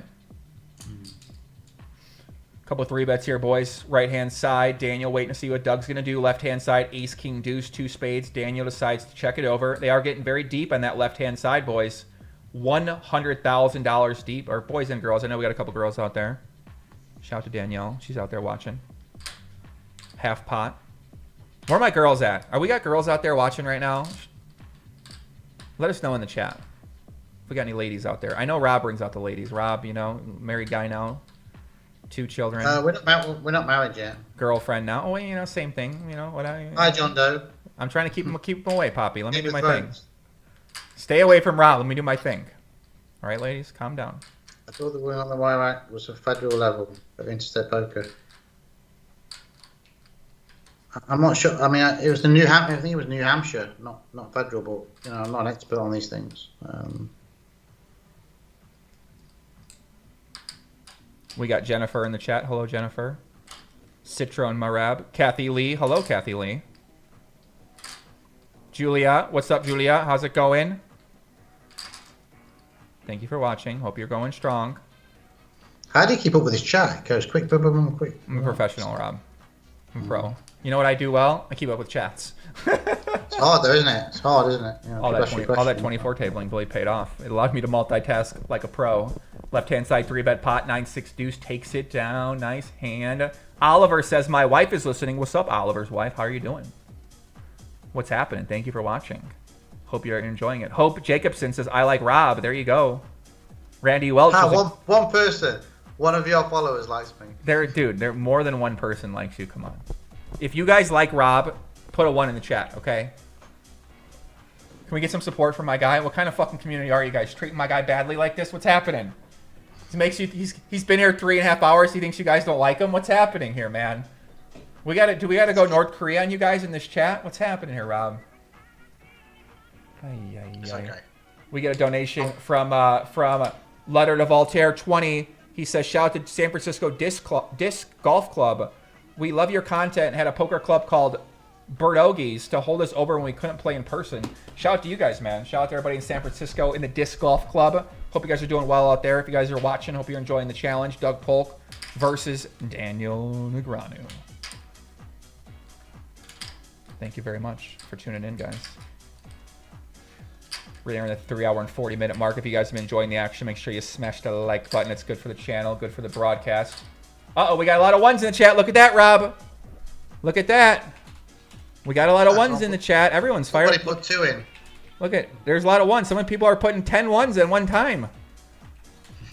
That's you, idiot.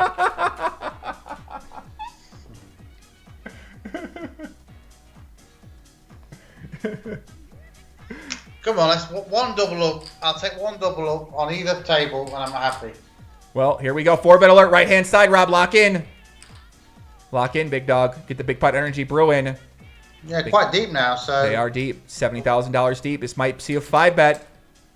And call a bit wider. Here we go. We do see that call. Fight! The wet flop. Rob begging for some action. Queen 10-3. 2 hearts. The big pot energy starts to brew up. The smoke billows in the GTO headquarters. When you guys know when this ticked out left-hand side, big raise. Big raise. Let's check raise. Here we go. Big check raise. $20,000. The big pot energy worked. Oh my God. Right-hand side 4-bet. Left-hand side a $20,000 raise. Daniel Negreanu, if he's got it, he calls. River's a deuce. Wow. River's a deuce. 44,000 behind, or 44,000 in the pot. Right-hand side. Daniel check calls. Turns a 4. Big pots are brewing. Left-hand side, Daniel could have a slow played straight. Doug could have a hand with an 8 or a 10 in it as a bluff. Let's see what happens here. Feels like someone's got Queen 10 here. Could be a Queen 10. All in! Call! 8! Oh! Dan Negreanu! $187,000 pot! Rob Young is out of his seat. He can't believe it. Doug Polk did have that 8. Oh, yeah. Right, lock in, Rob. Lock in. Right-hand side, lock in. 4-bet pre-flop. Check call flop. Check call turn. River's a 6. Wow. Can Dan Negreanu pick off 2 bluffs in a row? Is Doug Polk going to do 2 bluffs in a row? The big pot energy knew it. He was bluffing there. He had a straight. 8-6.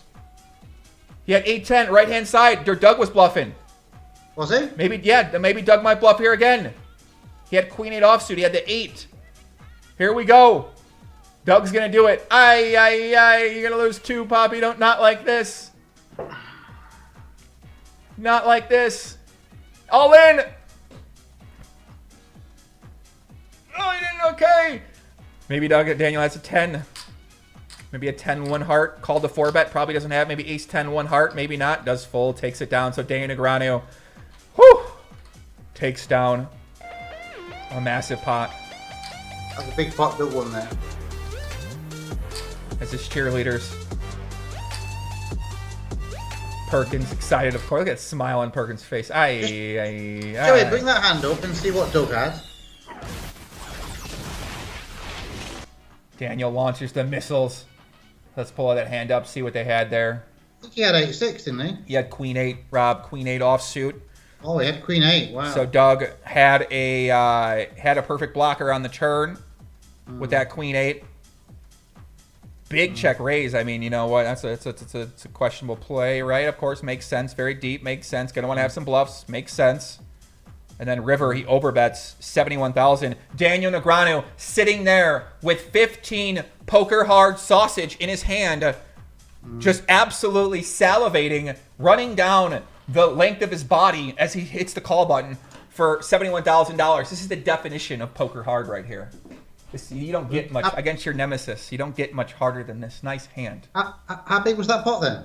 That pot was massive, Rob. It was approximately $187,000. So the guy won 90k back, but they lost 30k on the other table. So Rob's feeling good right now. Ludo Johnson, hi, it's Ludo here. Hi, Rob and Joey. Hope all is well. Look forward to DTD opening back up for some live pokers. Anyways, my friend's birthday today. If you can give him a shout out, please, Joey. Neil Lennon. Shout out to Neil Lennon. Happy birthday, buddy. Hope you're doing well. Hope things are going well with you, and wish you a very successful year this year, my friend. Shout out to Neil. Thank you very much. You got a great friend. Now, there's potential for a big pot here on the left-hand side, isn't there? I mean, Rob, listen, you're a greedy motherfucking guy because that $187,000 pot was one of the biggest pots we've had so far. So, yes, there is. I didn't even think about that. You're completely right. There is a massive potential. See how differently they played, because that's a. Yeah, I mean, I'm getting worried now. So this might be. We got to update the total here. I was sitting pretty. I was riding high. I was feeling good, and wow, this action is absolutely intense these past few sessions, guys. When we get to 1,000 likes, I'll give away one of these books, another one of my buddy Perkins' books, Die with Zero. I'll pick somebody in the chat that I like. I'm just gonna pick somebody I like. That's all. Just someone I like that wants it. Someone that'll read it. You just can see how they play on the left-hand side. Yeah, Rob. I mean, listen, Daniel's got to be feeling pretty happy that he decided to continue, right? He continued on the match. He was going to sit out. He could have sat out, but now he's making a big comeback. He looks like he's about... No, he's probably, what? Doug's probably 200 up now still? Last I checked, Doug Polk up about $180,000 right now. Last I checked, about 180. So Daniel, we thought Daniel would quit when it was at 200. So yeah, we certainly thought so. But Upswing have Doug up 205. What do they got him up? 205. Yeah, they're not updated like I am. They don't have my updates. I don't know who's. Do you think you're more accurate than them? It's all approximate. Who knows? It changes so fast every hand. You know, there's the $12,000 pot on the left-hand side, so it'll change every hand. I guess all you have to do is calculate how much people have pulled up by there, don't you? And you're there. Right. Caroline Lysick, Joey, send hello from Ukraine to Rob. Thank you. Hello, Ukraine. Love you. We love you. Thank you. We love you. Left-hand side, here we go. 21,000 in the pot. Blocking bet by Doug. Small bet. 7,000. Small bet. Is he asking for a raise there? Inducing one? Kings for Doug Paul. 9-10! No! Trip 10. So Daniel doesn't raise trip 10s, Rob. What's up with that? What's going on there? That's real weird. Wow. He doesn't There's a push on there, wasn't there? He doesn't raise trip 10s on the river. I mean, there was a flush out there. That seems real. Maybe they're playing PLO. All right, we got a winner. It's my man, Sean Kajana. Sean Kajana, thank you very much for the support. And you can email joinger1giveaways@gmail.com. Send me your information. I will get you out a book. All my giveaways I'm sending out this week, and so you guys look out for your shit. That was a really weird hand, Rob. I mean, I don't know why he didn't raise there with the 9-10. You know, it makes sense. No, it doesn't. There's a push on there. Yeah, but I mean, yeah, I guess. Yeah, I mean, it makes sense. Yeah. Yeah. Roberto D, longtime follower here. I would love to read Perkins' book. Curious about his philosophy. Also, the book has Swedish colors. I'm an idiot from Northern Europe. Great stream as always. Listen, Roberto D, you send me one too. I got you. He just in bet. It's like Doug's bet was a blocker bet, wasn't it? Yeah, they do that. They mix that in sometimes as well too. Some frequency. That small block bet on the river with certain parts of their range. So that's a pretty normal thing we've seen so far. Doug had the king of hearts, right? I'm not sure if he had the king of hearts. Actually, no. There was 3 clubs on the board, so I don't know if he had a club or not. I don't think he had a club, and I think Daniel had 9, 10, 1 club in his hand for trip 10s.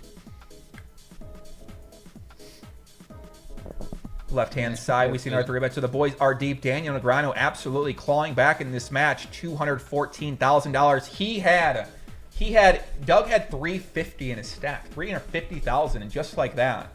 Yeah, well, the stack on the other tables got up to 170. And Doug had 40. That's true. Baco Kachipsko says, Joe, ask Rob when his birthday is. For fuck's sake. Rob, when's your birthday? In 4 weeks' time, February the 24th.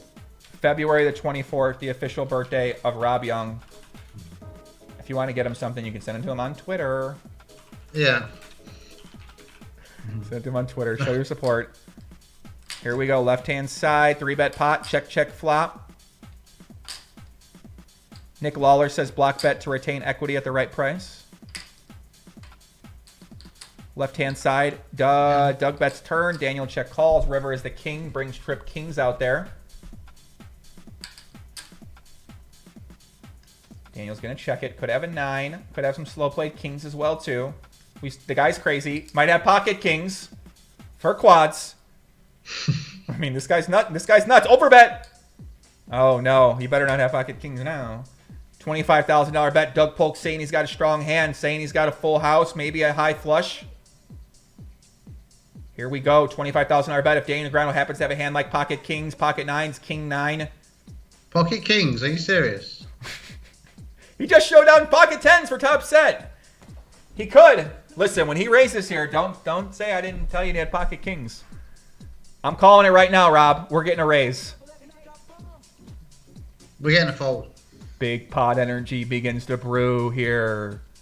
Daniel, hit him with a raise. Yeah, he never raises when he tanks farthest down. You're right. You're right. Maybe he's thinking about a 9, making a hero call with a 9. Yeah, probably a 9. Big pot energy. Let's brew it. With a 9? Big pot. Make the call. Here we go, guys. Dan's in the tank. $25,000 bet. 3-bet pre-flop. Check, check, flop. Check call. Turn by Daniel. River is the king. Doug overbets, and Doug does take it down. $42,000 pot goes his way. Very nice hand. Heads Up Master says, can I send Rob a video of one of my girls? I think sometimes when these guys are taking a long time on the river, they're kind of spinning a wheel or something to see whether to call or not, aren't they? I mean, maybe. I feel like they probably do think it over and they want to be sure exactly whether it's a call or whether it's a fold. And I'm sure there's some types of gamesmanship that's happening there as well. Probably don't want to. I mean, maybe you don't want to instantly act all the time at either one of these guys' spots.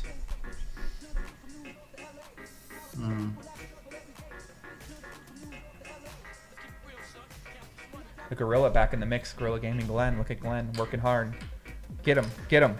Good. Fine. You want to give Rob a couple licks? Give him. Boom, boom, boom. Oh, boom. Oh, no. Ay, no. Okay. All right. Okay. Trying to get. Okay. Whoa.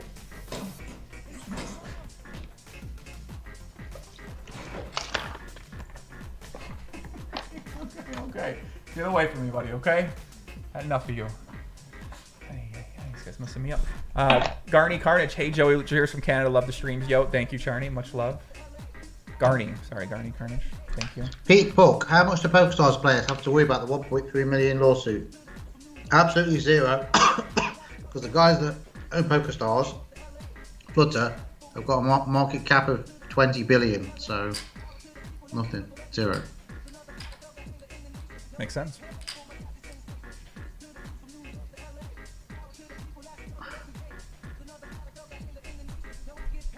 Starting stacks are $40,000 if you're just tuning in. So they started off with 40. Left-hand side, they got 176,000. They got 200,000. Right-hand side, Daniel still in their starting stack with that 48,000 mark. And yeah, it's been up and down, guys. Big session. It's been all Doug Polk's way. Dan Negreanu started off a little momentum at the beginning. But yeah, ever since then, it's been all Doug Polk here. Yeah, he dominates. What'd you say? He's dominated, doesn't he? Yeah, I mean, he is pretty much dominating here. No doubt about that.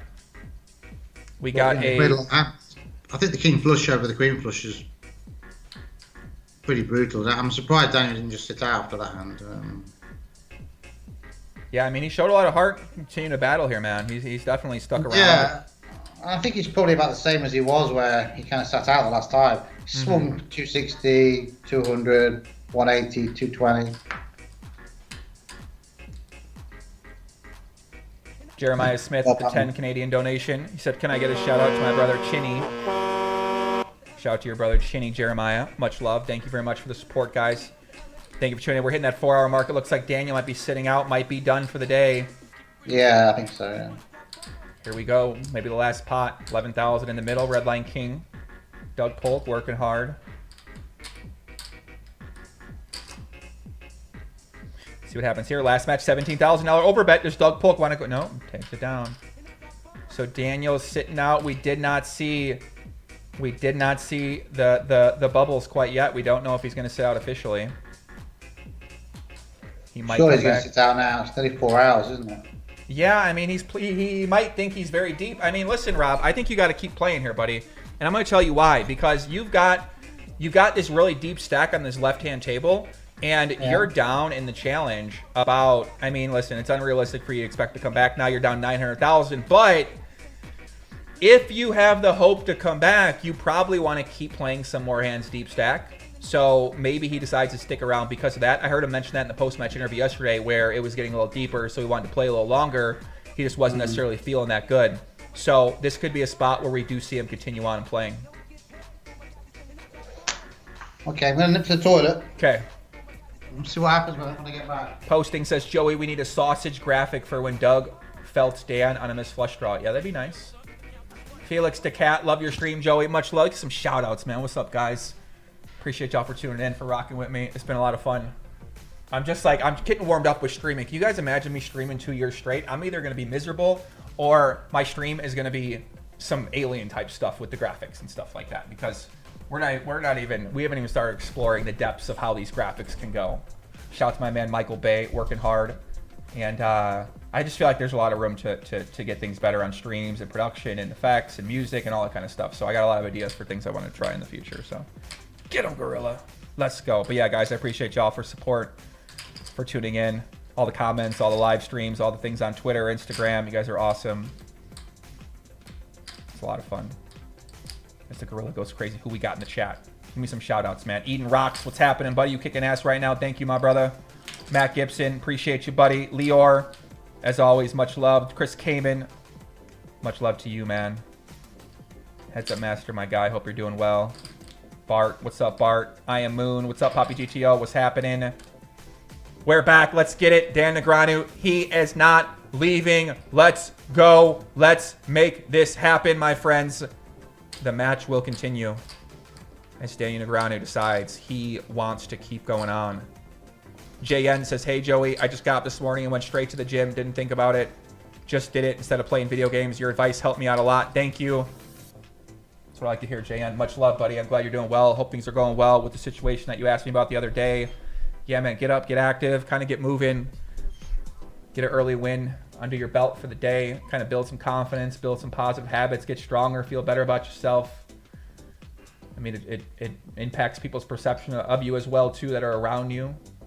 You know, you might want to get more respect from your family, from your friends, and if they don't see you doing anything besides playing video games, they might not get that respect to you. So for some reason, people respect action, they respect movement, they respect progress, they respect growth, they respect ambition. You know what I mean? They look up to these things, and people seem to want to be around these type of qualities. So if you're wondering, you know, I think you mentioned about smoking and being out of shape and dealing with ex-girlfriend issues and all that kind of stuff like that. So I imagine getting more active in the gym, getting some, getting a nice system in place for your life, getting an idea of where you want to get to with your life and what you want to spend your time on would be a good thing for you.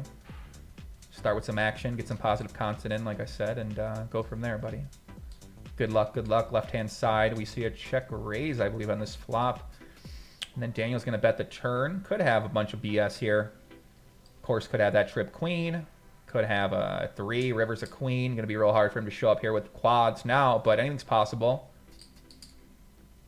You could have a bunch of BS on this flop. Just backdoor diamonds, backdoor spades, backdoor hearts. Maybe even some hands that block the queen. but he does check the river. Ace 10. That's real strange. Did I see that right? Ace 10 versus Ace 8. He not bet the river? What the fuck is going on? Am I? Oh, what's going on right now?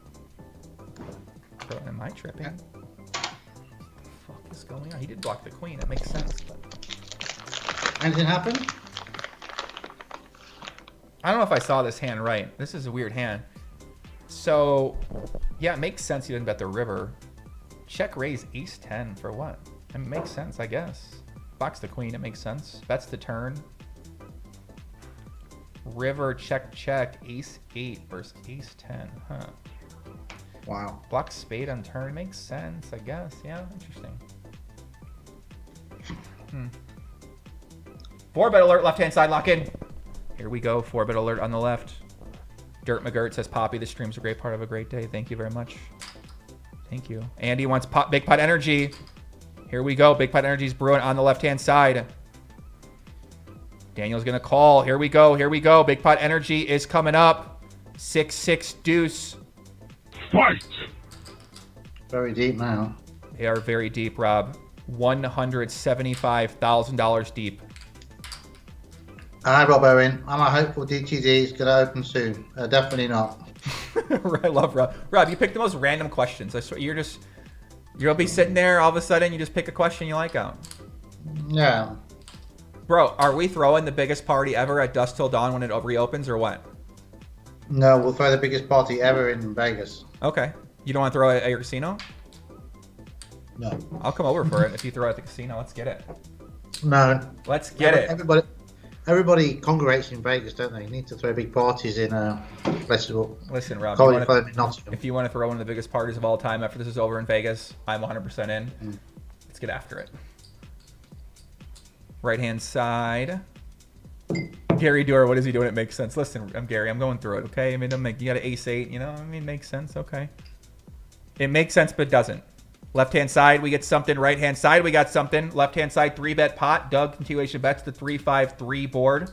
Right-hand side, 3-bet pot once again. Daniel going to bet the turn. Left-hand side, Doug is going to bet 8. All in! All in! Big shove! Well, Daniel's only got 25 behind, but he's in the tank. He's not calling yet. Daniel needs his pot. Keep clawing back. Thank you, Johnny Whittaker. Here we go, guys. Dan Negreanu, takes it down by Doug Polk. So Daniel did not expect that check raise. I bet out of Doug Polk. Over $200,000 for him on the right. Left-hand side, still getting pretty deep. So we could see a massive pot here at any given time. Left-hand side, Doug.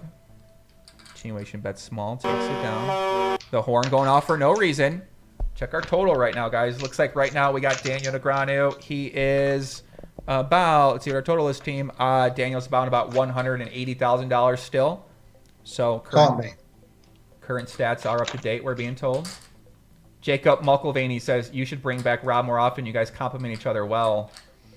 Upspring have Doug 235 up. Yeah, I don't think so. For right now. Maybe after that pot, but yeah. Rob, what do you think? Do you think we compliment each other well? Rob's eating a fucking bag of peanuts on the stream. What are you talking about right here?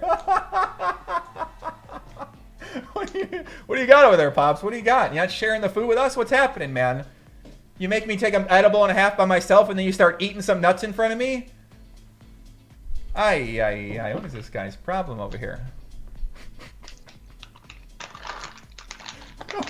Yeah, I think Daniel's I think you had him at 180 when he had an 80k stack on the right hand side and a 220k stack on the left hand side. Rob's concerned about what the current total is right now. All I know is, Rob, by the end of this, there's only going to be one total, and we're going to know what it is.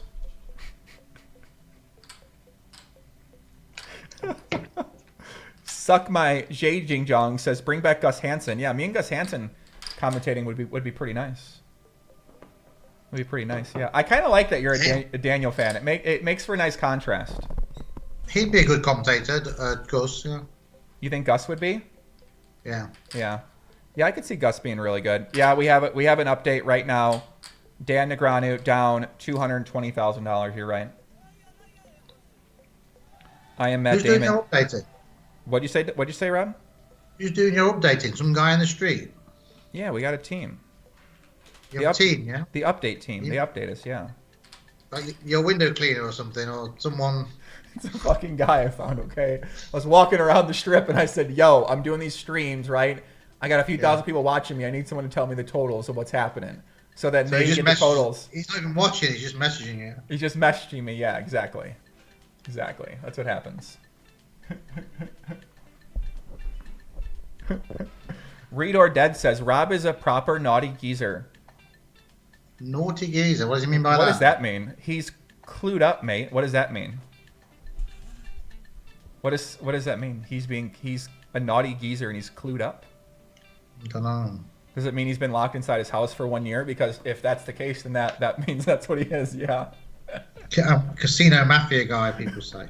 The casino mafia guy, he's at home all the time now because he can't go anywhere because the country shut the damn thing down.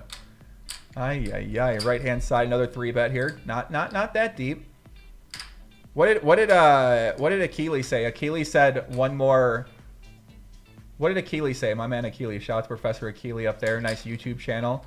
Different genre than me, but shows a lot of support for poker. I don't even really understand the game this kid plays. But he said I should do one more edible at 1K likes. Listen, if we get to 1250, I got one more in me, okay? But you guys, I'll post on Instagram later, all right? Whatever. Rob Redor says it's the ultimate Cockney compliment. Oh, right. They're complimenting you. Thank you. Thank you. Is Cockney another part of the country or what? London. London? Yeah. Okay. Okay. Mark Klein. Not Nottingham, London.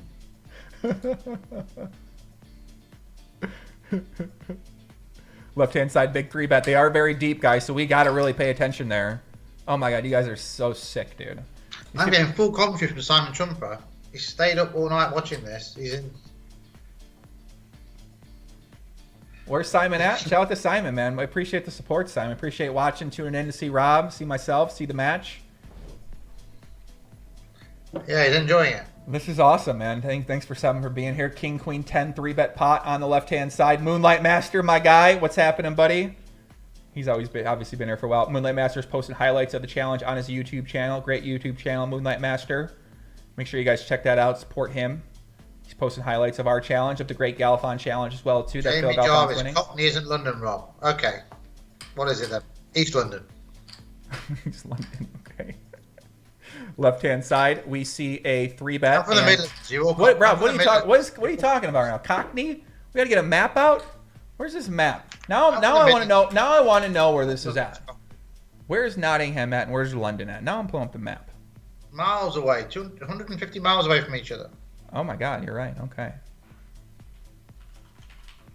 Are you by the Isle of Man? Oh, you're in the middle of the country. Isle of Man. That's like a little island off England. Left-hand side, big pot for Dan Negreanu. I got distracted. King 3 suited. One of the King 3 suited. I hate when I. This is a good question. What football club do you support? Liverpool, Franbrew.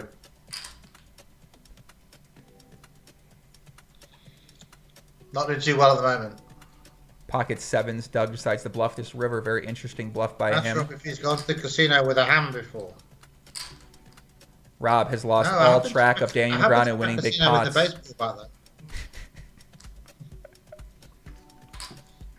Thanks a ton. Rob is brought up on this. What are the women like in Nottingham, Rob? Well, I have to be biased. I mean, my girlfriend's from Nottingham. She's from Hucknall. Yeah.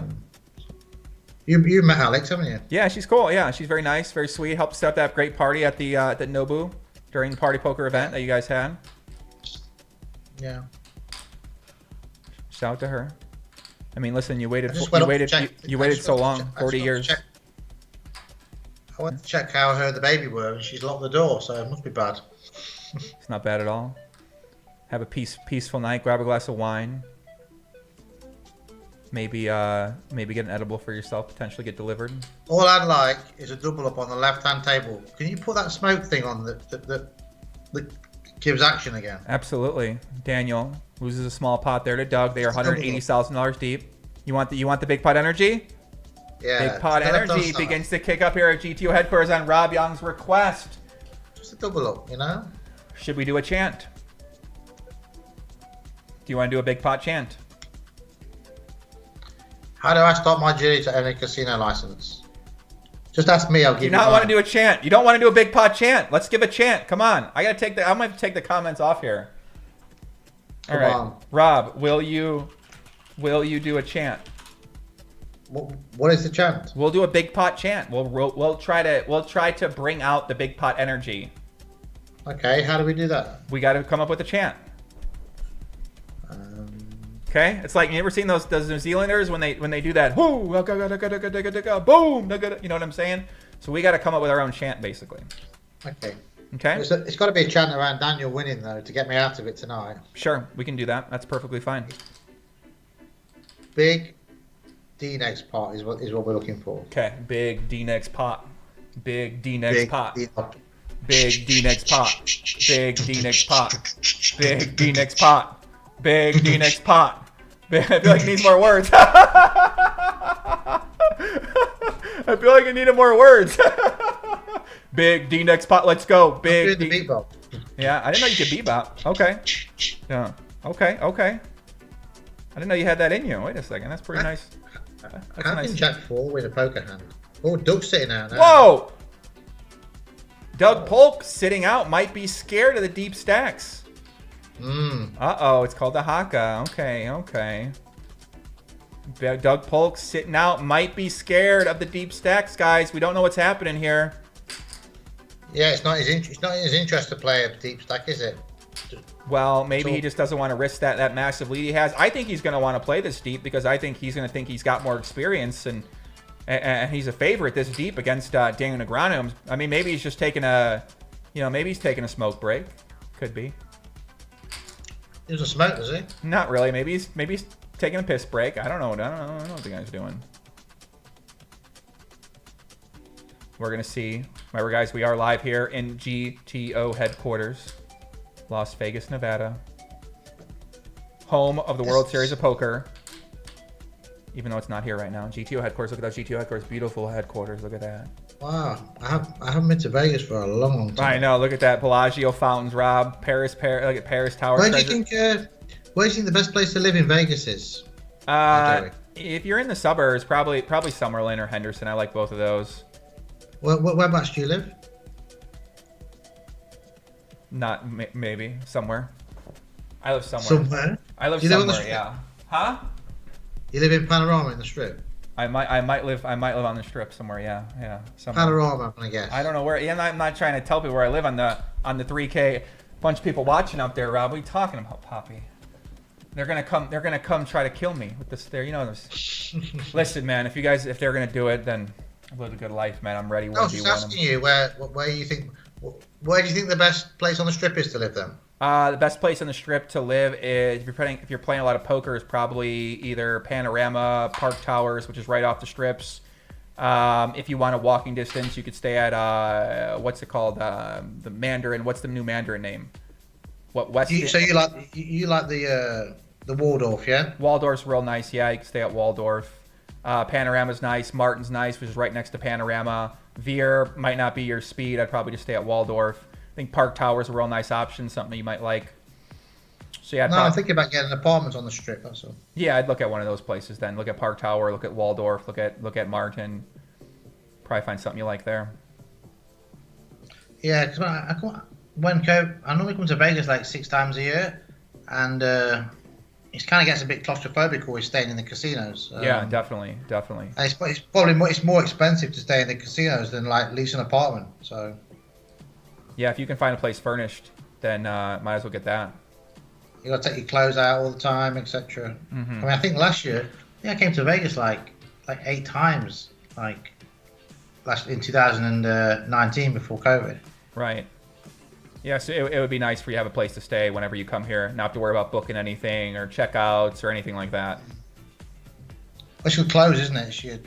It's probably cheaper to buy a place than to. That's why not to buy a place, to lease a place than to stay in the hotels. Yeah, probably. I mean, if you're staying in a hotel in a nice hotel room, you're paying $400 a night or something like that. Now you get some good deals, so it's cheaper. But if you're paying $400 a night, 7 days a week, plus you're spending a bunch of money in your hotel room, it might make a lot more sense to just get a place. Because if you get a place for $3K or less, you're going to be able to get a pretty decent place for a 1-bedroom at least if you get a 1-bedroom. But you probably want to get more bedrooms, so either way, you're probably going to be paying a little bit more money for a place.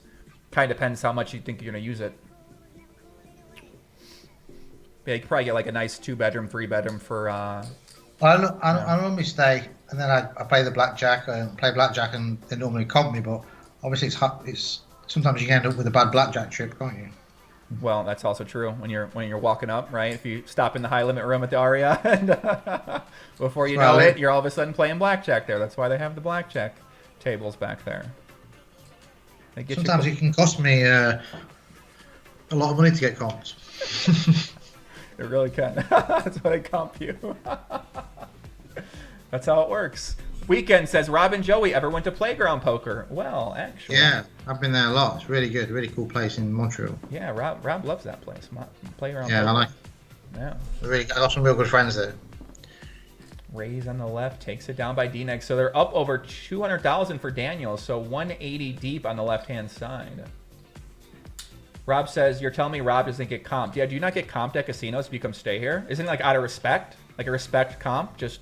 Yeah, I get comped, but I only get comped if I'm playing the table games. I don't get any like special treatment or anything. Yeah, I mean, if you want to stay, if you don't want strip, you can go to Henderson or Summerlin, which are two of the nicer suburb areas. They're about, let's say, like 15 minutes away from the casinos. You play there. A lot of home games are going to be in one of those towns as well, too, right now. But yeah, you got options. Nice house in there. You can stay on the strip in a nice condo. Stay in the tunnels. People were saying the tunnels. Stay in the tunnels if you want, yeah. Millie says Joey has a spare room. That's true if you want. Just too fast as Rob, do you play craps? I don't understand it, so I normally just give the money to my friend and let them play. But I like it. I like throwing the dice. Gary Dewar, I don't think Rob's staying in $400 hotel rooms. Well, listen, with the prices in Vegas now. now. Self-made or a trust fund, baby. The prices now in Vegas, they might be $400. I'm telling you, it's very, very low occupancy here. Yeah, trust fund. I'm just a guy losing on Daniel Negreanu. It happens. Lull in the action right now. Nothing brewing. Now that's correct. Rob's net worth went down by 600k. Yeah, that's correct. It happens. Casual stream, guys. We're at 1081 right now. So if we get to 1250, then I mean we got up like 100. That's nice, Rob. You're a super nice person. Thank you very much. World Valor, thank you. Okay. A couple 3-bet pots on the right hand side. Daniel folds left hand side. Another 3-bet pot. Daniel might be thinking about spicing up a little 4-bet here. He does call.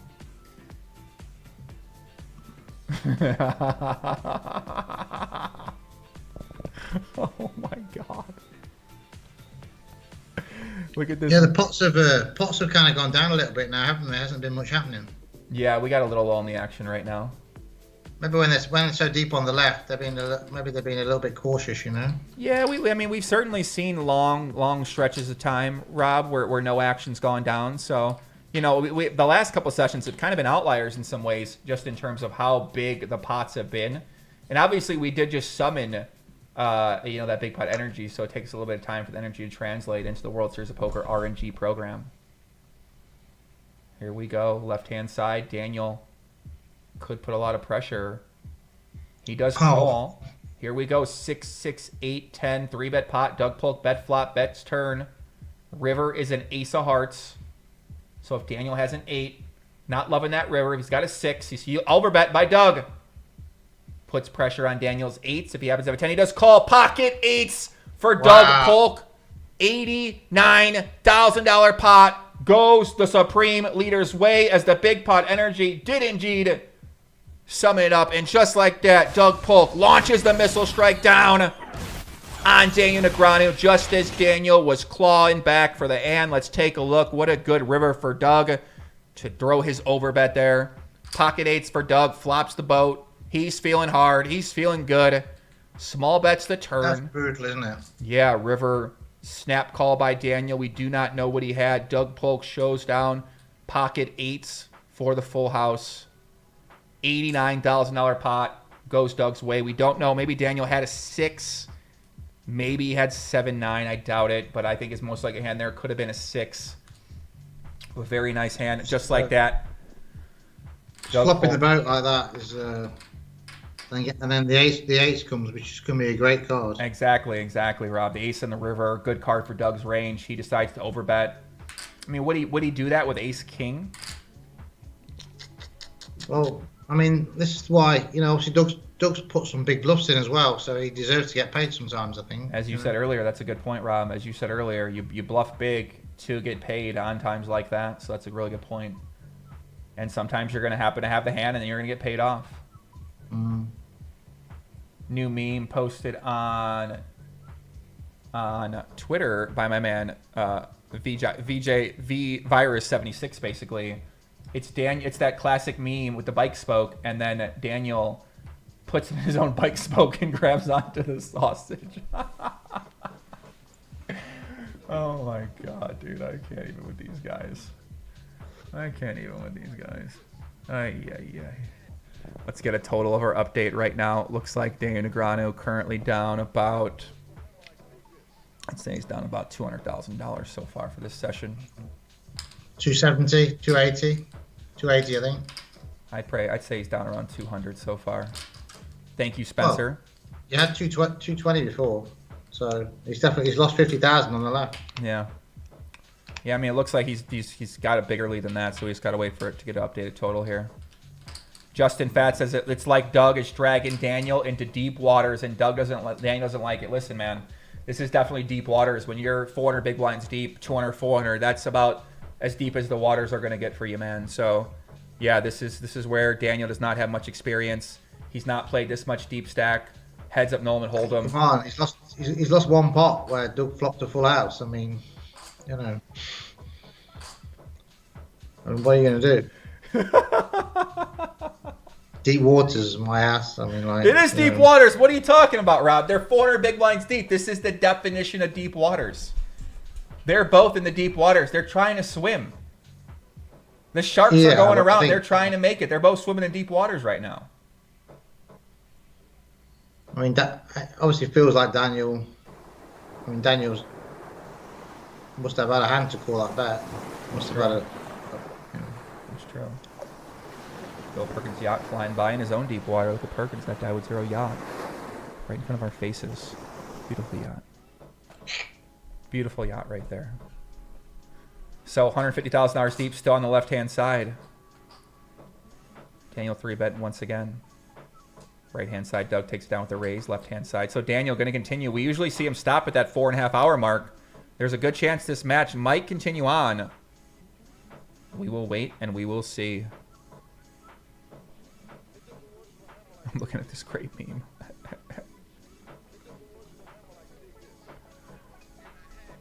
So the guys have not, it's not edible time yet, guys. I said 12:50. We're at 11:04. Calm down. We'll get there. Jamin Burton in the chat. What's up, Big J? What's happening? Spencer, what's going on? Eric Howard, what's going on? All I Want. Peter, CT Optimal. Get Boy 314. Nice to see you guys out there. Simon Trumper. Shout out to Simon Trumper.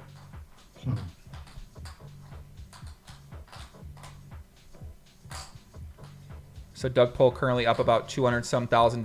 Waiting to see the updated total right now. Looks like we got Doug Polk up $250,000 so far in this match. One of the biggest winning sessions. Way more than that. 265. They've got him up upswing. 265. So yeah, you're not a million miles away.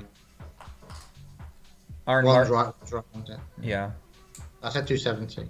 Dana says, why do I keep rubbing Rob's mouse with my face? It just happens to be there when I go to the other screen. That is why. I mean, it doesn't feel like it's going to turn around for Daniel here. Sometimes you've got to cut your losses, haven't you? But I guess Daniel's thinking if he can get one double up on the left-hand side, it's not such a bad session. Right, exactly. I think that's what he is thinking, but he's going to need to get lucky. It ain't going to be easy, Rob, right? It's certainly possible, but it ain't going to be easy. No, I don't see Doug bluffing off 200K. You know, if anyone's capable of bluffing off 200K, it's Doug Polk. The guy's an absolute madman. Shout out to Peter. Thank you, Peter. You're a great broadcaster. Thank you, Peter. Just learning how to do it. The first time. I think tonight. I think tonight's session ends any possible comeback talk chance of a comeback. So I think Doug tonight has cemented his win, hasn't he? Mm-hmm. You know.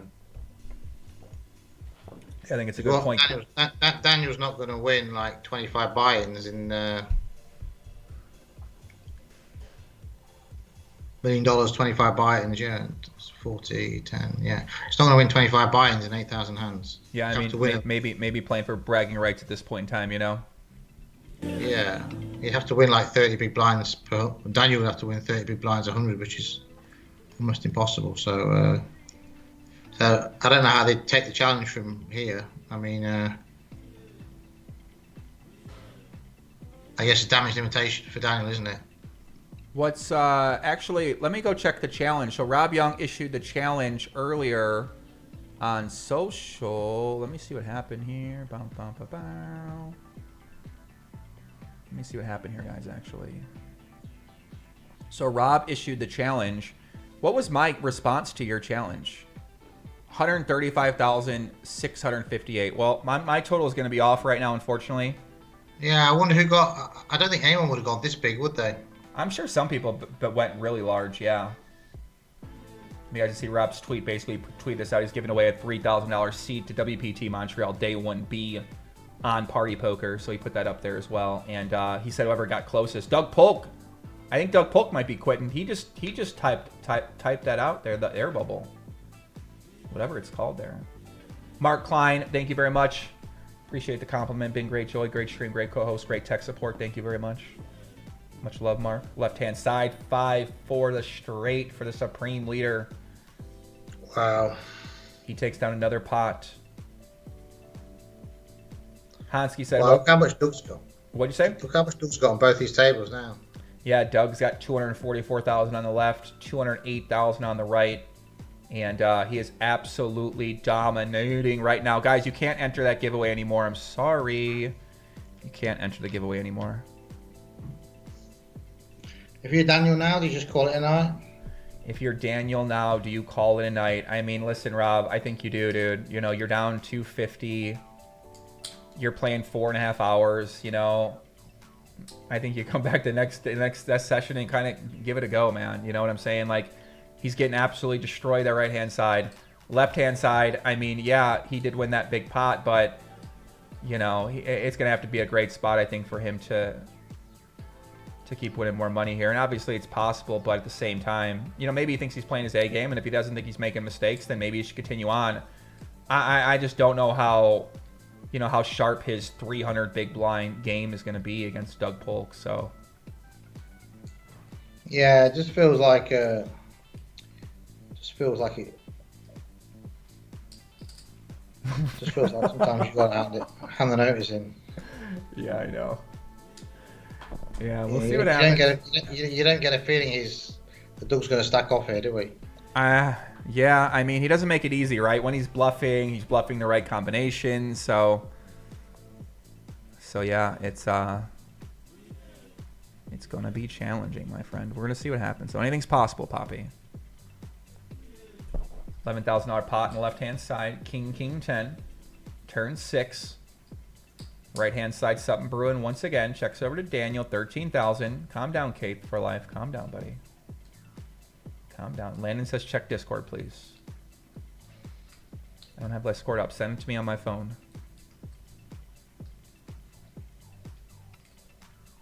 Here we go. Right-hand side, 11,000 in the pot. Left-hand side, or right-hand side, 13,000 in the pot. Daniel's going to bet the turn.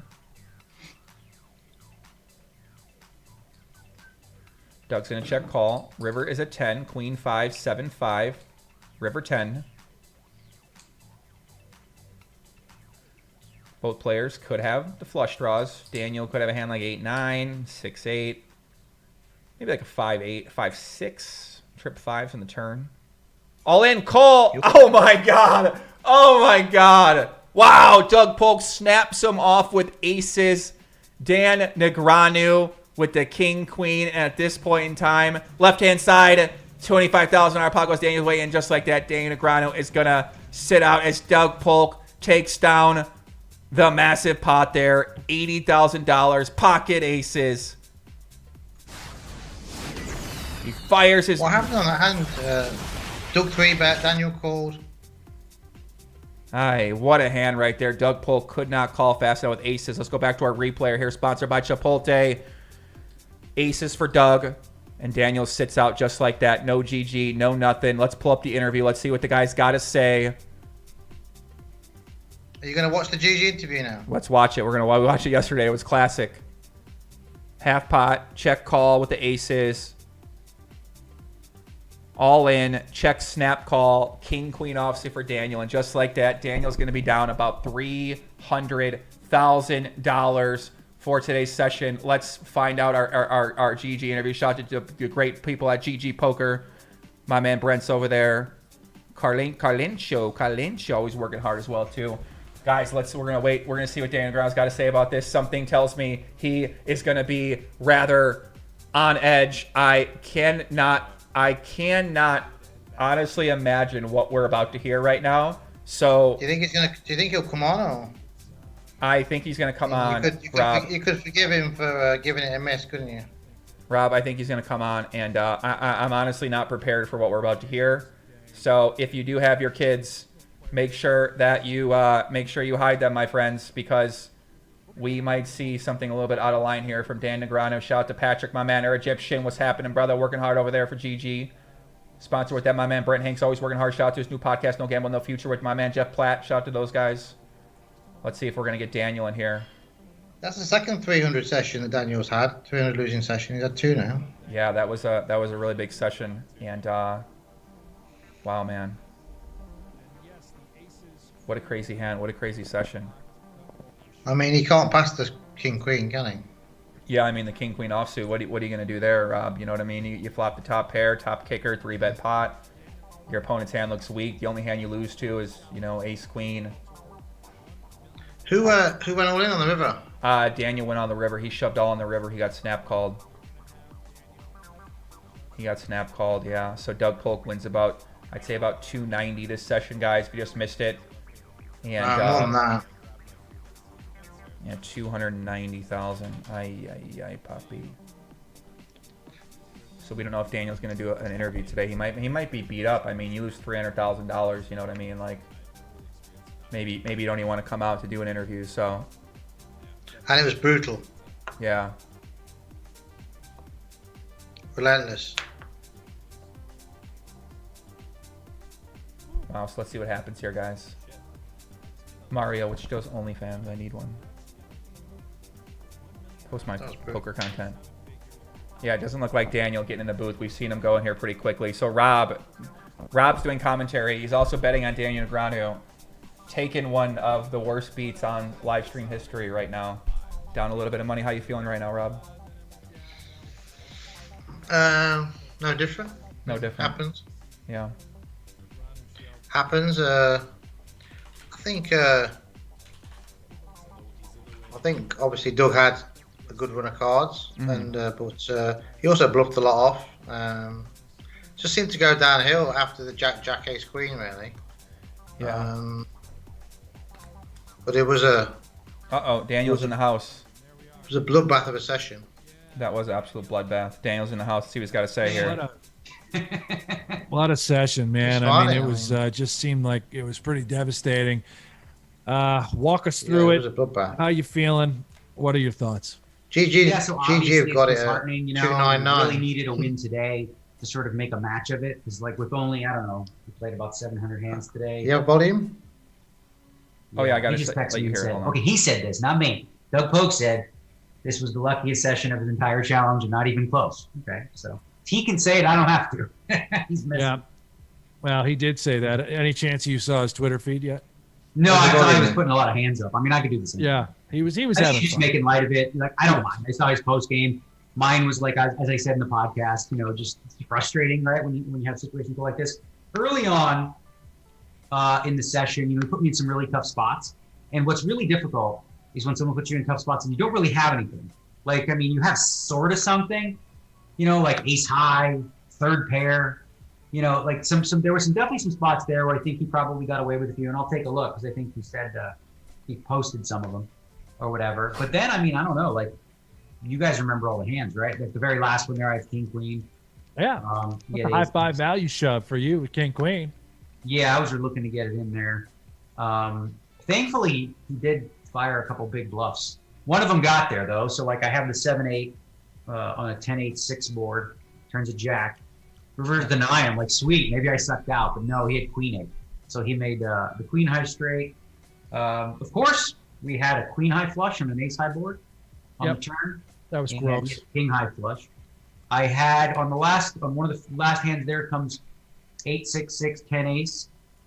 He had pocket eights. I had ace queen of spades. So I had that was your hand there. Yeah. Yeah. I think he bet small in turn 2, 1/3 pot. It was a good bet with his hand. Yeah. So like really, I mean, I did win some big pots, but again, the big pots I win have, really typically come from when he takes a very ambitious line, like, when I had the nuts and he raises, real big, or the other one where I had jacks and eights on jack 8, 4-3, and then the river was like a 9. I check, and he does his 3-4x bomb. So as I was sort of saying in the last session in my podcast a little bit, like he's got a style that works when you fade hands and like your opponents just can't have hands to call you with. It works really well. When it doesn't, often you have to you end up spending a lot more chips than you'd like to necessarily, to run those bluffs. But overall, I mean, it's a strategy that clearly works for him. It can be tough to play against in spots when you have marginal hands. But today was like, I remember the run that he had when he won like 8 buy-ins. And like, here's the thing, right? Obviously, he played well, I thought, actually. Aside from some of those bluffs that I think he mentioned were ill-advised and they're very expensive. It's just, it was tough. Like there's a lot of hands, like I can go over them. I mean, I did get it in a flip. I had, ace queen against jacks. He won that one. There was a 2-pair sequence. You had 10-7. He had King 10. Oh, that one too. 10. Yeah. So I 3-bet the on. 10-7. I 3-bet the 10-7. He already had me on, what did he have? He had King 10. Yeah. Oh, yeah. So King 7-3. He's got King 10. I got 10-7. 10 on the turn. So now I'm value betting. And then on the river, I'm actually value shoving. So a couple hands here, like the King Queen and the 10s and 7s, where I was, value shoving and, got beat by a better hand. The other one, I played a couple hands that were a little goofy. And part of it was, you were at that stage of the challenge where I'm going to need to hit some hands once in a blue moon to get to win this thing. So there was one where I had the 8-9 of clubs, came 8-6-5, 2 diamonds. I bet he raised me. We're about 130 blinds deep past that. So, I mean, obviously I could play. I'm not folding ever, but I mean, I could flat, which is the standard play, but I decided to get it in.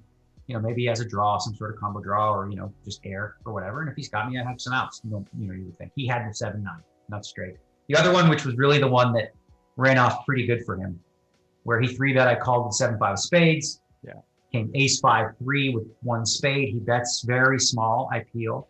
The turn card is the queen of spades. So now he barrels pot, a little over pot actually, probably 110% pot. And the standard play for me is to call here. But again, as I said, I thought it was a good opportunity to maybe get him to fold the hand. If he's barreling, let's say if he's barreling with King Jack or the spade or something like that, or if he has King 10 of spades or something and decided to barrel, I got the best hand with 5s, right? So, I mean, if he has ace queen, such as life, then I would have 11 outs. If he just has an ace, I have 9, I'd like whatever, 9 plus the pairs.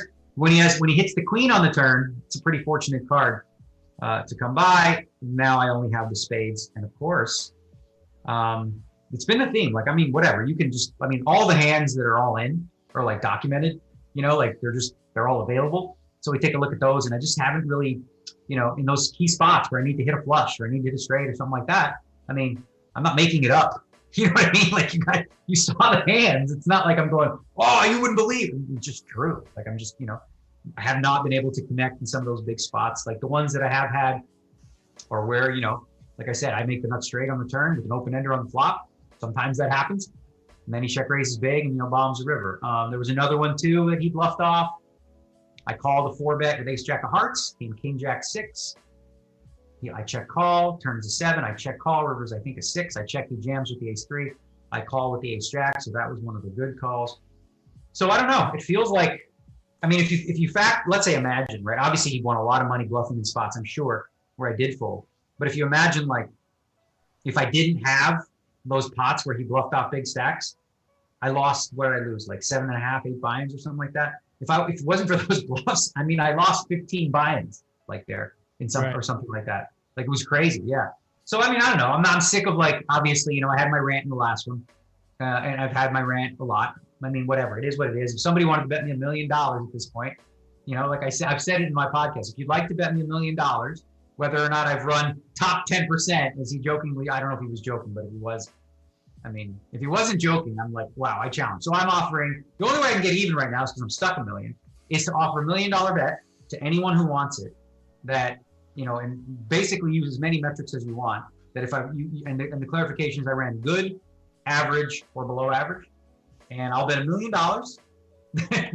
This is my only shot to get even right now. I'll bet $1 million that you can do it. You can look at the information however you'd like, and if you don't come away with the conclusion that I've run subpar, then you win the bet. So $1 million, my best shot to get even right now, because it's going to be a tough time with this many hands to go. I'm not going to lie. I expected, to maybe another rant of sorts, or you seem very calm, collected. Is there a feeling, do you feel deflated? I mean, do you right now feel like you can't win the challenge? Well, I mean, obviously, like today I went in with a good mindset. I was like, all right, we're going to I put out the fee of the Babe Ruth. I'm going to win 228,000 today, and it was like, oh, fuck, he's going to win 228 exactly, isn't he? And I'm like, no, he ended up winning more, like 298. I mean, it's disheartening, right? Because you want to make it tight. You want to make it like interesting. And now with whatever we played, we've got like 7,000 hands left. I mean, for me to win 25 buy-ins and 7,000 hands, that's well below the pace, right? So yeah, I mean, at this point, it's just a question of like, can we from here out, post a win the rest of the way? Because it's really not. Or maybe, you know what? Maybe there's still the possibility that I can get the moral victory, which is to win the match outside of all-in EV, which I've slipped there. I know I lost a bunch of all-in EV today. I had to have, right? 7-5 of spades hand, the jack was the ace, queen. I don't know what other all-in hands there were, because we don't typically do that. We don't get a lot of hands that like the money goes in before the river. As you can see, there's only been like 30 or 40. Typically the money goes in. Oh, and then I had the 8-9 against his 9-7. I don't think I lost a lot of EV there with top pair.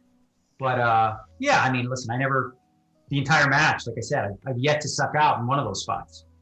I mean, the best I've done is win a coin flip where I was 43%. So basically, I had ace king, he had tens, and I won. That's like the best I've done in all these flips. And I needed to run really, really good to win this challenge. And yeah, it's disheartening for sure, because really that's what mattered most, was just like giving myself the best chance to win. And at this point, after today's session, it's going to be very, very difficult to make up that kind of ground.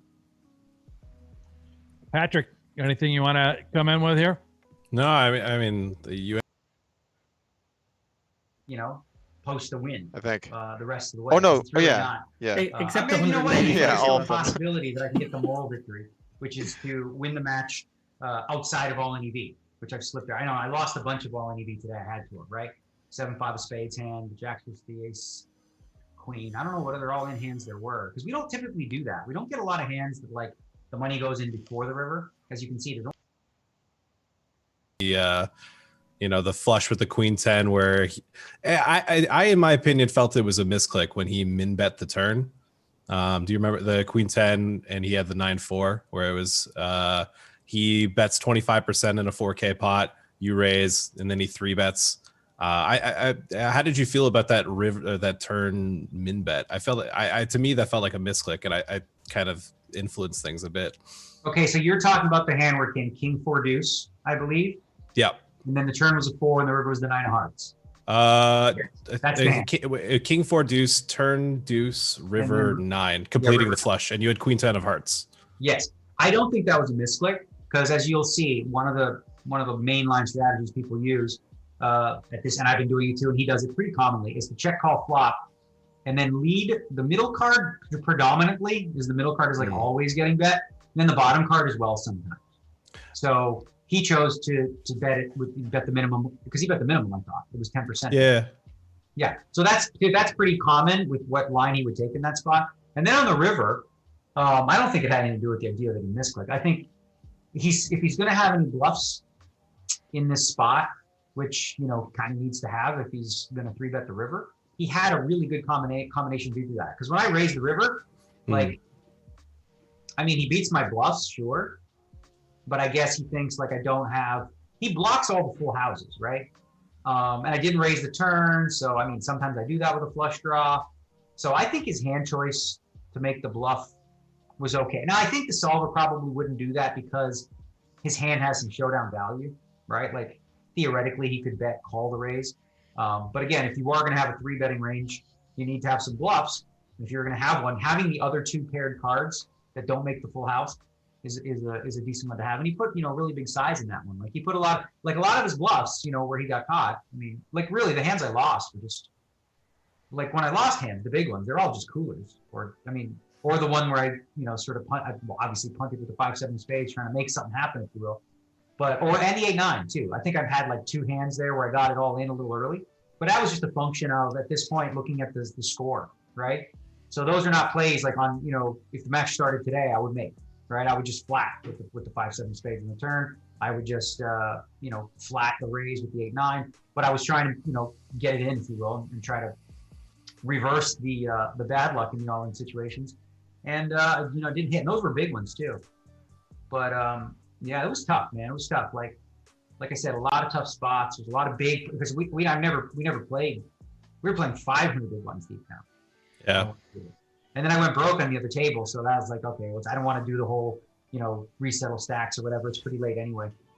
But yeah, that was a tough one. I lost. It was 300. Damn, that's gonna be hard. It's gonna be hard. Sorry for those that bet on me, but I promise you, I did my best. And I'll continue to do my best to try to make a game of it. But, here's the thing. Like, he goes in as the better player, right? So we know that, that's a given. We shrink the skill gap, nearing the, past the halfway point. And then we just need to run really, really good to make it a match. And I don't think he's, so I watched his post game and I laughed a little bit. I'm like, I don't think if he's really serious that he thinks he's like, that I've run really good in this challenge. Like, if he really believes that, I would make the bet. Actually, I'll tell you what, just so I can win $1 million, I'll make it $2 million. Okay? We can bet $2 million. Well, we can bet 5. Fuck it, let's go. All right. Well, the $5 million bet is out there. This is kind of wild. It's been brought to my attention. I believe the Upswing crew has this stream on our interview, and they are commentating over the interview. So it's Doug, Gary, I don't know who it is, Gary Blackwood, and Dave Lappin. The good friend that is, the old Dick Napkin. Yeah, I know that guy. They are watching the stream as you're doing this, and it sounds like it's one elaborate sort of troll coming from that end. So, I think they're right here with us. I feel like there's got to be a little bit. There's got to be a little bit of underwhelmed. What's that? I feel like they got to be a little. They were hoping for something more. I feel like. Yeah, I think they were hoping for like the rant. I had my rant. Listen, I go through them.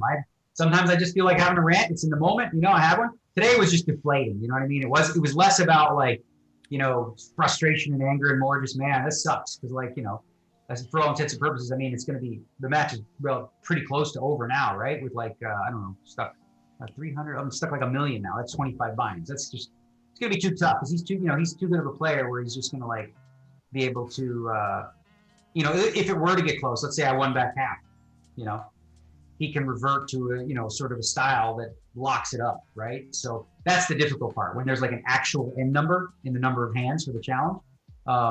If it were to go good for me in like the next session or the next session after that, then, he can sort of lock it down, if you will.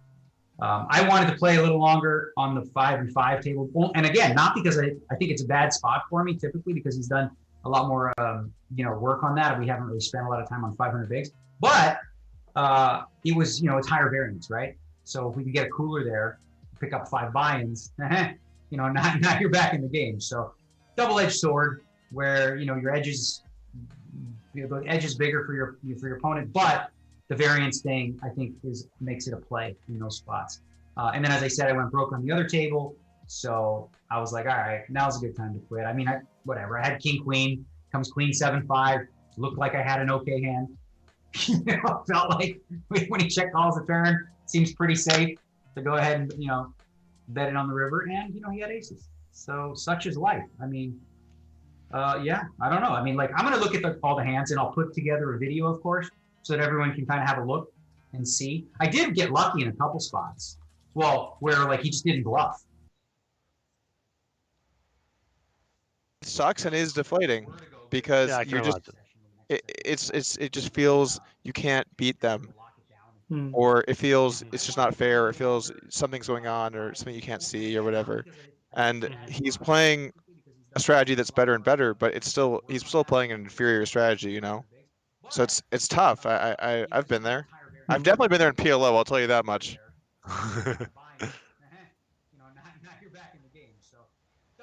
I'd have liked to have seen this Negreanu more often. Yeah. Not all the time. The bluster and the fun of those other kind of Wilder interviews is great, but I'd have liked to see this more reflective, more honest Daniel more often. I think this would have been something that he could have hung his hat on as more part of a longer term process, maybe. When he check calls the turn, seems pretty safe to go ahead and bet it on the river, and he had aces. So such is life. I mean, yeah, I don't know. I mean, like, Yeah, I'm gonna look at the it's really tough here in his shoes. of course, so that everyone can kind of have a look. It's nice of you to say that.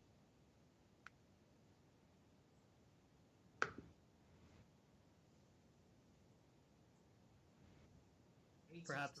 Well, this is one of the reasons why I really tried to not get involved in the luck conversation too much because and he talked about this a little bit on his podcast when the weaker players complaining, let them complain or whatever. But I don't want to be a dick about things when I do have an edge, and Yep. he did agree to play me in this game. I knew it was likely I'd win a lot. I knew I would definitely have an advantage, and even though I was kind of throwing away everything before, I really didn't want to be a dick about it. Oh, I see. And so overall, I really did try to just. I'm not gonna comment on the stuff. The narrative about him being unlucky though, it just started to feel. When are we gonna just move on from this? I would definitely have not said anything if this was his overall demeanor. Yeah. Yeah. I wouldn't have done that. Yeah, if he was like it would just be mean. It would be too mean. Like kicking him while he's down a little bit. Yeah. Yeah, It's also much more easy to be constructively critical, but also positive in the ways that you said. Like you said in the last session, post game, you said like, I have nice things to say about him now. I really don't want to go to this place. It would be so much easier for you to have articulated those nicer things if this was the general tone. Like this would have been a much easier person to have interacted with in whatever way you could have. Listen, guys. I've talked with these Daniel. guys, we don't want nice fucking handshakes. We want violence and vengeance. We want these guys battling. We don't want them to shake each other's hands. Oh, what's going on? Stuff which I think is very rare for challenges. Oh, what was that? But I'm not planning on playing for a long time. And when I run a sim, I'm fine chatting with him because what do I have to hide? Poker's so hard. If I talk about a hand and I say, hey, I think we're talking about a spot, I'm like, well, I actually think you should do this. How much EV does he really gain? It's one spot. If he learned how to play it better, that's does he win $100 from me? Does he win 500? Does he win 1,000? There's probably not even 1,000. How likely is that spot to come up again or whatever? Maybe some of the really important things we don't talk about, but you know what I'm saying. If I run a sim, it's so we've talked about some hands and stuff, and one of my goals in this challenge was not to be.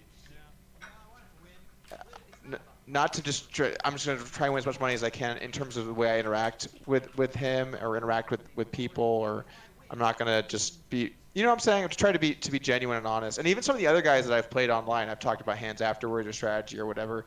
Some of the other people that I've battled with, because I'm not trying to just, I don't know. I guess it's weird because I feel now that I'm successful enough to where I don't have to play. I don't have to win. I'm just doing it because I'm trying to win money here and but then I feel I want to be genuine about it. And that's weird. It's weird emotions. Can I push back a little bit and just ask? Tonight you did something you haven't done as a rule throughout the challenge, which was posting regular updates of the hand you had 10 minutes later. Doug looks like he feels bad right now. Yeah. And he seems somber. He's like, was man. the objective of that for fuck him this or guy his up a team lot. to Maybe I see shouldn't have them gone so and hard get at him. under his skin? Was it just for the fans? Was it just to change the narrative and make the point you were making at the previous session? What was the point of that? It was just for the lulz, man. Okay. It's for the lulz. Obviously, you give up some information at those spots, but it's partly for the lulz, and it's partly to show, hey, there are hands that are unlucky both ways. That's the way poker goes. You get some lucky one way, you get some lucky the other. You know? Makes a lot of sense.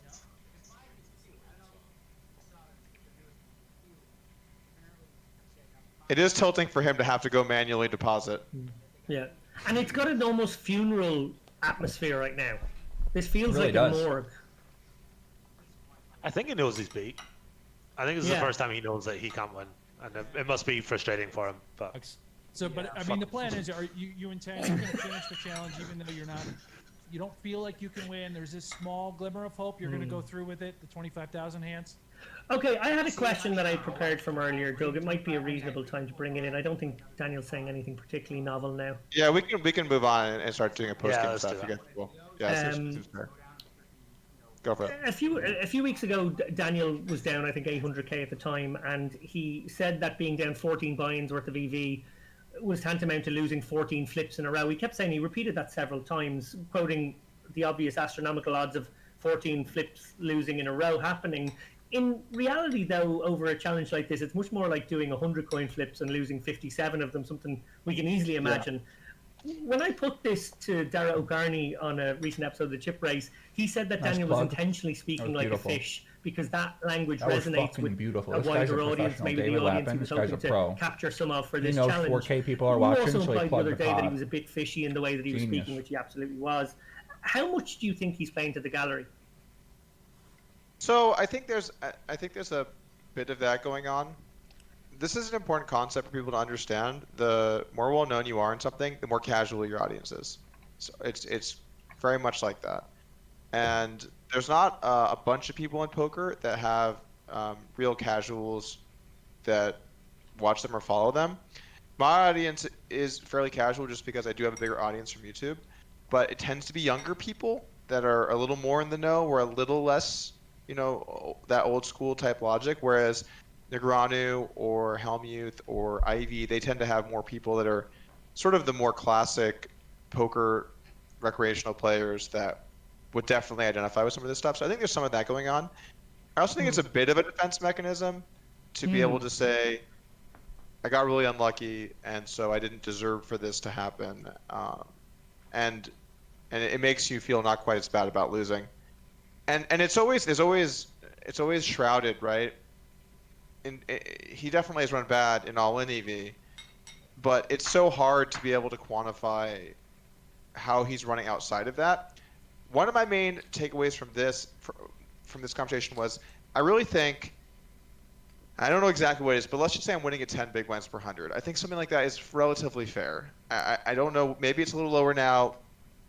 Maybe it's more in the vicinity of 7, 7.5, 6, but it's probably more like 10. I'm not totally sure.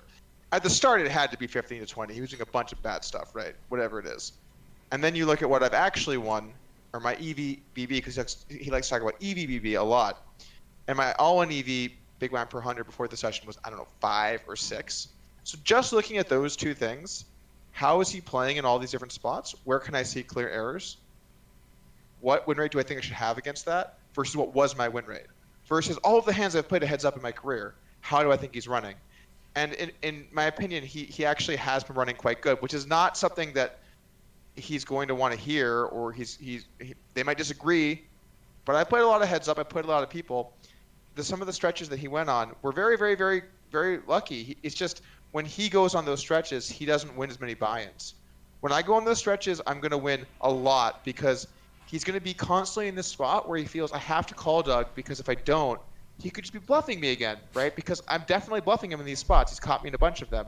So he kind of feels a little bit trapped in some of those situations where he feels like he has to call. And so when I get a string of good hands in a row, like I did today, he kind of has to call, right? And so he's going to get stacked a lot when I hit a bunch of big hands in a row, or he's going to have to fold and overfold to these jams or to these bets. So typically speaking, when he runs hot, it doesn't feel as hot. It feels way less hot. I went on a 10, 12 buy-in upswing. Whereas, if we think about this challenge, So if we had really to great super point. broad strokes, Really great point. I won, let's say, 5-ish buy-ins. He won 11 or 12. I won 30. He won 13-ish. I'm not sure what the exact number is. And now I've won, 13 or 14 back. So you can see he's had a couple of swings in here where he won 10, 12 buy-ins. But those were him running really hot. I just don't think that he realized how hot he was running. And some of those early sessions, there were some very fortunate things that happened for him. And don't get me wrong, in my big sessions, if you win big and heads up in any session, a lot of really fortunate stuff happened for you. Obviously. I wasn't supposed to win 298K today. Obviously. That was obviously not supposed to happen. I was supposed to win 20 or 40 or whatever it's supposed to be, right? So whenever you do have a very lucky session, you're going to win a lot of money. But the thing is, when you're picking up all these other hands, it's a lot harder for you to go on a big upswing because you're getting chipped away at in all the other spots. And I don't know if I don't see all the showdowns, right? So it could be that he's bluffed me a lot in spots I didn't call, and he has had more value in spots that I did call, but it's probably fairly safe to say that he's not bluffing enough. And it's probably somewhat fairly safe to say that he's not calling appropriately in some spots. I think there's some spots he is, but there's probably some that he's not. And so the result is it's just hard for him to win as many buy-ins when he does run hot. That stretch of hands where he won 5 sessions in a row or something, I just don't think he can appreciate how hot he ran over those sessions. I just don't think he can appreciate it because it doesn't feel as hot. I'm not trying to say that he. You know what I've done, by the way, lately? I've tried to not say the word like, and I've replaced it with So now I say whenever I want to say like.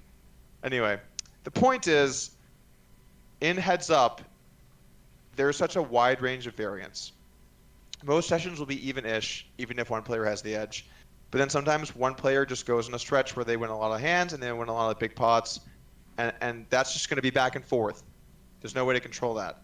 But if you're constantly winning an appropriate number of pots or more than your share of pots, you're going to have the edge in the longer run, unless you're sputastic. And I have my moments, but overall I don't think I'm a sputastic. So that's kind of what happens. And then when I have days such as this one, it's more clear. Because I don't think Daniel, it's going to be very, very hard for Daniel to have a day where he wins 300K. Not impossible, but very, very hard.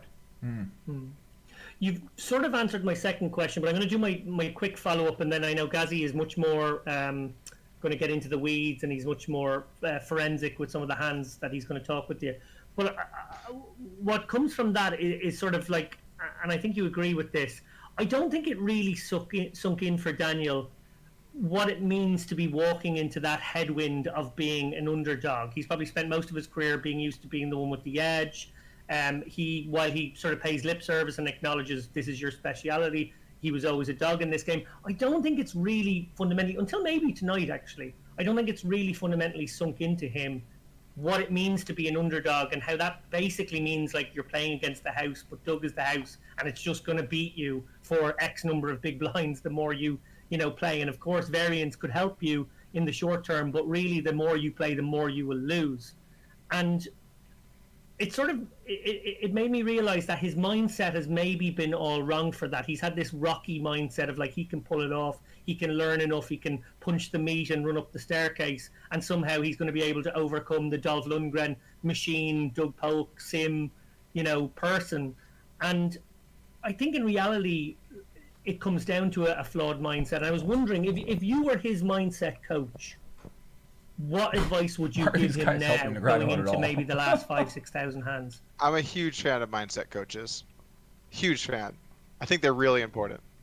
Obviously, anyway, no, I know that's not your thing, but we all take on sim psychology. They can have value. I've just seen so many scammy ones. Of course. Mindsets. So let's just talk about mindset in poker. Mindset's very important, and it's important to have an even keel. And it's something that I think I've even struggled with a little bit this challenge, because I've been in a weird place where I don't like poker and I'm forced to play. And so I think mentally that has been a bit of an issue for me, and I felt that more lately especially. But when you're in a hand you have to be able to completely remove everything that's going on Right. and just focus, what is my range here? Right. When I do bet, what sizes make sense? What bluffs, what's my bet frequency? So how often am I betting for that size? And then which value bets and bluffs most make sense to weave that together? And then remember that you need to protect your checks. And you have to just be doing that. And then sometimes you just have to go for it, or you have to make the thin call, or you can't have emotion tied to the result of a hand in any Right. capacity. And I think even thinking about in the middle of it, when you play a hand of poker, when we signed up for this, it was 25,000 individual instances, right? Right. It's not really sessions. Sessions are just a thing we sort of made up to create narratives, because narratives are fun and everyone loves a good narrative. But really, this is 25,000 individual instances, and that's why one of the reasons why people Welcome to the content say, "Oh, world." Doug, when he's winning, why don't you quit to stop the momentum or whatever it is?" Do you think that It's that just 25,000 inauguration? instances. That's Listen, all it guys, is. And then It's called putting on a show. Do the inauguration people need to stand out in front of the Capitol with fucking fences around and spread out and all this present Lady Gaga singing? No. Lady Gaga didn't even sing the national anthem. It's called a presentation. Entertainment. Based on how you're doing. I was up. Makes things fun for people. 5 or 6 buy-ins today, and I was 2.5 buy-ins deep, and I thought, I'm gonna really need to run it here. And I'm not thinking, oh man, it would suck to blow half my profit just running into the nuts here, which I did, and it's what happened. But you still have to just be able to do that and completely separate. So I think from a mindset perspective, the most important thing is just when you sit down to play, you plan on executing and be confident in your abilities and be confident in your plan. And don't let what's happening in session affect you. I had one hand in one of Negreanu's biggest winning sessions. I think I was down 4 or 5 buy-ins, and I had a hand that was close on if I should really be bluffing or not. But I RNG'd super low, and I check raised, and then I RNG'd a reasonably low river number. And I thought about it, and I said, okay, I'm gonna go with this. I think a low frequency is good. And it's funny in that spot, because I think a lot of people, if they're down 5 buy-ins, they might not do that.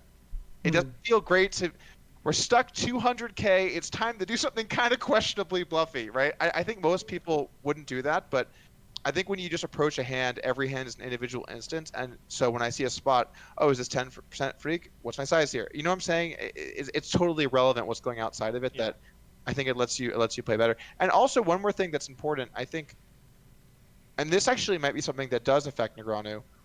I think when you have a history of winning in poker or winning at a game type, because Negreanu's obviously won a lot in poker, but winning in a specific game type, you feel more confident in doing the thing you think you need to do, in making the call or the bluff that you need to, and not being worried about the results. For Negreanu, it's a bit different. If he has a bunch of new sizes, he's trying a bunch of new strats, and then he puts them in, and then he starts losing with them, it's easy to lose some confidence in that and lose the real sharpness of trying to go for them if you think that those spots are appropriate. It's a great answer. Thank you for that.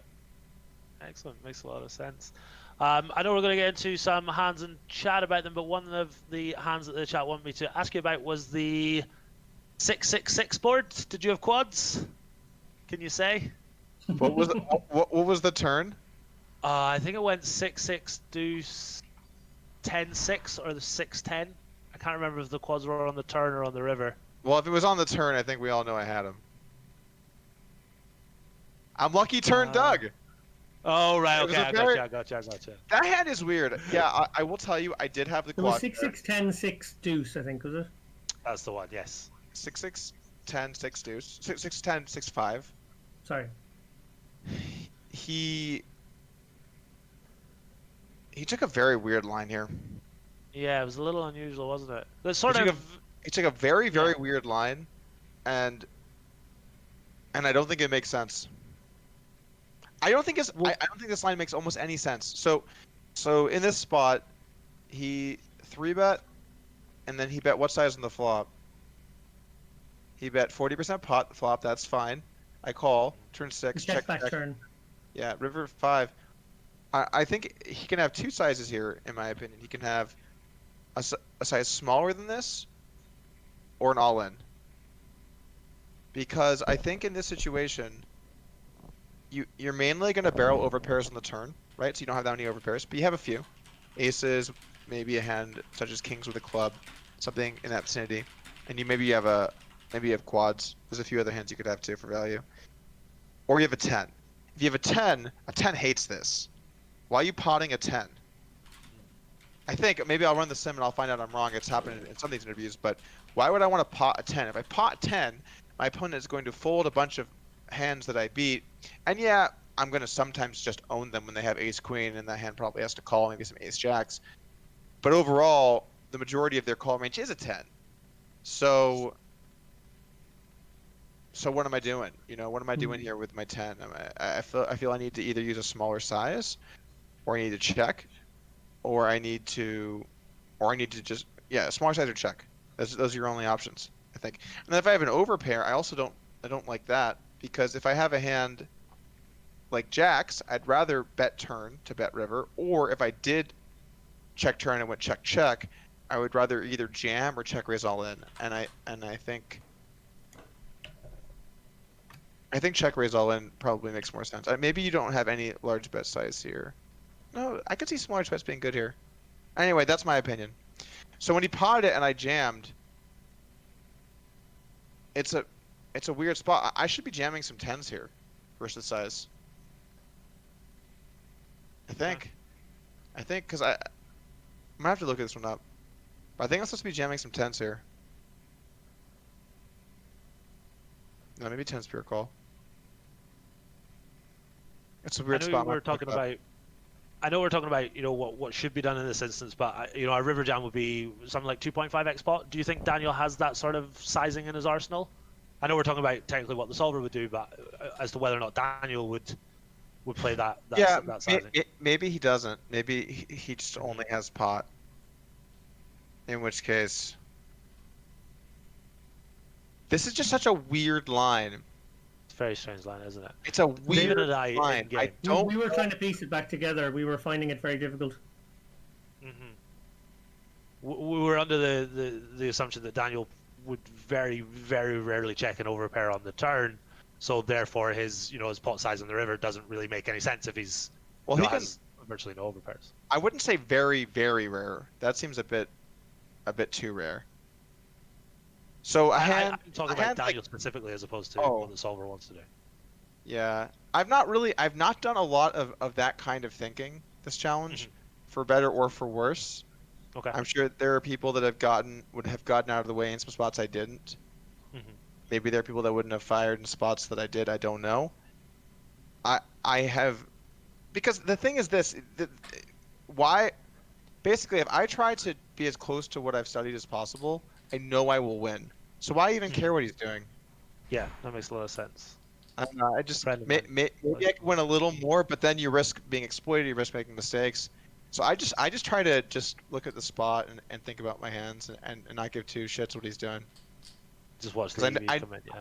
I know I will win if I execute at a high level of the strategy I'm supposed to execute.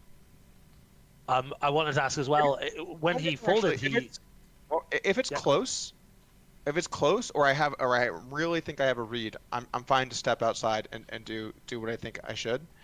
But if it's I feel I'm doing a bit of guesswork, you know what I'm saying?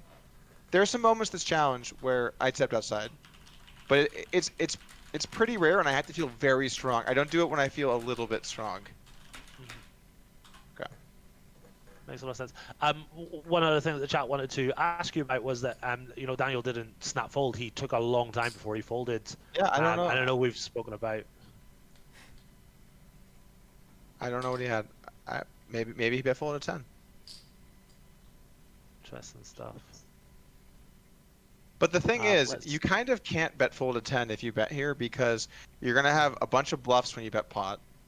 You're supposed to, and then when I jam, I'm risking 36 to win, 28 here. So you're gonna have to be calling a lot, and I don't think this should be an overpair. I think it should be a 10, or a 10 isn't that good either. I don't know. I really don't know. I'm gonna have to run this one. This might be weird, but if he has a 10, he can definitely bet fold some. But I don't think he can do it a ton. Or else you just open up this you know, can I find bluffs here? And I think I can find some bluffs. I'd like to think so anyway. Yeah, for sure. Given his unusual line, for sure. Somebody wanted to know, please ask Doug what his luckiest hand today was. I mean, obviously they were all lucky, but if you Let's. They were obviously all lucky. Let's talk about some hands. So this was the biggest part of the biggest part of the challenge. 187k. He opens, I call. Obviously, it was going to be a single raise pot. Jack 9-5, rainbow. I check. He bets 40%. I call. Turn 7, I check. He bets pot. So this is a spot where solvers will typically mix the nuts between call and raise, but they do like raise. The reason you do some of both is to protect yourself, especially this deep. And then you want to layer with bluffs that have good equity against very strong hands that do not have good showdown value. Maybe once in a while you mix in some occasional pair hands too. But typically speaking, you mix bluffs that on a board like this would be Queen 10, King 10, Queen 8. Those are the natural bluffs here. And I think if you run the sim, you're almost certainly going to see those in the main hands used. I don't really want to get into some suit stuff because I don't want to get too in detail about suits, but whatever. He pots. Now, when I check raise here, it's not a situation that makes sense to go really small because I'm saying, hey, motherfucker, I have a straight. I'm not saying, hey, man, I've got a good top pair, because why would I be check raising that this deep? Doesn't make sense. I'm not saying I have two pair, really. You could go small and use and incorporate some two pairs, but you can either go small and add in some more hands like that, or you can go big and say, I got the straight. And I think that the big size is better here. You can run and see. On 100 bigs, I know it's better to go the big one, but on 100 bigs, you can mix into two pair anyway. It's not as bad, or you can mix in pocket fives or whatever. But I think in this spot, you're going to want to check raise 10-8, some 8-6, sorry, some 10-8, some 8-6, and then you're going to mix in the kinds of buffs that I said. So I check raise big. I check raise to 21k. He calls. So on the river, there's about 45k, and we have 70k behind. So I check raise a size on the turn that allows for roughly the same size pot river jam. It's a geometric size. And now I have to think, okay, so in this situation, we're going to be mainly betting because I'm saying I have a straight, and my straights will jam. So what of all the bluffs do I have makes the most sense? Well, King 10 and Queen 10. So I have let's just say in theory I have King 10, Queen 10, and Queen 8. Those are definitely my main bluffs. Well, it's much better to have an 8 than a 10, because an 8 blocks two straights. I block 10-8 and 8-6. So the 8's a good card. Also, there are not that many weak hands. My opponent. Let me think about this. Hold on. The 8 only really blocks good hands, I think, because I don't think there are many draws that bet call with an 8, right? Because he has to bet call. So I don't block draws that will fold, and I do block two different hands that are completely netted and will just pure call any size. They're gonna be calling me. So the 8 is a really, really good card. It's probably the best card I can have here for my strategy. And let's look at my other candidates. I have King 10. 10's not that good, because he can have King 10 and Queen 10 here. He should definitely call both of those hands. Or at least Queen 10 for sure, but also probably some King 10. So the only question is it better for me at this stack depth using a pair? And I think the answer is probably. Maybe the solver prefers to mix in some 6-5 here, or no, some 8-5. I bet if you run the sim, you'll see some 8-5 gets in there. Some 8-5 and maybe some 8-7. But I think 8-5, 8-7, Queen 8 are going to be my most frequent bluff river candidates. And I think King 10, Queen 10 are just going to be almost pure give-ups. And when I do bet, it needs to be all in, because I'm saying, hey, I still have a straight. I'm not saying, yo, man, maybe I got a little something, you know? I'm saying I have a straight. So here we go. Let's jam. And I ripped it into a straight. Not straight. That makes a lot of sense. If you're going to use that turn size, then obviously the river size that we want to use is all in. Yeah, it makes a lot of sense. Pretty in-depth analysis, which is awesome. Yeah, I think so. Okay, my second biggest pot on that table is somehow also Queen 8. Queen 8 offsuit, my hand. What do you know? Oh, this hand was a very lucky river. Oh yes, I remember this I one. remember that. He opens. I 3-bet Queen 8, and by the way, I flatted in the last one, so I don't know, some balance stuff going on there, something to think about. Balance, yeah. Yeah. I 3-bet Queen 8. He calls 10-7-6. I bet 6.5 into 8.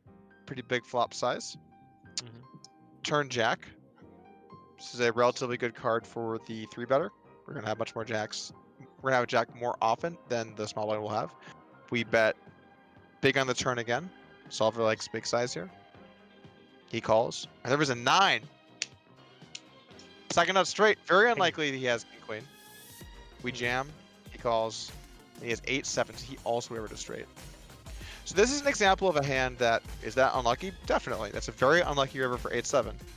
But if this river is a deuce, I'm probably jamming. And is he calling with 8-7? No, he's not going to call. Well, you're not supposed to call. So he either makes a spewy call that's bad, or he makes a good fold that's good.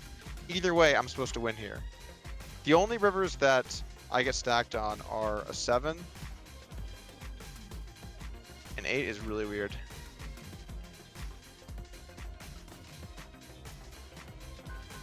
Maybe an 8. Probably not. Maybe an 8. I have to think about an 8. Probably not. Probably just check an 8. Maybe though. And, you know, whatever. But in this spot, I'm mainly jamming river, and he's mainly folding.